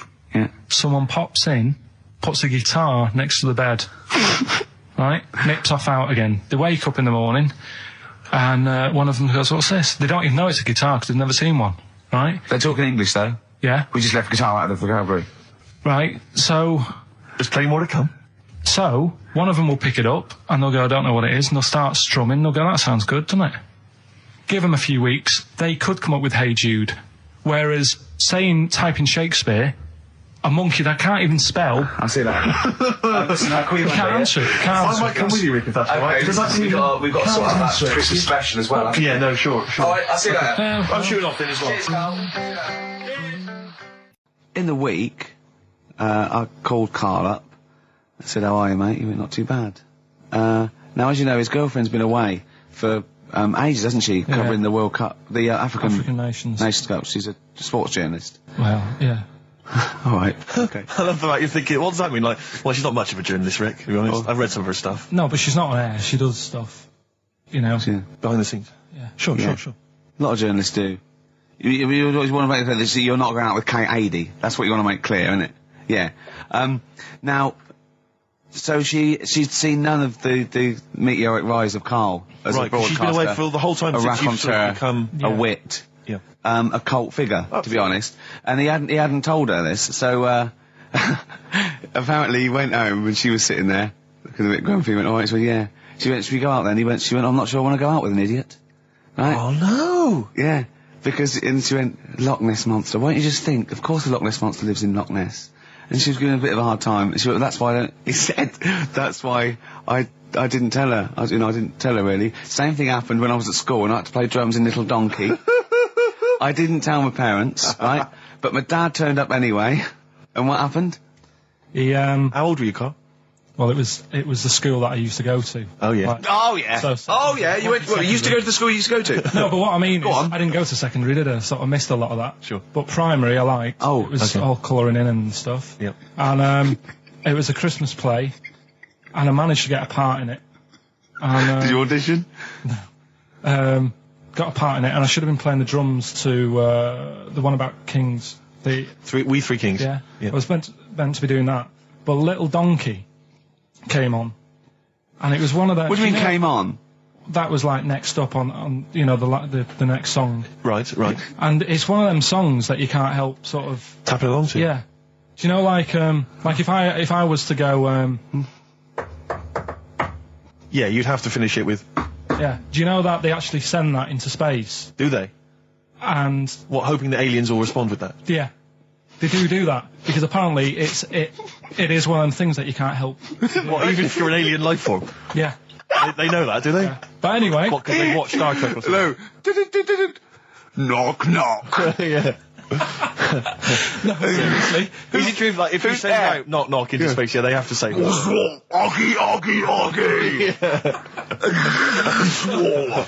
Oh, that is great. Seriously.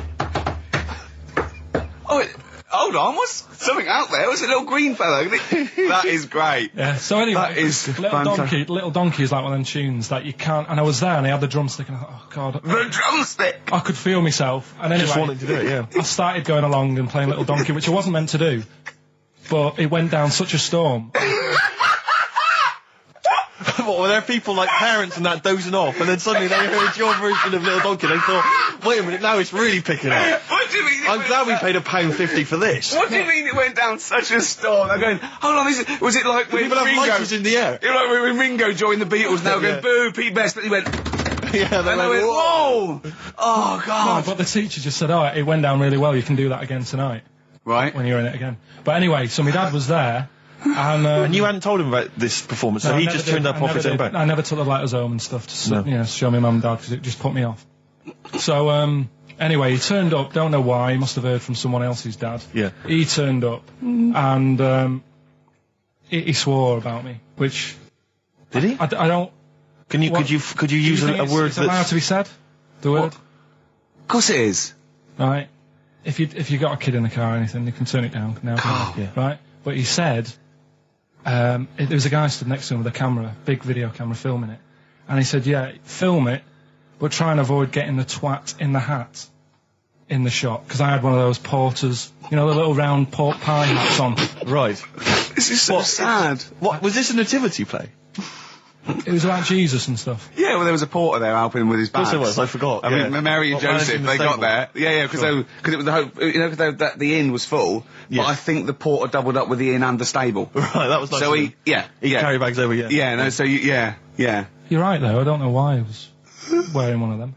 But I was, and... and your father said that, and how did you know your father said that? Did you hear it? About it later. Oh, he told you about it later? Yeah, I was talking about stuff I'd done at school, and he said, oh, God, remember that, and I spoke to him the other day about it. Right. And, yeah, oh, God. So that was the end of your sort of drumming career, really? Because it could have been, I mean, you know, the audience loved it the night before. Yeah. You could have, like, been on, who knows, a whole new world for you. Yeah. I've never done any stuff. I've never drummed. I wish I had, man. That is that's a movie story, but... and that's why you don't tell, your mum and dad don't know you on the radio, do they? I think when they were down the other weekend, they had to come in, I just said, I'll just go in and press the buttons. Because they could listen on Sky Digital, couldn't they? They could do. But you wouldn't want that, would you? I don't want that. No. Play a record, and I want to talk to you again a little bit about this later. Yep. This is the Best Of Show on XFM 104.9. I'm Ricky Gervais, with me, Stephen Merchant. Yes. I hope you're enjoying the Best Of. Bit of David Bowie. When's that ever at anyone, Steve? Never. Lady Stardust off Ziggy Stardust and the Spiders from Mars on XFM 104.9. I'm Ricky Gervais, Steve Merchant. Karl Pilkington is in the middle of educating me. Then, educate me. Did I tell you the time when the doctor said I was going to die? All right, keep talking. Right, ages ago, must have been about 15, right? And at lunchtime there was this. We used to have a choice of stuff to do at lunchtime, right? We used to have like a burger place that had an arcade machine in it, right? So we used to go there and play on that and have a burger. Or there was this baker's, right, that my mum worked at, and did great cakes and stuff, right? So she used to like bring some home and that, but she couldn't always bring them home every night because, you know, they'd cost money, and she used to get them for free. And they used to say they'd rather chuck them away than give them to the staff because there's a chance that the cream might be off. Right. Right, so they used to chuck them round the back. So I used to go around the back with my mate and eat a load. Brilliant. Eating out of bins. No, it wasn't out of bins. They were still in trays, but they just stacked them up near the bins, right? So this got out. I mean, it used to be chocker. Once the school found out, everybody used to go there, and it'd be like, well, have a cake. The headmaster crawling through, fighting the kids off. Right, so I'd have, like, you know, you just eat, I don't know, 6 jam donuts or something, and then you'd spend your dinner money on the arcade machine. Brilliant. Right? So it was a good afternoon, really, right? So you'd do that, and this one day I must have had 6 or 7 jam donuts, a few Congress tarts. What's the Congress tart? I love them. I can't get them in London, right? So I'd have some of them. If anyone can get a Congress tart for Karl in London, please let him know. So anyway, this day, that was just a normal day. Do you know what I mean? You'd once, twice a week, you'd have a load of cake. In your life, yeah. Yeah, So normal anyway- day in your life. Were the frog boys there with the webbed hands and the big heads? So- and the horse in the settee? Yeah. But the day after one of these days, I had really bad cramp in my belly. Right? I was like in agony, could hardly walk. So I said to my mum, You could hardly stagger to the free cakes. So I was in absolute agony. I said, I don't like doctors, but you'll have to get a doctor in because I don't know what it is. I can't walk. She gets the doctor round. I won't say his name, but he said, well, doesn't look like he's got long left. Blimey. So I was a bit like, hang on a minute, I've only had a few cream donuts. Yeah. My mum was panicking. Sure. He went. My dad came in from work. She said, something's really bad with Karl. I think it's serious. You know, the doctor said he ain't got long left. So he said, what? He said that and just left. So she said, yeah. He said, I'll have to call him then. So he called him up, said, what's all this about? You know, Karl hasn't got long left. How long's he got? So he goes, I was only messing. He's just had some bad cream. Can you believe that? Well, the thing is, I like the fact your mum didn't ask any questions. I know. She didn't But go she into doesn't detail. know. Can you explain more, doctor? No, I got to shoe off. But she doesn't. She doesn't like talking. you know, I don't want to diss you or your family, but I imagine if I was there, I'd have known the doctor was joking. Yeah. That's all I'm saying. I mean, I sound very arrogant there, but I imagine he went, what's he been doing? Yeah, I had about 6 cream cones. Oh, right. Oh, wow. He hasn't got long to live then. I'll see you later. Yeah. That's what I think the doctor did. Yeah. I just like the idea your mum just let him go. Yeah. Terrified, thinking, well, I'm not going to probe him. He's that's it then. Dad comes in. Hi, honey, I'm home. Anything happened? The doctor said Karl's going to die and then left. Did he? I'll call him. But anyway, that's why these sort of things fascinate me. Rockbusters. Yes. I don't want you to have monkey news right now because we've just had a little story there. Sure. You don't want to, don't want to go too far. Yeah, go on. So we'll get Rockbusters out of the way. Have we got a winner? Come on then. See, it worries me that we've had very few entries. I think that even your mental fans aren't getting these, which is really worrying. They must be terrible clues this week. All right, well... Has anyone got them right, Steve? I think there's just one guy, who I suspect has won in the past. Well, so what? Right, the first one. If you go out of France by boat, you might as well buy your fags when you're on that, because you'll get them a lot cheaper. Brilliant. Right? Yeah. BF. Yeah. Buy it ferry. Right? That's like... What? Buy on ferry. What? Buy on What's Buy on ferry? What's that? Is that a band? What is it? I don't know what it is. Brian Ferry. Brian Ferry? What's that got to do with buying on a ferry, though? Just because it's quite close to it. Buy on ferry. What? Buy on ferry. Sorry, what's your first language? The second one. That's rubbish. That doesn't count. No, Brian Ferry. Brian Ferry, buy on ferry. There's this little foreign cafe. It's growing its own steak. That's Delamitri. The third one. What? Sorry, what? What is that? What is that? Delamitri. Delhi is a little foreign cafe. Yeah. A meat tree and that. A meat tree? A meat tree? What were the initials for that? Just D for that. Just D for that? Yeah. So not DA? So you didn't even give him a chance to get the group? Well, they got it. Well, no. No, they didn't. Right, it's the end. Go on, right. Go on. Delhi meat tree? Delhi meat tree. One word. D. Or any letter. They're growing their own meat. M's in it. Go on. Okay, so Bayern, I love Bayern Ferry. And Oxymusic was brilliant. I love Oxymusic. Go on. Can I just point out, Rick, that we've David Bowie? Delhi meat tree. Yeah. I don't see why necessarily Aidan, who emailed in, why he doesn't get to win, because he emailed in dire steaks. Seems to me just as valid, as far as I can tell, but Delhi meat tree it is.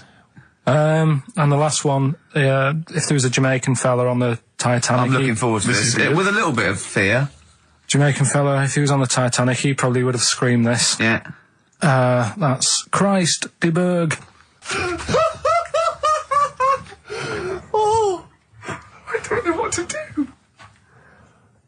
Stunning. So who's the winner? I'm not going to give it to anyone. I just don't... what's the Jamaican bit got to do with it?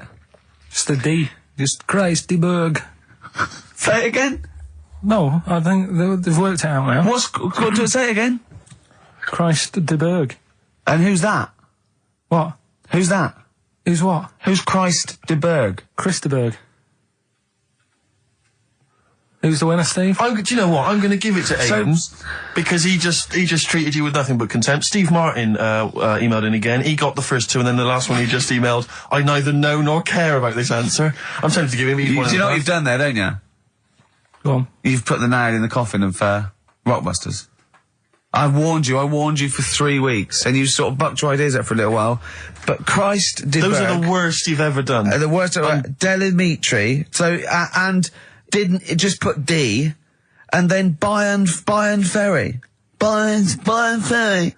Bayern Ferry. So, is that it then? Aren't we doing it Play anymore? record. Aren't we doing it anymore? I'm ashamed. You're an idiot. Are we doing it anymore?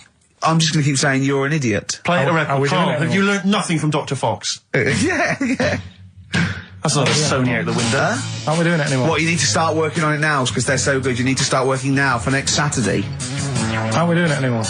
Just, I don't know. Aren't we doing it? Me and Carl went out, right?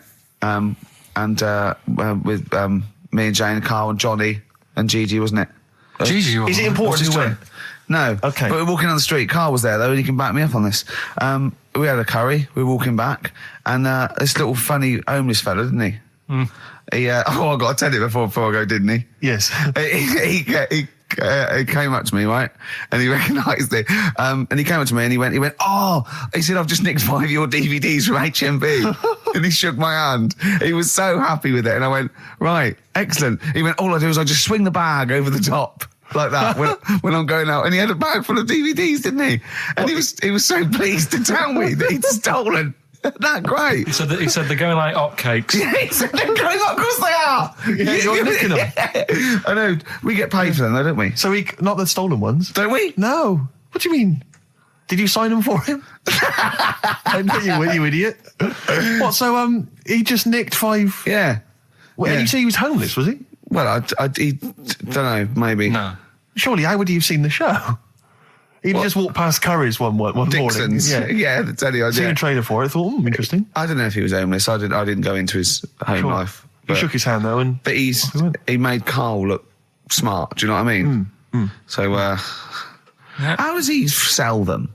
Where does he sell them? Does he go up to people and go, do you want an Office DVD? They're not nicked.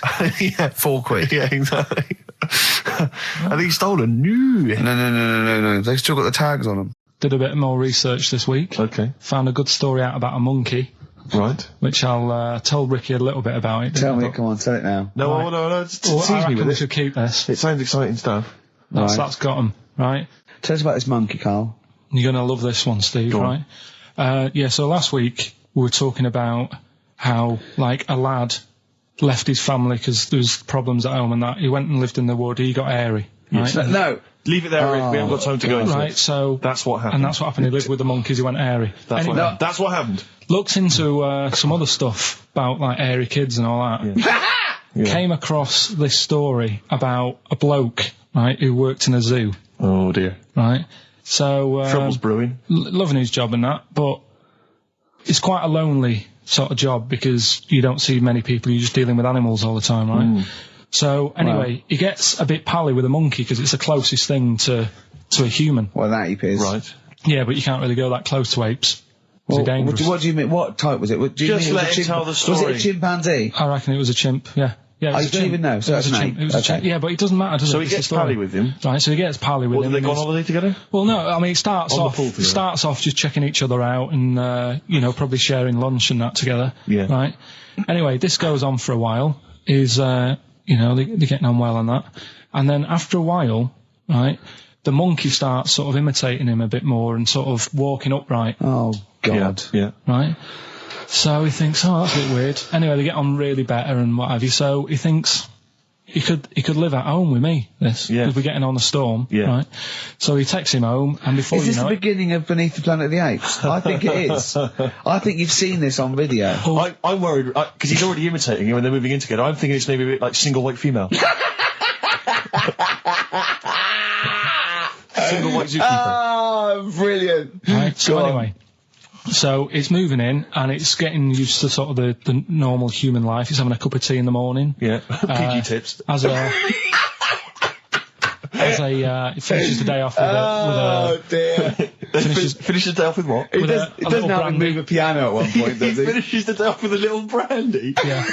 He pours himself. Is he wearing a smoking jacket? I'll tell you what, Carl. You're a maniac, mate. No, this is why it attracted me. It's amazing, right? So he's having his brandy and that, loving his life. Next thing you know, he sort of, I don't know if he loses it or he gets shaved, but the top half of his body is hairless. Right? Apart from his head. Right, so he's got a nice... So it's the opposite of the kid. No, Yeah, this is what I'm saying. that would happen. Right. Well, hang on, but so you don't know if You he don't was even shaved know. or if How died? did it say?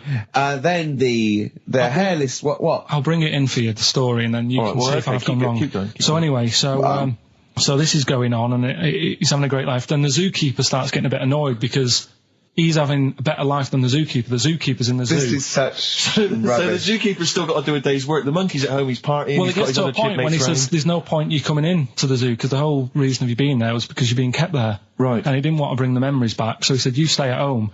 So You are you're talking such. Just let him finish. God, I don't know if I can sit here and listen to this drivel. I'm fascinated. It's It nearly sounds over anyway, amazing. right? It sounds extraordinary, Carl. So he's walking up, right? He's having a tea in the morning, finishing the day off with brandy. Gets a bit out of hand. Only tries it on with the zookeeper's wife.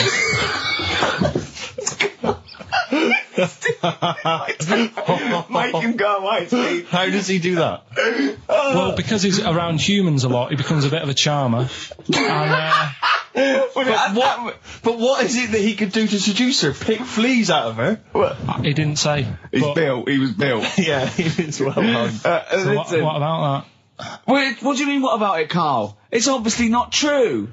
It's obviously not true. This wasn't on the internet. This was in a book. So it's not a quick joke and just put it on a website. This is in a book. I don't understand how... I love that he becomes a charmer. He's got better taste in brandy. Exactly. And What was it that he was doing that seduced her? I don't know. Maybe because he was at home more than the zookeeper was. But what would he be doing, Carl? He's not going to be talking with her. They're not going to be playing like Trivial Pursuit. Maybe she liked the silent type. He didn't go into that. He just said that's when the trouble started. Carl, anyway, go on. Right. Is that what Suzanne did when she brought you in? Coldplay, Clocks on XFM 104.9. Ricky Gervais, Steve Merchant, and Karl Pilkington. Right, give me some monkey magic, Karl. Hang on, we better do the jingle, ain't you? Oh, chimpanzee that! Oh, you'll like this one. What I've found is found out like a lot of monkeys' names. Like that's how I found out about Oliver. Yeah. What do you mean you found out a lot of monkeys' names? Well, there's a lot of monkeys out there, and you think they're just called monkey and what have you, but they're all given names, right? So this one that I found about, bit of a weird name anyway. It's actually called Crap. Its name, right? And so they're not born with those names. It's not like their parents give them those names. You know, they're just chimps. Yeah. But this one, right? And it's called Crap. Yeah, I know. Right, but do you know what it's famous for? What crap? Yeah. No. Go on. Is it involved with this show? It's the first monkey to have its name tattooed on its head. Yeah, again, I will say not by choice. There is no way that a chimp would go down to Camden Lock and go, are you a registered tattooist? I am, yes. Yeah, it's the cleanest, yeah. Go, okay, Can I have a look through your book? I'm looking for something quite gothic, but, I'd like, you know, what's your name? Crap. Oh, I'm not sure I can do that because you're not drunk, are you? I haven't had a drink. I've had some Mbongo, and that's all. But no. What are you talking about? The first monkey to have its name tattooed on its head. What are you talking about, There's got to Karl? be more information. Don't tell me you're leaving it there. There's got to be more information. That was it. And then I read it thinking, well, that's weird because that means there's loads of monkeys with tattoos on their head. If that's the first one. No, it could be still the only one. The first and only. Yeah, but would they report that? What do you mean, would they report it? This isn't the Washington Post you're reading. This is mentalists who do websites about themselves every day. What? There's got to be a third Why is act that to that news? story. Why is that news? How did you come across that? Well, First nut monkey with tattoo head. I mean, what are you talking about? But why did it have its name tattooed on its head? No, it didn't say that. I mean, yeah, I know, it's mad. But he didn't say why. Was that enough for you, though? Did you feel satisfied having read that? Did you not have other questions? There's no way that is in the Guinness Book of Records. There's no way that is cited in the Guinness Book of Records. I just read it as like, what a weird name for a monkey. And then, you won't have that on your head. What would be a good name for a monkey? I don't know, anything but that, really. Yeah. Dave. Ted. But what do you think of that then? Well, I don't know what to think about it because I don't know what you're telling me. I don't know that that's news. I don't know that it's true. I mean, I don't know where to start with that. Is that all you found? You found something about a monkey? I'll tell you, right, when I was searching for stuff on monkeys, right? Yeah. I was searching around like I always do, finding information, right? Yeah. And found out, are you aware of the Iceman? The Iceman? Yeah. Go on. Right, and to me, the monkey thing was more... What's the Iceman? Oh, the man that was found in the ice. So you're aware a of him? Neanderthal man. Right, yeah. Ricky, do you know Not a about monkey, the Iceman? though. No, but I just was looking at, like, info. Right. The 5,000-year-old fella who was preserved in a glacier. That one. Yeah. Right. Yeah. Do you find that more fascinating than the monkey? Well, I know that it's true. Yeah, it is true, but do you find it more fascinating? Well, simply because it's true, I find it more fascinating. I can't act on if someone anything that's true is more fascinating. But you see, what I get from the monkey thing, you go, I wonder if it was happy about that. And but you accept it straight away. You accept that is true and interesting, and I don't know what that is. I mean, to me, it sounds like a bit of cruelty towards animals. Yeah. You know, because I mean, if that's true, it's disgusting to tattoo a monkey's head. It's disgusting. Yeah. Do you know what I mean? Yeah. There's no way. That's what I'm saying. It doesn't do it. If they reported that a monkey went in and got a tattoo and chose it itself and then was riding a Harley Davidson down Camden, I'd go, that is incredible. But I'd really want to see it on the news, and it mustn't be anywhere near the 1st of April. You know what I mean? I think you've just blown next week's.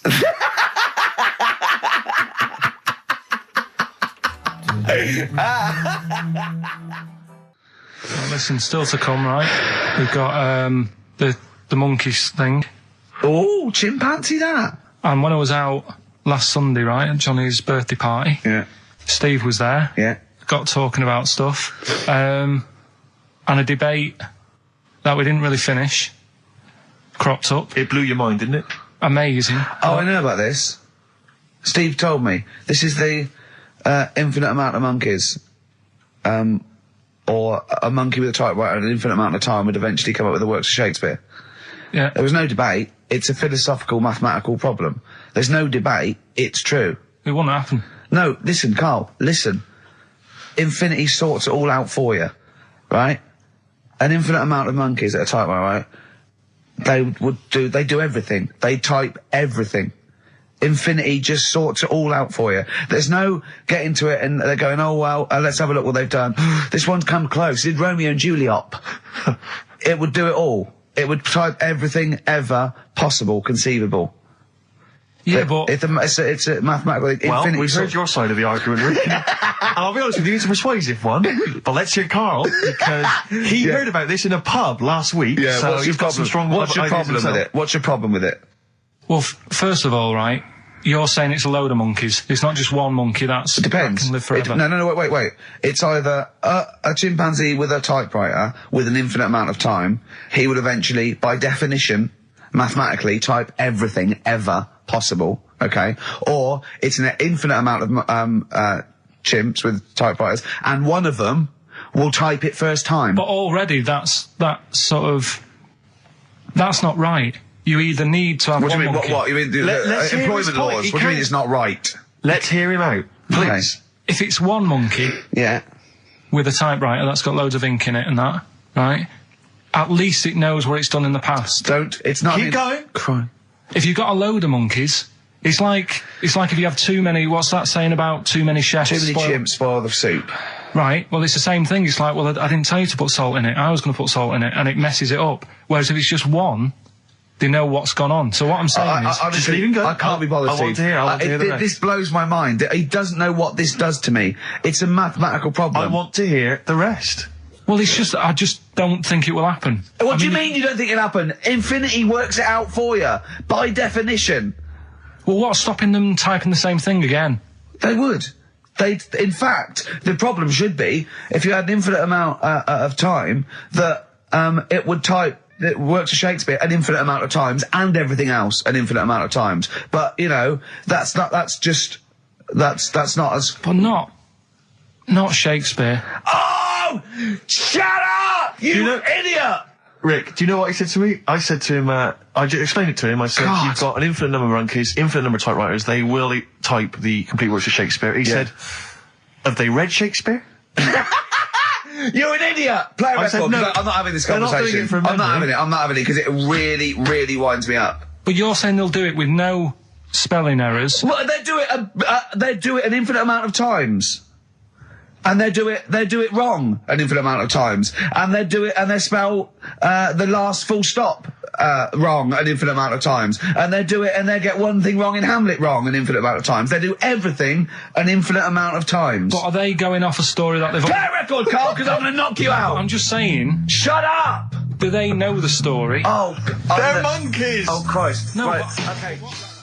Right, Carl. She's a girl and I'm a man. Good that, innit? On XFM, 104.9, Ricky Gervais, Steve Merchant, Karl Pilkington. As ever, Rick, there's always someone who steps in to defend Carl. Okay, what is the defence? What is the defence? Here's an email from Scott Coomer. He says, Carl is actually right. I've got an A-level in statistics and probability. It doesn't matter how long they have and how many monkeys you have. You cannot guarantee they would type the complete works of Shakespeare. Infinity makes it probable they would get it right, but not definite. Yeah. Well, yeah. Yeah. That's what I was saying. No, you weren't saying, Carl. You don't understand it. Infinity sort of sorts it out. That if they do anything, they nearly do everything, won't they? No, I mean, they'll give it a good shot. on that. No, that's not the point. But the I'd point be is this. surprised if they did one page right. Right, listen, it's not to do with consciousness. It's not to do with them aiming. They are just bashing away at the keyboard. It's like they're used to show that there isn't consciousness. They chose the chimpanzee because it can type, presumably, hit the keyboard. It's because they hadn't come across you at the time. Yeah. It's to take out thought out of it. It's to take out reason and trying, right? It's just random. They're saying that if you typed enough things, if a computer was left typing everything, if you left it for an infinite amount of time, and they chose Shakespeare because there is meaning behind it, and it's difficult to get it exactly right, to show you that infinity would come up with it's not just Shakespeare, it's every novel. It's everything. Fairly eloquent there from Gervais. A quick riposte, please, from Karl Pilkington. No, I'm just saying, what I don't understand, if it hasn't read it, then how does it know where it's going? Listen, right, listen, right, Can I just explain to people, right? Some people have said, why are you cruel to Karl? He drives me mental with things like that. As I say, this discussion began because we were talking about a quote that Noel Gallagher supposedly gave. Now, I don't want to misquote Gallagher, but the gist of it was that he said, had I written Wonderwall or whatever, instead of the Beatles writing Strawberry Fields or whatever, I'd be the one that was considered the great songwriter, and it wouldn't be the Beatles. You know, it's just the fact that they came first that meant that they get all the credit as being the greatest band. I don't know where to start with that statement either. I mean, that's Gallagher's thing, and he's, you know, well, whatever. We know what we think of that. What was your point, Karl? You agreed with him, didn't you? Yeah, I reckon. Right? Do you know we've talked about putting a baby in a room before, and it'll know what colour it is and stuff. If you've got a room that's painted red, right? But forget that, because that's going to confuse you. Hear him out. Listen to me. Say if they did some new TV show, right? Like, what's that film with Jim Carrey in where The Truman Show. The Truman Show, right? So they make up a little room, and some woman has some kids, and you say, right, let's put the kids in this room, and they don't know what's going on outside. They don't know anything about, like, EastEnders and that. It's like their little world, right? They don't know anything that's gone on. How could a child survive without EastEnders? Right, listen. So, you sat in the room, right? And then, when they're all asleep... Right, wait for this bit. Someone Have you heard this bit? Wait for this bit. They're all in a room. Yeah. They're asleep. Yeah. Someone pops in, puts a guitar next to the bed. Right? Nips off out again. They wake up in the morning...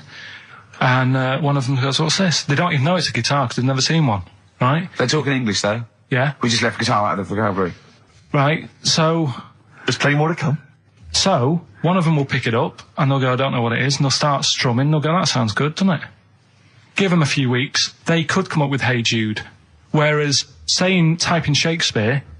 A monkey that can't even spell. I see that. You can't answer it. I might come with you, Rick, if that's all right. We've got to sort out that Christmas special as well. Yeah, no, sure. All right, I see that. I'm shooting off then as well. Cheers, Karl.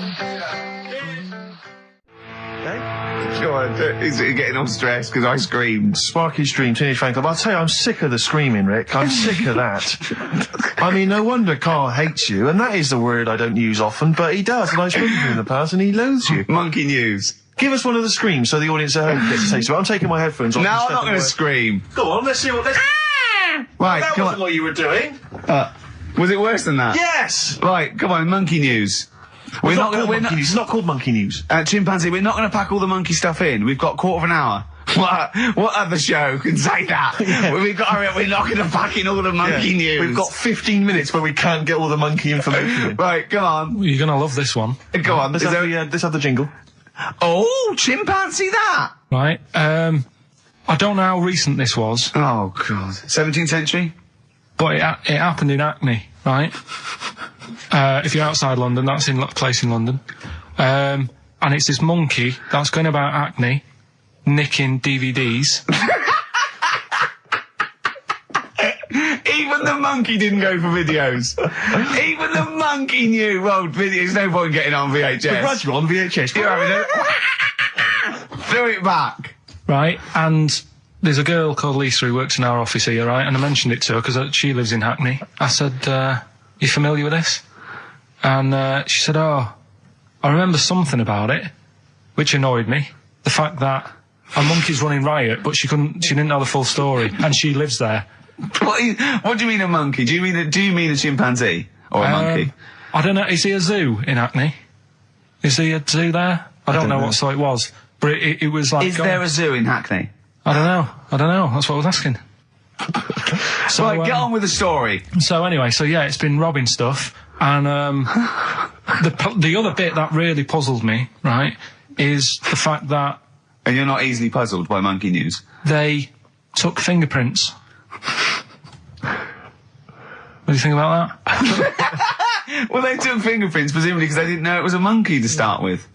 No, they did. They saw it, nicking stuff, and they said, get fingerprints. So that means there's more than just one doing it.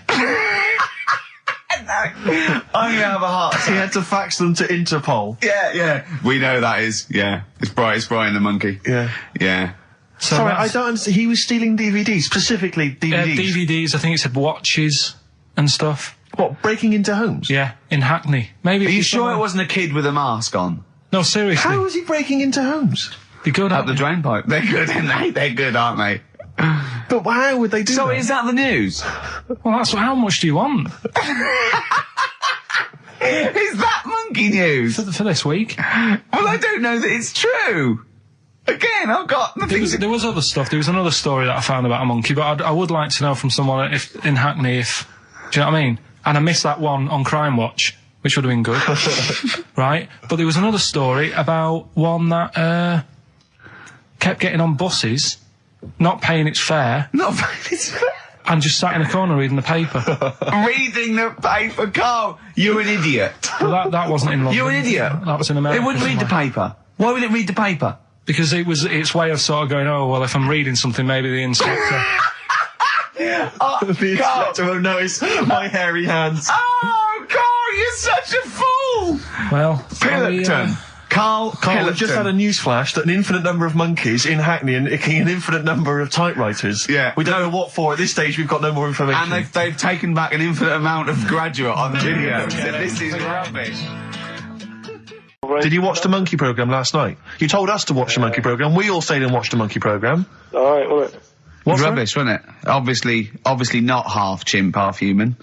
Well, I mean, they missed out a lot of the interesting bits. They didn't have any interesting bits. Those are bits that you made up to make it more interesting. The bits that I told you about 3 months ago before they decided to make the programme. Yeah.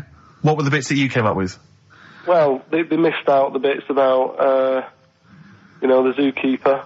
Right, there wasn't a zookeeper, yeah, go on. Well, there was, but they left that bit out. Well, okay, fine. And they left out the bit where it ran from there in 1975. In terms of those that did research, they actually went and filmed it, you read it on the internet. Yeah. Chances are you're the one with the facts wrong. Yeah, I think they also left out the bit when it jumped over 3 double-decker buses on a motorbike. On Evel Knievel's motorbike. Yeah. So, I can't believe it. I cannot believe it. Not only do you not bother turning up, but you turn off the radio and start watching football. I turned it off, but I've recorded it. I'll listen back later and sort of... Well, what good is that? Sort of, I like to keep it in shape and that. I'll have a word next week. All right. If you receive any phone calls from people you don't know, we don't know anything about that. Instantly, we don't know why that is happening. That is just going to be a weird, spooky thing. So and don't bother telling the story about Men in Black 2 either, because I don't think people will be interested. Actually, on the subject of Men in Black 2, what? Have you seen that, Steve? No, I haven't, Carl. Tell me about it. You should see it. Go on. Why? Because there's this thing in it. Go on. What, a stupid, bald Mancunian tosser? No, weirder than that. There isn't anything weirder than that. Big eyes, it was gangly. Keep talking. You've got to see it, because you wouldn't believe the likeness and that. You've got to get the film out tonight. Right. It's not as weird, it had a normal voice, right? He's done yet, he's not even here! I'll tell you what, mate, it ain't worth coming in next week. Stay on the line, Carl. Play a record, Claire. Kings of Leon, Molly's Chambers. What do you think of that, Carl? Alright. There's a surprise. Another insightful remark. Steve is not a fan now. Not only does he know you've been slagging him off behind his back. No, I wasn't slagging Steve. If you get it out on DVD tonight, you'll know I'm not slagging you off. It could be your brother. I love the fact that it makes it worse, but he's thinking you're going to go, oh, he wasn't slagging me off. It does look like me. I do think I'm an alien. I love the fact that you hope Steve will go, he's got a point. It's a spitting image. Yeah. I am, seriously, Carl, I'm really angry. I'm so angry with you at the moment. You haven't seen it yet? No, I know, because I know what it's going to be, and I'm Why? fuming. I'll tell you why I'm angry, because he doesn't do it in jest. No, but what do you think it's going to look like? What do you think this thing's going to look like? Going to look ludicrous. It's not going to look anything like me, but he's going to like pretend it does. Go on, what? Go on. No, it does look like you. Yeah, of course it does. And you looked like the Human Z. Well, I mean, to be honest, you did a bit, Carl. You walk like him, you're bold like him, you got a sort of gormless face like him. Any more? I don't smoke. That does. Hang on, I'd love to have some monkey news, though. Go on then. Got any monkey news? Yeah, I got some monkey news. Go on then. No, Rick, come on, cheer up. Well, it's just sort of like he moans that he's got too much time on his hands, and he comes up with that Okay. shite. Monkey news, the jingle, please. Oh, chimpanzee, that monkey news. Okay, There's been quite a lot of stuff going on. There was a few bits in that Guinness Book of Records book that cost me 20 quid. Yeah, well, that's not news, is it? They printed that probably last September. No, so that's there's one in there. new music, new monkey news from last September. You're a lord. Come on. Waster. Please, Ricky, monkey news. Right, there was this monkey in a zoo in Brazil. Right. And there's a little man monkey, a little woman monkey. And You're a scientist, aren't you? Go on. And they said the people in charge were like, oh, wouldn't it be good if they had kids? Brilliant. Right. So anyway, the chimps used to stand sort of, you know, they'd have their little caves each, and they used to sort of lean on the fence having a bit of a chat and stuff with each other. Right? With a chat, well, you know, gossiping, gossiping. The equivalent sort of thing. Yeah. So anyway, they were getting on a storm, and like the zookeepers were like, Did you hear that, cheapest chimps this week? I thought it was fascinating. Yeah, just gossiping, I understand. So, what's any monkey news? I don't know, let's tune in. What was monkey news this week? Come on. It was from last September. So they were, there was, you know, stood there having a chat, and the zookeepers were like, I wonder if they're ever gonna, you know, have kids and that. Yeah. Anyway, it went on for ages, you know, this just chatting, no sort of action. Blimey. So what the zookeepers did was, they said, I know, they'll have kids. Are we letting that go? They were just chatting. Are we just letting that go? We're letting it You know go. what I mean? Just doing whatever monkeys do. Okay. Right? So the zookeepers were like, yeah, I wonder when they're gonna, you know, have some kids. Yeah. Anyway, what they decided to do, to egg them on, Yeah. bought one of them a suit, one a wedding dress. Right. Keep going. No, I'm not having it. Shut up, Gervais. Fade him down if he's going to interrupt. I want to hear the rest of this. They got married. So they got married? Yeah, they got married. Right. What? That's the end of it. This is why I don't. Right. That's the end of monkey news. That's the end of monkey news. Don't do that again. You've got no features left. Why don't you like that? Well, this is not a story. It's about two chimps chatting, which doesn't happen. The zookeeper's going, I wonder if they're going to ever have kids. Egg them on. They got married. That's the end of the story. What are you talking about? Hang on, just calm down. Let me just check that you didn't make a mistake there and didn't lose out. What do you mean you didn't make a mistake? Wait a minute, he may have just left out a fundamental piece of information. What, the story? That would have made it into a story. Right. Let me just check the facts. So they bought them wedding outfits. They were married. Did they propose to each other, or were they just forcibly Don't married? encourage him. Just forced onto And it. then what was the outcome? Once they got married, what happened? They fell in love? Yeah. What? Whoa. It's not a marriage, Carl. Be quiet. It's not a real marriage. I don't know what you've got in your head. It's like the head of Homer Simpson. I'd go in there and there'd be a wedding reception and there'd be a couple of fights and they'd be talking about stuff. They got married. They fell in love. Did they have children? They're not back off the honeymoon yet. Play a record. You got no features left. You got one feature left and come back to the film. Boo-hoo-hoo, it won't do. Listen to the Gallagher Boys and stop crying your heart out on XFM 104.9. No need to. It's monkey news. So that is the time. Time for monkey news. Can we have the jingle? Oh, chimpanzee, that monkey news. I love the jingle. Right, well, Can we play that jingle once more? Yeah. let me cue it up. So, chimpanzee, that monkey news. Oh, it's brilliant. Well, listen, it's from Steve. Okay. Right? Now, what it is this monkey, right? Yeah. Don't know where it was. Mm-hmm. But there's a bit before the monkey anyway, right? Jeez. It's this, no, listen. Shoot me. Right? It's a bank. There's this bank, right? Busy bank. Normal day, everything's going normal, right? Busy bank, people going in, doing what they do, seeing about mortgages and stuff. Yeah. Everything's normal. Everyone's happy, right? Yeah. So anyway, it's quite busy one day. Fella comes in with a gun and a balaclava on. Up to no good. Right, I'll tell you now, Carl. If this fella turns out to be any ape or monkey related species, you're never doing this again. You're never. So just, if you want to finish it, it's at your own risk. But if this fella who robbed the bank turns out to be a chimpanzee, that's the end of Monkey News. All right. Okay, let's hear the end. It's a lovely day in a lovely bank. Everyone's happy. Everything's normal. The man comes in the balaclava. Man comes in. Is it a man? Starts waving a gun around. Shut up, Rick. Let him finish the story. Starts waving a gun around. Yeah. Right. Up to no good. So everyone's thinking, oh God, wish you didn't come in here. It's not going to be a good day. How tall is the man? Shut up. Let's hear it. Everything, oh God. And he's telling everyone to get down on the floor. Yep. Hey, what, in English? In English? Yeah. In English? So? Yeah. So everyone's panicking. Everyone's getting on the floor thinking, this is it. This is, it's all over. Yeah. Just when you think, it's all bad news. Yeah. It's all bad news. Doors swing open. Little monkey wanders in. God, it's worse. Shut up, Rick. Little monkey wanders in, right? The robber's like, what's going on here? He's telling it to get down on the floor. I don't think it was taking any notice. No, right? it was just busy asking for coffee. It runs in. I don't know if it was going to withdraw or deposit or whatever. It wanders in, right?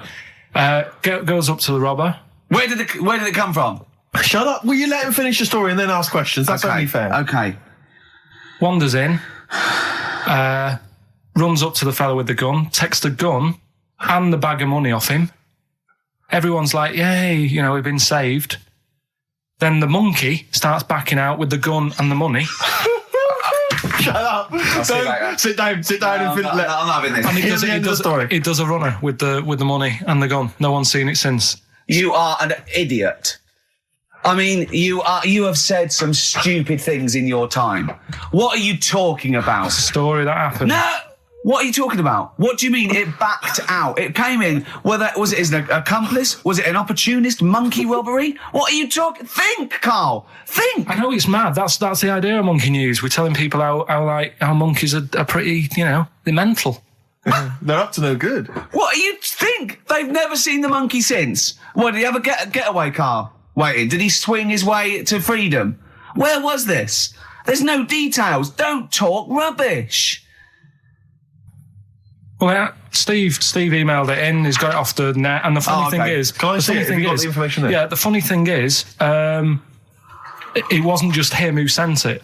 I had that a couple of times. So a few people obviously read the story and said, that'll be good for Monkey News. It doesn't say anymore. It doesn't say if he went off to Spain. It doesn't say, if he's on Crime Watch. Yeah. It doesn't say any of that. It's just saying that's what he did. That's the story. And that's what Monkey News is about. I've heard that they're making a movie version with Phil Collins. So I look forward to that and Julie Waters. So that's this week's Monkey News. If you've got any, if anything's happening don't bother. In your town. That's the end. No, that is the end. That's the end of Monkey News. No more Monkey News. This is bit of Queen. It says it here in this email, Rick. It's got to be true. Right. So that seems well. Oh, chimpanzee that Monkey News. Right. Now, before and again. Go on. Oh, chimpanzee that Monkey News. Brilliant. Right. Right. Before I went away, I told you about Alfred. He was the monkey where there was a robbery going on in a bank. Yes. And then he nicked the robber's loot and backed out. Yeah. With a gun. Yeah, he sort of stole. He robbed the robber, didn't he? Yeah. Did he take his gun as well? He took the weapons. He took all the weapons. There was like a couple of robbers. He managed because they were so amazed that a monkey was coming in. It was like don't talk shite twice. Right? Anyway, got a follow up to that. Okay. Now, what was that monkey's name? Alfred. That was Alfred. So anyway, because a lot of people wanted to know, well, what did he do? Did he go off and have a holiday? Did he? No. Right, so the follow-up is, what happened is, the monkey had the guns, had the cash, which was $250,000. Sure. Right? It went back to the zoo, right? Right, Carl, you're talking shit. Ricky, I get angry with you when you won't let him finish his Monkey News. Right. Can't we just get out the official Imagine thing? if people were interrupting Trevor McDonald. It wouldn't happen. I want to make sure I don't get anything wrong. No, of course not. So check the internet. So the monkey goes back to the zoo, right, where all the zookeepers come out and go, get him. He's got the guns. Yeah. He hands out a couple of guns to his mates. What? His monkey mates? His monkey mates, so they've all got a couple of guns each. Oh, Carl, Steve, I can't, mate. I cannot stand it. Honestly, I want to scream. Please, I really get annoyed with you. They tried to do him a deal. They said, how about if... I'm going. Tell him that. I'm not going. No, I can't. Step out from a... Okay, we'll just do it. Look, don't listen. Step out and I'll paraphrase what I hear for you when you come back in. Step out. Now, please, I need to hear the end of this. This is monkey news. This is important stuff. Right, Ricky now has left the room. He cannot bear to hear it, which is surprising to me. Right, so anyway, they've got the money, and they say to the zookeepers, how about we give you some cash? Yes. And they go... Oh. Sorry, hang on. Sorry, the zookeeper said that to the monkeys? Yeah. Right. No, the monkeys who have got the £250,000 right. say to the zookeepers, we'll sort you some money out if you let us go. Sorry, the monkeys say to the zookeepers... We'll give you some money. Yeah. You don't see any problem with that?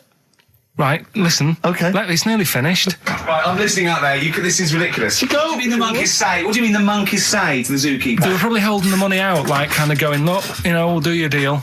Right, okay, come on. And what happened is, I think they were happy with that. I think they left, and that was that. They wanted to get out of the zoo because they didn't like it in there. There's the thing. Right, I don't... Just have a look. Right, Carl, think. Right, how did they get out in the first place, this one? Just let Steve have a... So why did he go... So he went and robbed... He thought... he knew there was going to be a robbery that day, did he? He might have been getting some money before they went to escape, and then that happened and they had more money. They might have been withdrawing some stuff out. What do you mean? If he was planning on leaving the zoo, he's going to get his savings. What are you talking about? What have you read there, Steve? I've got a feeling this is a review of one of the Planet of the Apes films. I think it's Escape from the Planet of the Apes. I'm not certain. It could be Beneath the Planet of the Apes. Right, Carl, think. Please think, right? So this monkey, right, he leaves the zoo, right? He leaves the zoo, which he can do, presumably. What, they leave him the keys or what? They're chatting to him, they might as well. He goes to a bank. What's he thinking of doing? Sees a robbery, probably by chance. He probably wasn't tipped off, was he? Or has he got one of those police scanners? Probably got one of those police scanners. Well, I think he was going to the bank to get a mortgage to build I think he wanted an extension, didn't he, on his cage? Think of that. And so I love the fact that he hands out the guns and they do a deal. It's honestly, you've got the best mind working on radio today. It's incredible. The only person who makes less sense is Terry Wogan. Oh, I don't know. He goes up and down, doesn't he? I can't understand his sentences because I don't know. No, it's like free-form poetry. Yes, I don't know whether it's the end of a sentence in the middle. Is a new one? Yeah. Yeah. But let's have the jingle again, a record, and then we'll probably have to wrap up the show, I imagine. That was, chimpanzee that monkey news. Chimpanzee that monkey news night. Excellent. Good. So we'll sort of get some monkey experts on maybe next week to dissect it. Right. You ready? Yeah. Right. There's this monkey. Right? Oh, yeah. It's called Jack. Yeah. Right. I got pally with this bloke who worked in a railway station. How? Pen pals? I don't know. I didn't say all that. Internet, I'm just telling you. I'm shorting Chat it. rooms on the internet. So anyway, he's helping him out all the time. It's this fella's job, right, to sort of make sure it's safe for the trains to come in, that sort of thing, right? But he's always working on his own, so he's got his mate Jack in with him, right? This little monkey, and they're having a good time. They share lunch together and stuff like that. Anyway, it gets to a point when the fella whose job it is, right, starts getting old. And Jack, the monkey, starts getting more involved. Presumably this is a chimpanzee as opposed to a monkey, you mean? When you say monkey, it's generic term, you mean chimps usually, don't you? Yeah. Go on then. So, he's clocking the fella doing his job and he's thinking, I can do this, right, the monkey. I love it. Yeah. He's helping out, he's pulling down the levers and stuff, so the train's sort of coming on the right lines. Sure, yeah. He's clocking it, he sticks his head out of the little window, see the trains coming and that. I have British Rail listening. Yeah. Right? In the end... Oh, yeah. the fella whose job it is, he lost a leg for some reason, couldn't work anymore. Lovely. Gave Jack the job. Yes. Right. Okay. The railway company are happy with that. I'm sure they interviewed a number of people, but he was the best monkey for the job. And that's good, isn't it? Well, it's not true. Right, once again. Well, it's not true. Don't hand Steve a piece of paper that someone put on the internet who is probably a bigger mentalist than you. That's not proof. It's not true. At no point did a railway company give a chimpanzee the job of signalman. It was ages ago. What? Steve, when was it? It was Before trains, probably. Well, it's in the 1880s, Yeah. according to this piece of paper, which is what you've based your monkey news on. Now, of course, I think ITN and a lot of the news channels, they tend to get lots of independent confirmation of their news before they give it out as fact. But you've got an email from someone, so let's assume that's real. It says, for this, Jack was officially put on the railway payroll, earning 2 cents per day and have half a bottle of beer on Saturday. That's what we pay you, isn't it? He doesn't even get the beer. Oh, dear, he's not allowed to drink, are you? Someone emailed in, actually, and said, Carl, some years ago, did you die? And they took your face and transplanted it onto that of a chimpanzee. It would make a lot of sense. I've never seen you. He always has t-shirts right done up and long sleeve. I bet he's hairy under there. Yeah. I bet you are hairy because you have to shave right up to your eyes. You're one of them, aren't you? And I can see the growth, and it comes out the top there. Are you really hairy underneath? Pretty hairy. Are you really? Well, what's up with that? You're a humanzee, aren't you? That's why you're fascinated with them, and why your IQ is sort of about 80. I think you might be. You might. I don't mean there was any. I think it was a genetic sort of throwback. Well, you're pretty hairy. Look at your arms. What? Just look, give me that banana and shut up. Play a record. That's mine. Now, come on, we should do monkey news now, because I know you want to save it, but I think you should put your best stuff first. You never know what will happen, you know what I mean? Always put your best stuff out there. Let me just get it out of the... Okay, well, while he's getting it, can we have a jingle for monkey news? Yeah. Oh, chimpanzee that monkey news. Tell you what, right, about putting your best stuff first. Yeah. Right. Do you know we were saying the other week about in Chinatown? Not really a town. Well, it's not a town, right? And like the restaurants, they have like those old dead ducks and chickens just hanging in the window, yeah. An octopus and all that just hanging there. Yeah. And that doesn't like make you want to go in, does it? No, sure. This morning, walking through Soho on the way in, walked past this sort of strip joint place. This woman said, "Do you want to come in, sir?" Right, turn round. She must have been about 80. So you're equating her to a hangy bit of octopus. Well, you said, are you performing? And a chicken. I'm just saying, again, put your best stuff at the front door. Yeah, good thinking. Right, anyway, bit of monkey news that's been sent in. Right. Gareth in Catford. Right. Good work, Gary. Basically, it's about this monkey. Oh, yeah. In the jungle. Yeah. It's got a gig at an hairdresser's. What are you talking about? What are you talking about? It's got itself a nice little job going in an hairdresser's. As what? It gets people sitting down, and what it does before the people have their hair cut, that it sort of sits there, and it goes through people's hair, makes sure it's clean, and people are loving it. Right, So it's a pet monkey. It's nothing to do with it getting a gig in an hairdresser's. It's a pet monkey. It's not working at Monkey and Guy. Yeah. No, seriously, it's in there. I think it might have started off as a job, and then. So what does it say? It says junior £15, stylist £35, and monkey £63. So I didn't quite follow. It's in the jungle. It was wandering about.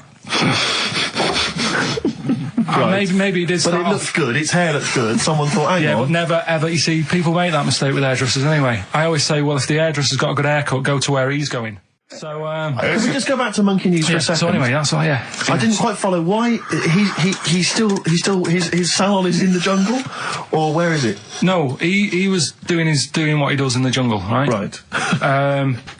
He's walking about. He wanders into the hairdressers. Yeah. maybe they didn't have him on, like, as a job straight away. He was just there. was People training, said, this is yeah. nice. He's sat there picking the nits and Carl, I don't know where to start. Then- it's just it's the embellishment. You don't walk in. He walks from a jungle to an hairdresser's. I mean, you're an idiot. You really are. I'd love to see you try and get a job in an hairdresser if there was another monkey up for it. You'd never get a job. So he was good at that. People said this is relaxing. Apparently he had really nice hands, soothing, right, on people's heads. They said, let's put him on the payroll. So Let's put him on the payroll. What do you mean? Yeah, I'll give you that. Okay, this is the news item, is it? Customers are queuing up to have their hair done at a salon in the jungle There you go. by a monkey. Judy, a pig-tailed macaque, has a reputation as the best exterminator of head lice in Concane. There you go. She is so good, some customers fall asleep under her gentle touch. Regular Amporon Chekema said, Judy's hands are so soft and gentle, I really feel I can relax. But you know that is doing what it does naturally. It's looking for, like, salt and stuff in the hair Yeah. and nits.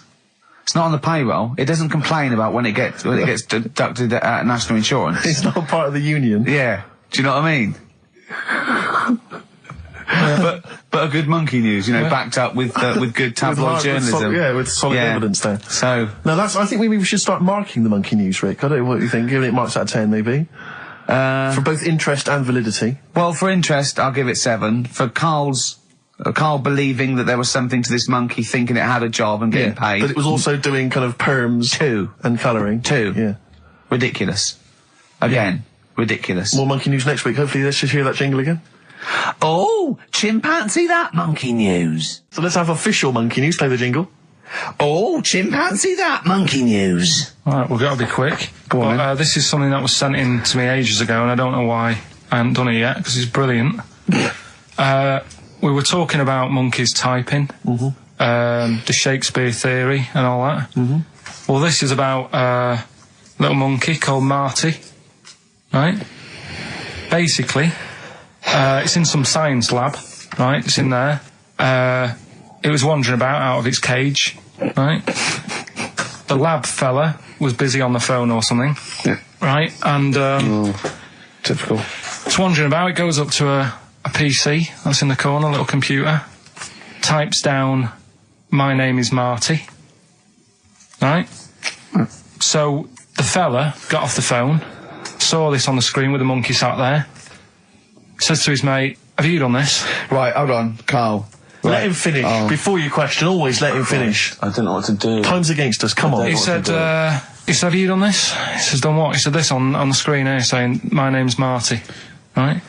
He goes, what are you talking about? As he's having an argument with his mate saying, you're lying, you did it. Monkey's sat there, typing, this isn't a practical joke, my name is Marty. Right, and that's the end of the story? I'm not coming in next week. I I think we need a week off. I actually think we need a week off. He's doing a web chat or something. You can go online and have a chat with it. The monkey's doing a web chat. I don't know. Has he got his own Carl, website yet? His favourite Buffy the Vampire Slayer Have a outfit? look at that, have a look at that. Right. Do you believe that, Carl? It's all there. No, but do you believe it? Do you believe that monkey could type that and then say this is not a practical joke when he's still arguing? Weird, isn't it? Oh. What do you reckon, Steve? Yeah, well, it's obviously a wind-up. It's a joke. It's not even... You haven't even got some of the facts wrong. It's just a wind-up. Have you noticed the date? Is it April the 1st? It is April the 1st. You are joking. That it was sent. You're an idiot, Carl. It was sent on April the 1st, Carl. So you're saying the monkey knows it's April the 1st, but you And don't it's doing believe... a wind-up, yes. Yeah, I think the monkey has thought, I'll do it on April the 1st so that people think that it's a wind-up. In actual fact, I am a monkey that can type and read. It's a shame you never went into investigative journalism. You could have brought down, you know, the poor Watergate Carl. scandal. Poor Carl. Well, I was thinking of a song that sums us 3 up. Yeah? What are we? What do you think? How would you sum us up? Tricky. Well, young, gifted and black. True enough. Apart from a couple of them. Yeah, well, we're not gifted. No. And we're not very young. No, I'm certainly not. Shall we take a week off? Yeah. Should we maybe just knock it on the head altogether? We'll take a week off and see what happens. Okay. See you next... No, let's not see you next See you in week. a couple of weeks. Yeah. Cheers then, Carl. Is there some monkey news? Goes without saying. Of course. Does it really? That monkey news is safe, isn't it? It's not like, You're always going home with monkey news. You know it's there. Yeah. It's like songs of praise on a Sunday. well, it's that time.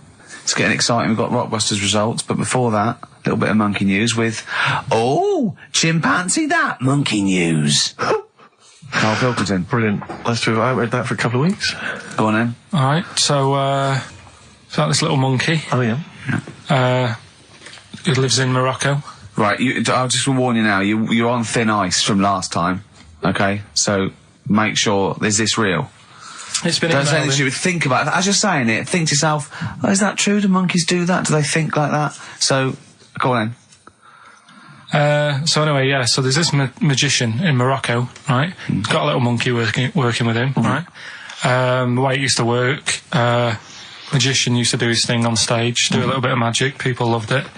Then the monkey came out, had a little cap, walked around the crowd and stuff, got the money, had a good little team thing going on, right? Yeah. So anyway, the monkey's name was 86. Right. Because back then there was so many monkeys, it was like, oh, what names, do you know what I mean? What names do you use, what do you do? So they just named them, right? So this little monkey... What, he had 86 other monkeys? No. It's just like because a lot of monkeys were sort of working back then, helping magicians out, you know, doing bits and pieces, busking, what have you. Well, Rick, you know how there's so many... Why would there be a confusion with that? If he only had one monkey, where's the confusion? People would go, I'm not going to go and see that, I want to see 86, he's the better monkey. Do you know what I mean? What does it matter? I don't know what you mean. Well, why do they need... Where was the confusion? With people going to the circus and going, what monkey are you going to go see tonight? I don't know. It wasn't a billing, was it, with a monkey? But Rick, it's just the same with humans. You know, there's so many humans now that we can't give them names anymore. Yeah, they all have to have numbers. Exactly, yeah. There's so many humans, you know, with 5 billion people. We can't give them names. It's impossible. But, you know, with a few monkeys anyway, number working... 22, go on. So, anyway, there he is. 86. 86. With his hat. With his hat, walking around, getting the money. Yeah. Anyway, the magician sort of, thinking about moving on. Because in Morocco, he'd sort of done all the tourist traps. Sure. So he had a word with the monkey, said, how about we... See? No, let him continue. Think. Let him continue. He didn't have a word with the monkey. Let him continue. So what do you think about going over to Spain? Yes. Sure. So, the monkey was in agreement? So he said, all right, go on then. Right, so they get in the car, and, the magician knew he'd have a bit of a problem on his hands because you're not meant to take monkeys out of the country. Yeah. Right? So he thought, right, what I'll do, I'll get a car, right? Right. Stick the monkey in a boot, right? Get on the boat and hopefully sort of, stick it in some luggage and what have you. Yeah. We'll be over there, we'll be earning big money, sure. Everything's going to be great. So the monkey was like, brilliant. So they get in the car, they're on the way to the boat, and pull over at a petrol station. And just before filling it up, he opens up the boot and he goes, you all right in there? And it's like, yeah, it's sound. So he leaves the boot open so it can breathe and get a bit of fresh air whilst it's filling up. Goes in to pay the money. Yep. Pays the money, goes, I'm just paying for the... Right, this monkey is not going to drive away in that car, or we're never doing this feature again. Carl, what happens? What's number 86 up to? So... 86. So, That's the ending, isn't it? That's the story. Come on, let Carl finish the story. It better not be. Brilliant. You're going to love it. Right, so he's in the petrol station, and he's going, right, I'll pay for pump 4. And the fella says, what are you talking about? Pump 4, isn't that a monkey? No. Sometimes I use numbers for monkeys, sometimes I use... No, I mean pump 4. Sure. So Yeah, he says, what are you talking about? There's no car at pump 4. Right. Keep going. Sticks his head out of the door. Yeah. The monkey's giving it some. Went over to Spain on its own. I don't know what to do. Well, hang on, let's just get a couple of the facts right here. Well, what do you mean, couple of the facts, right? There are no facts. So, number 86. Number 86 he drove to Spain. You are, honestly, Carl, you must know. It was an automatic. Right. Carl, you must know that is shit. There is no way a monkey... That's the thing with he his gets feature, stopped at customs. It's mental. How did he get through customs, Carl? Has he got a passport? No, he was sneaking about because he didn't have a passport. So he parked and then snuck through. Do you want the facts? Let me see it. Right, I'll examine this, Rick, and we'll play a record. Play a record, because I can't... That's nearly as bad as the armed robbery. Right, go on. Yep. Play a record. I think better suede. Yeah, stay together. My favourite. One of 86's favourites. Is there any monkey news? I've got some, but just because it's not that good, something else I found out that I thought I'd share with you. Go on. I was looking in the Guinness Book of Records, right, because I thought they'll have something in there about monkeys or something, right? Mm-hmm. And there's a little monkey, I think it lives in Asia, right? There's loads of them live in Asia. Might just be travelling, but yeah. And something they found out, I don't know if they've got it right, and that's why I want to bring it up. Apparently, it's the mammal, right, that's got sort of the pointiest eyes that pop out of their head. Steve.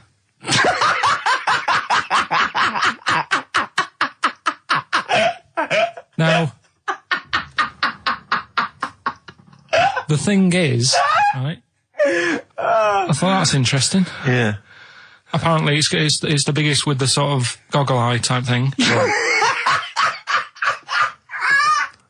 Right, yeah, go on. Apparently, they come out of their head 1.6 centimetres. 1.6 centimetres? What, you mean they protrude? Yeah, they protrude from the head at 1.6. Okay. What? How long? Have you got a ruler, Rick? 1.6. He's having a go. I'd say I'd be a little bit annoyed if the monkeys beat me. Well, I don't think it has. That's what I'm hoping. Is there anything we can... I mean, what's 1.6? Oh, can you... It's about... Drop your trousers. It's, about 3/4 of an inch. What do you think? I don't know. Have they got it right, or what? Maybe I should come down to Monkey World with you next week. So anyway, so that's not the monkey news, that's just something that cropped up and... Sure. I do know once, when we were playing pool in the office, I think Lucy was your partner. Yeah. It was me and Ash versus you and Lucy. And you were having trouble because his glasses kept slipping down. So Lucy pushed his glasses up his nose, but the glasses touched his eye. Do you remember that? Yeah.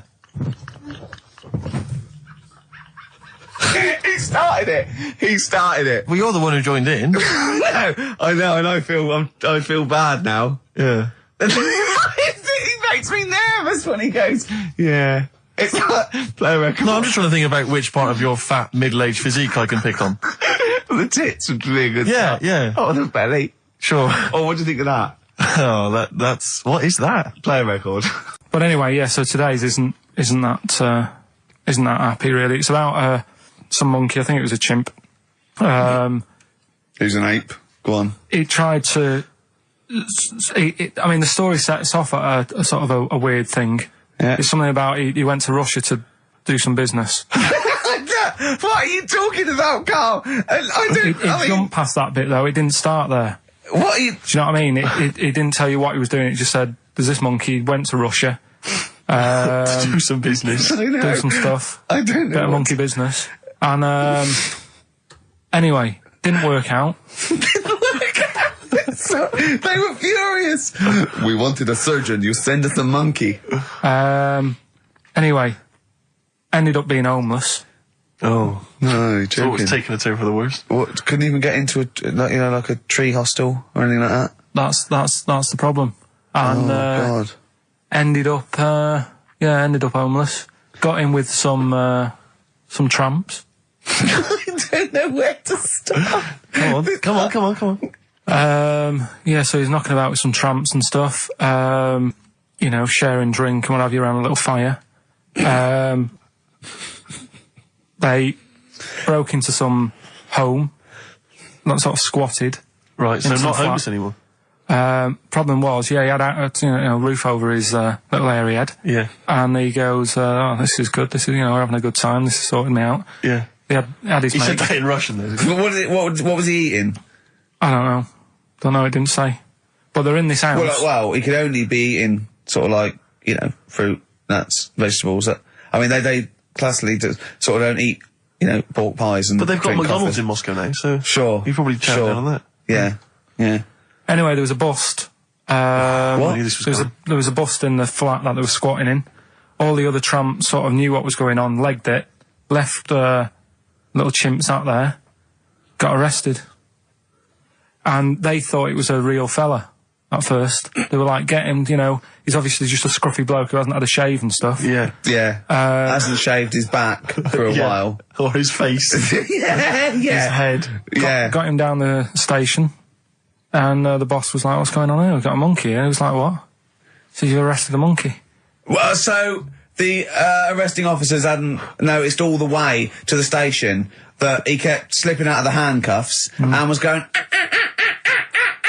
for the entire journey. They didn't notice till they got there. What, did they put a hood over his head maybe and just like, you know? I don't know. I'll give you the story if you want. There's the headline. What is it? What's the headline, Steve? I don't want to see it, but... The headline, this is once again from supposedly reputable news organisation Ananova, homeless monkey arrested in Russia. Did you read on, or did you see the headline and make up that whole story? It's, most of it is there. What isn't there? What bit isn't there then? No, I think you know, Steve can have a look over it, check it out and stuff. Point out the embellishment for me, Steve, will you? Well, what it doesn't say is that the police didn't realise it was a monkey. That's what I was guessing. Really? That they got it back and said, what are you doing? We've got a monkey here. And they go, yeah? Yeah. Oh, God. Familiar with the phrase monkey business? No, never heard that one before, Carl. That's brilliant. Right, well, it came about. This has been emailed in and I haven't really had a chance to look at it, so I'm just weighing it up now. God. Yeah. This is the biggest shambles on air, isn't it? Really? I'm ashamed of it. I mean, what was Dr. Fox? Dr. Fox must have been really polite. He must have been thinking, I don't know how to put this. He must have wanted to scream and go, you shouldn't be in the radio authority. My parents listen online. I can't look them in the eye. Right, I think I've weighed it up.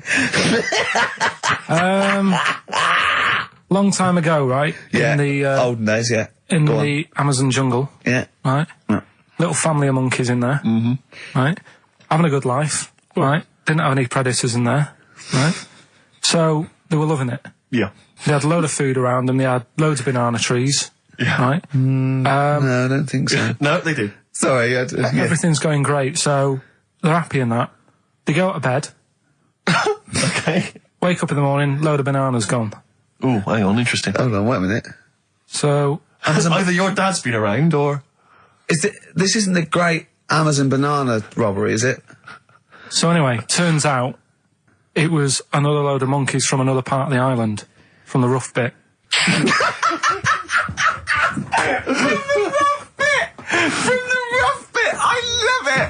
They went into a middle class area. They're the ones with the earrings and the leather jackets. Oh, that is brilliant! From a rough part of the island. So the monkeys thought, well, there's no point getting into a fight with them because they're harder than we are. Yeah, of course, and they carry chains. So... I love all this conjecture! They got flip knives and tattoos. Yeah, go on. So basically, they said, let's do some business with the bananas. Let's do some business with the bananas. This is shit! This is... What are you talking about? Oh, Christ! Right, calm down, we haven't got much time left. Oh, God! What do you mean this? Forget it. No, don't forget it! Carl, do not press that! Switch the record off. Switch the record off. Christ. Switch the record off, Carl. What are you talking about? What do they do? Oh. Let's do business with the bananas. Yeah. So they said, well, rather than them coming robbing them, we'll flog them. So that put a stop to it then. The monkeys came. They didn't have money. They said, give us some bananas. And it says here... So what, they exchange bananas for bananas? For berries and nuts. So that's where the phrase monkey business comes from. Little business to set up. Right, there, God. That's the end of that as well. So that's the end. That is a shame. That's the end of Rockbusters and Monkey News. Well done. You've done it in one show.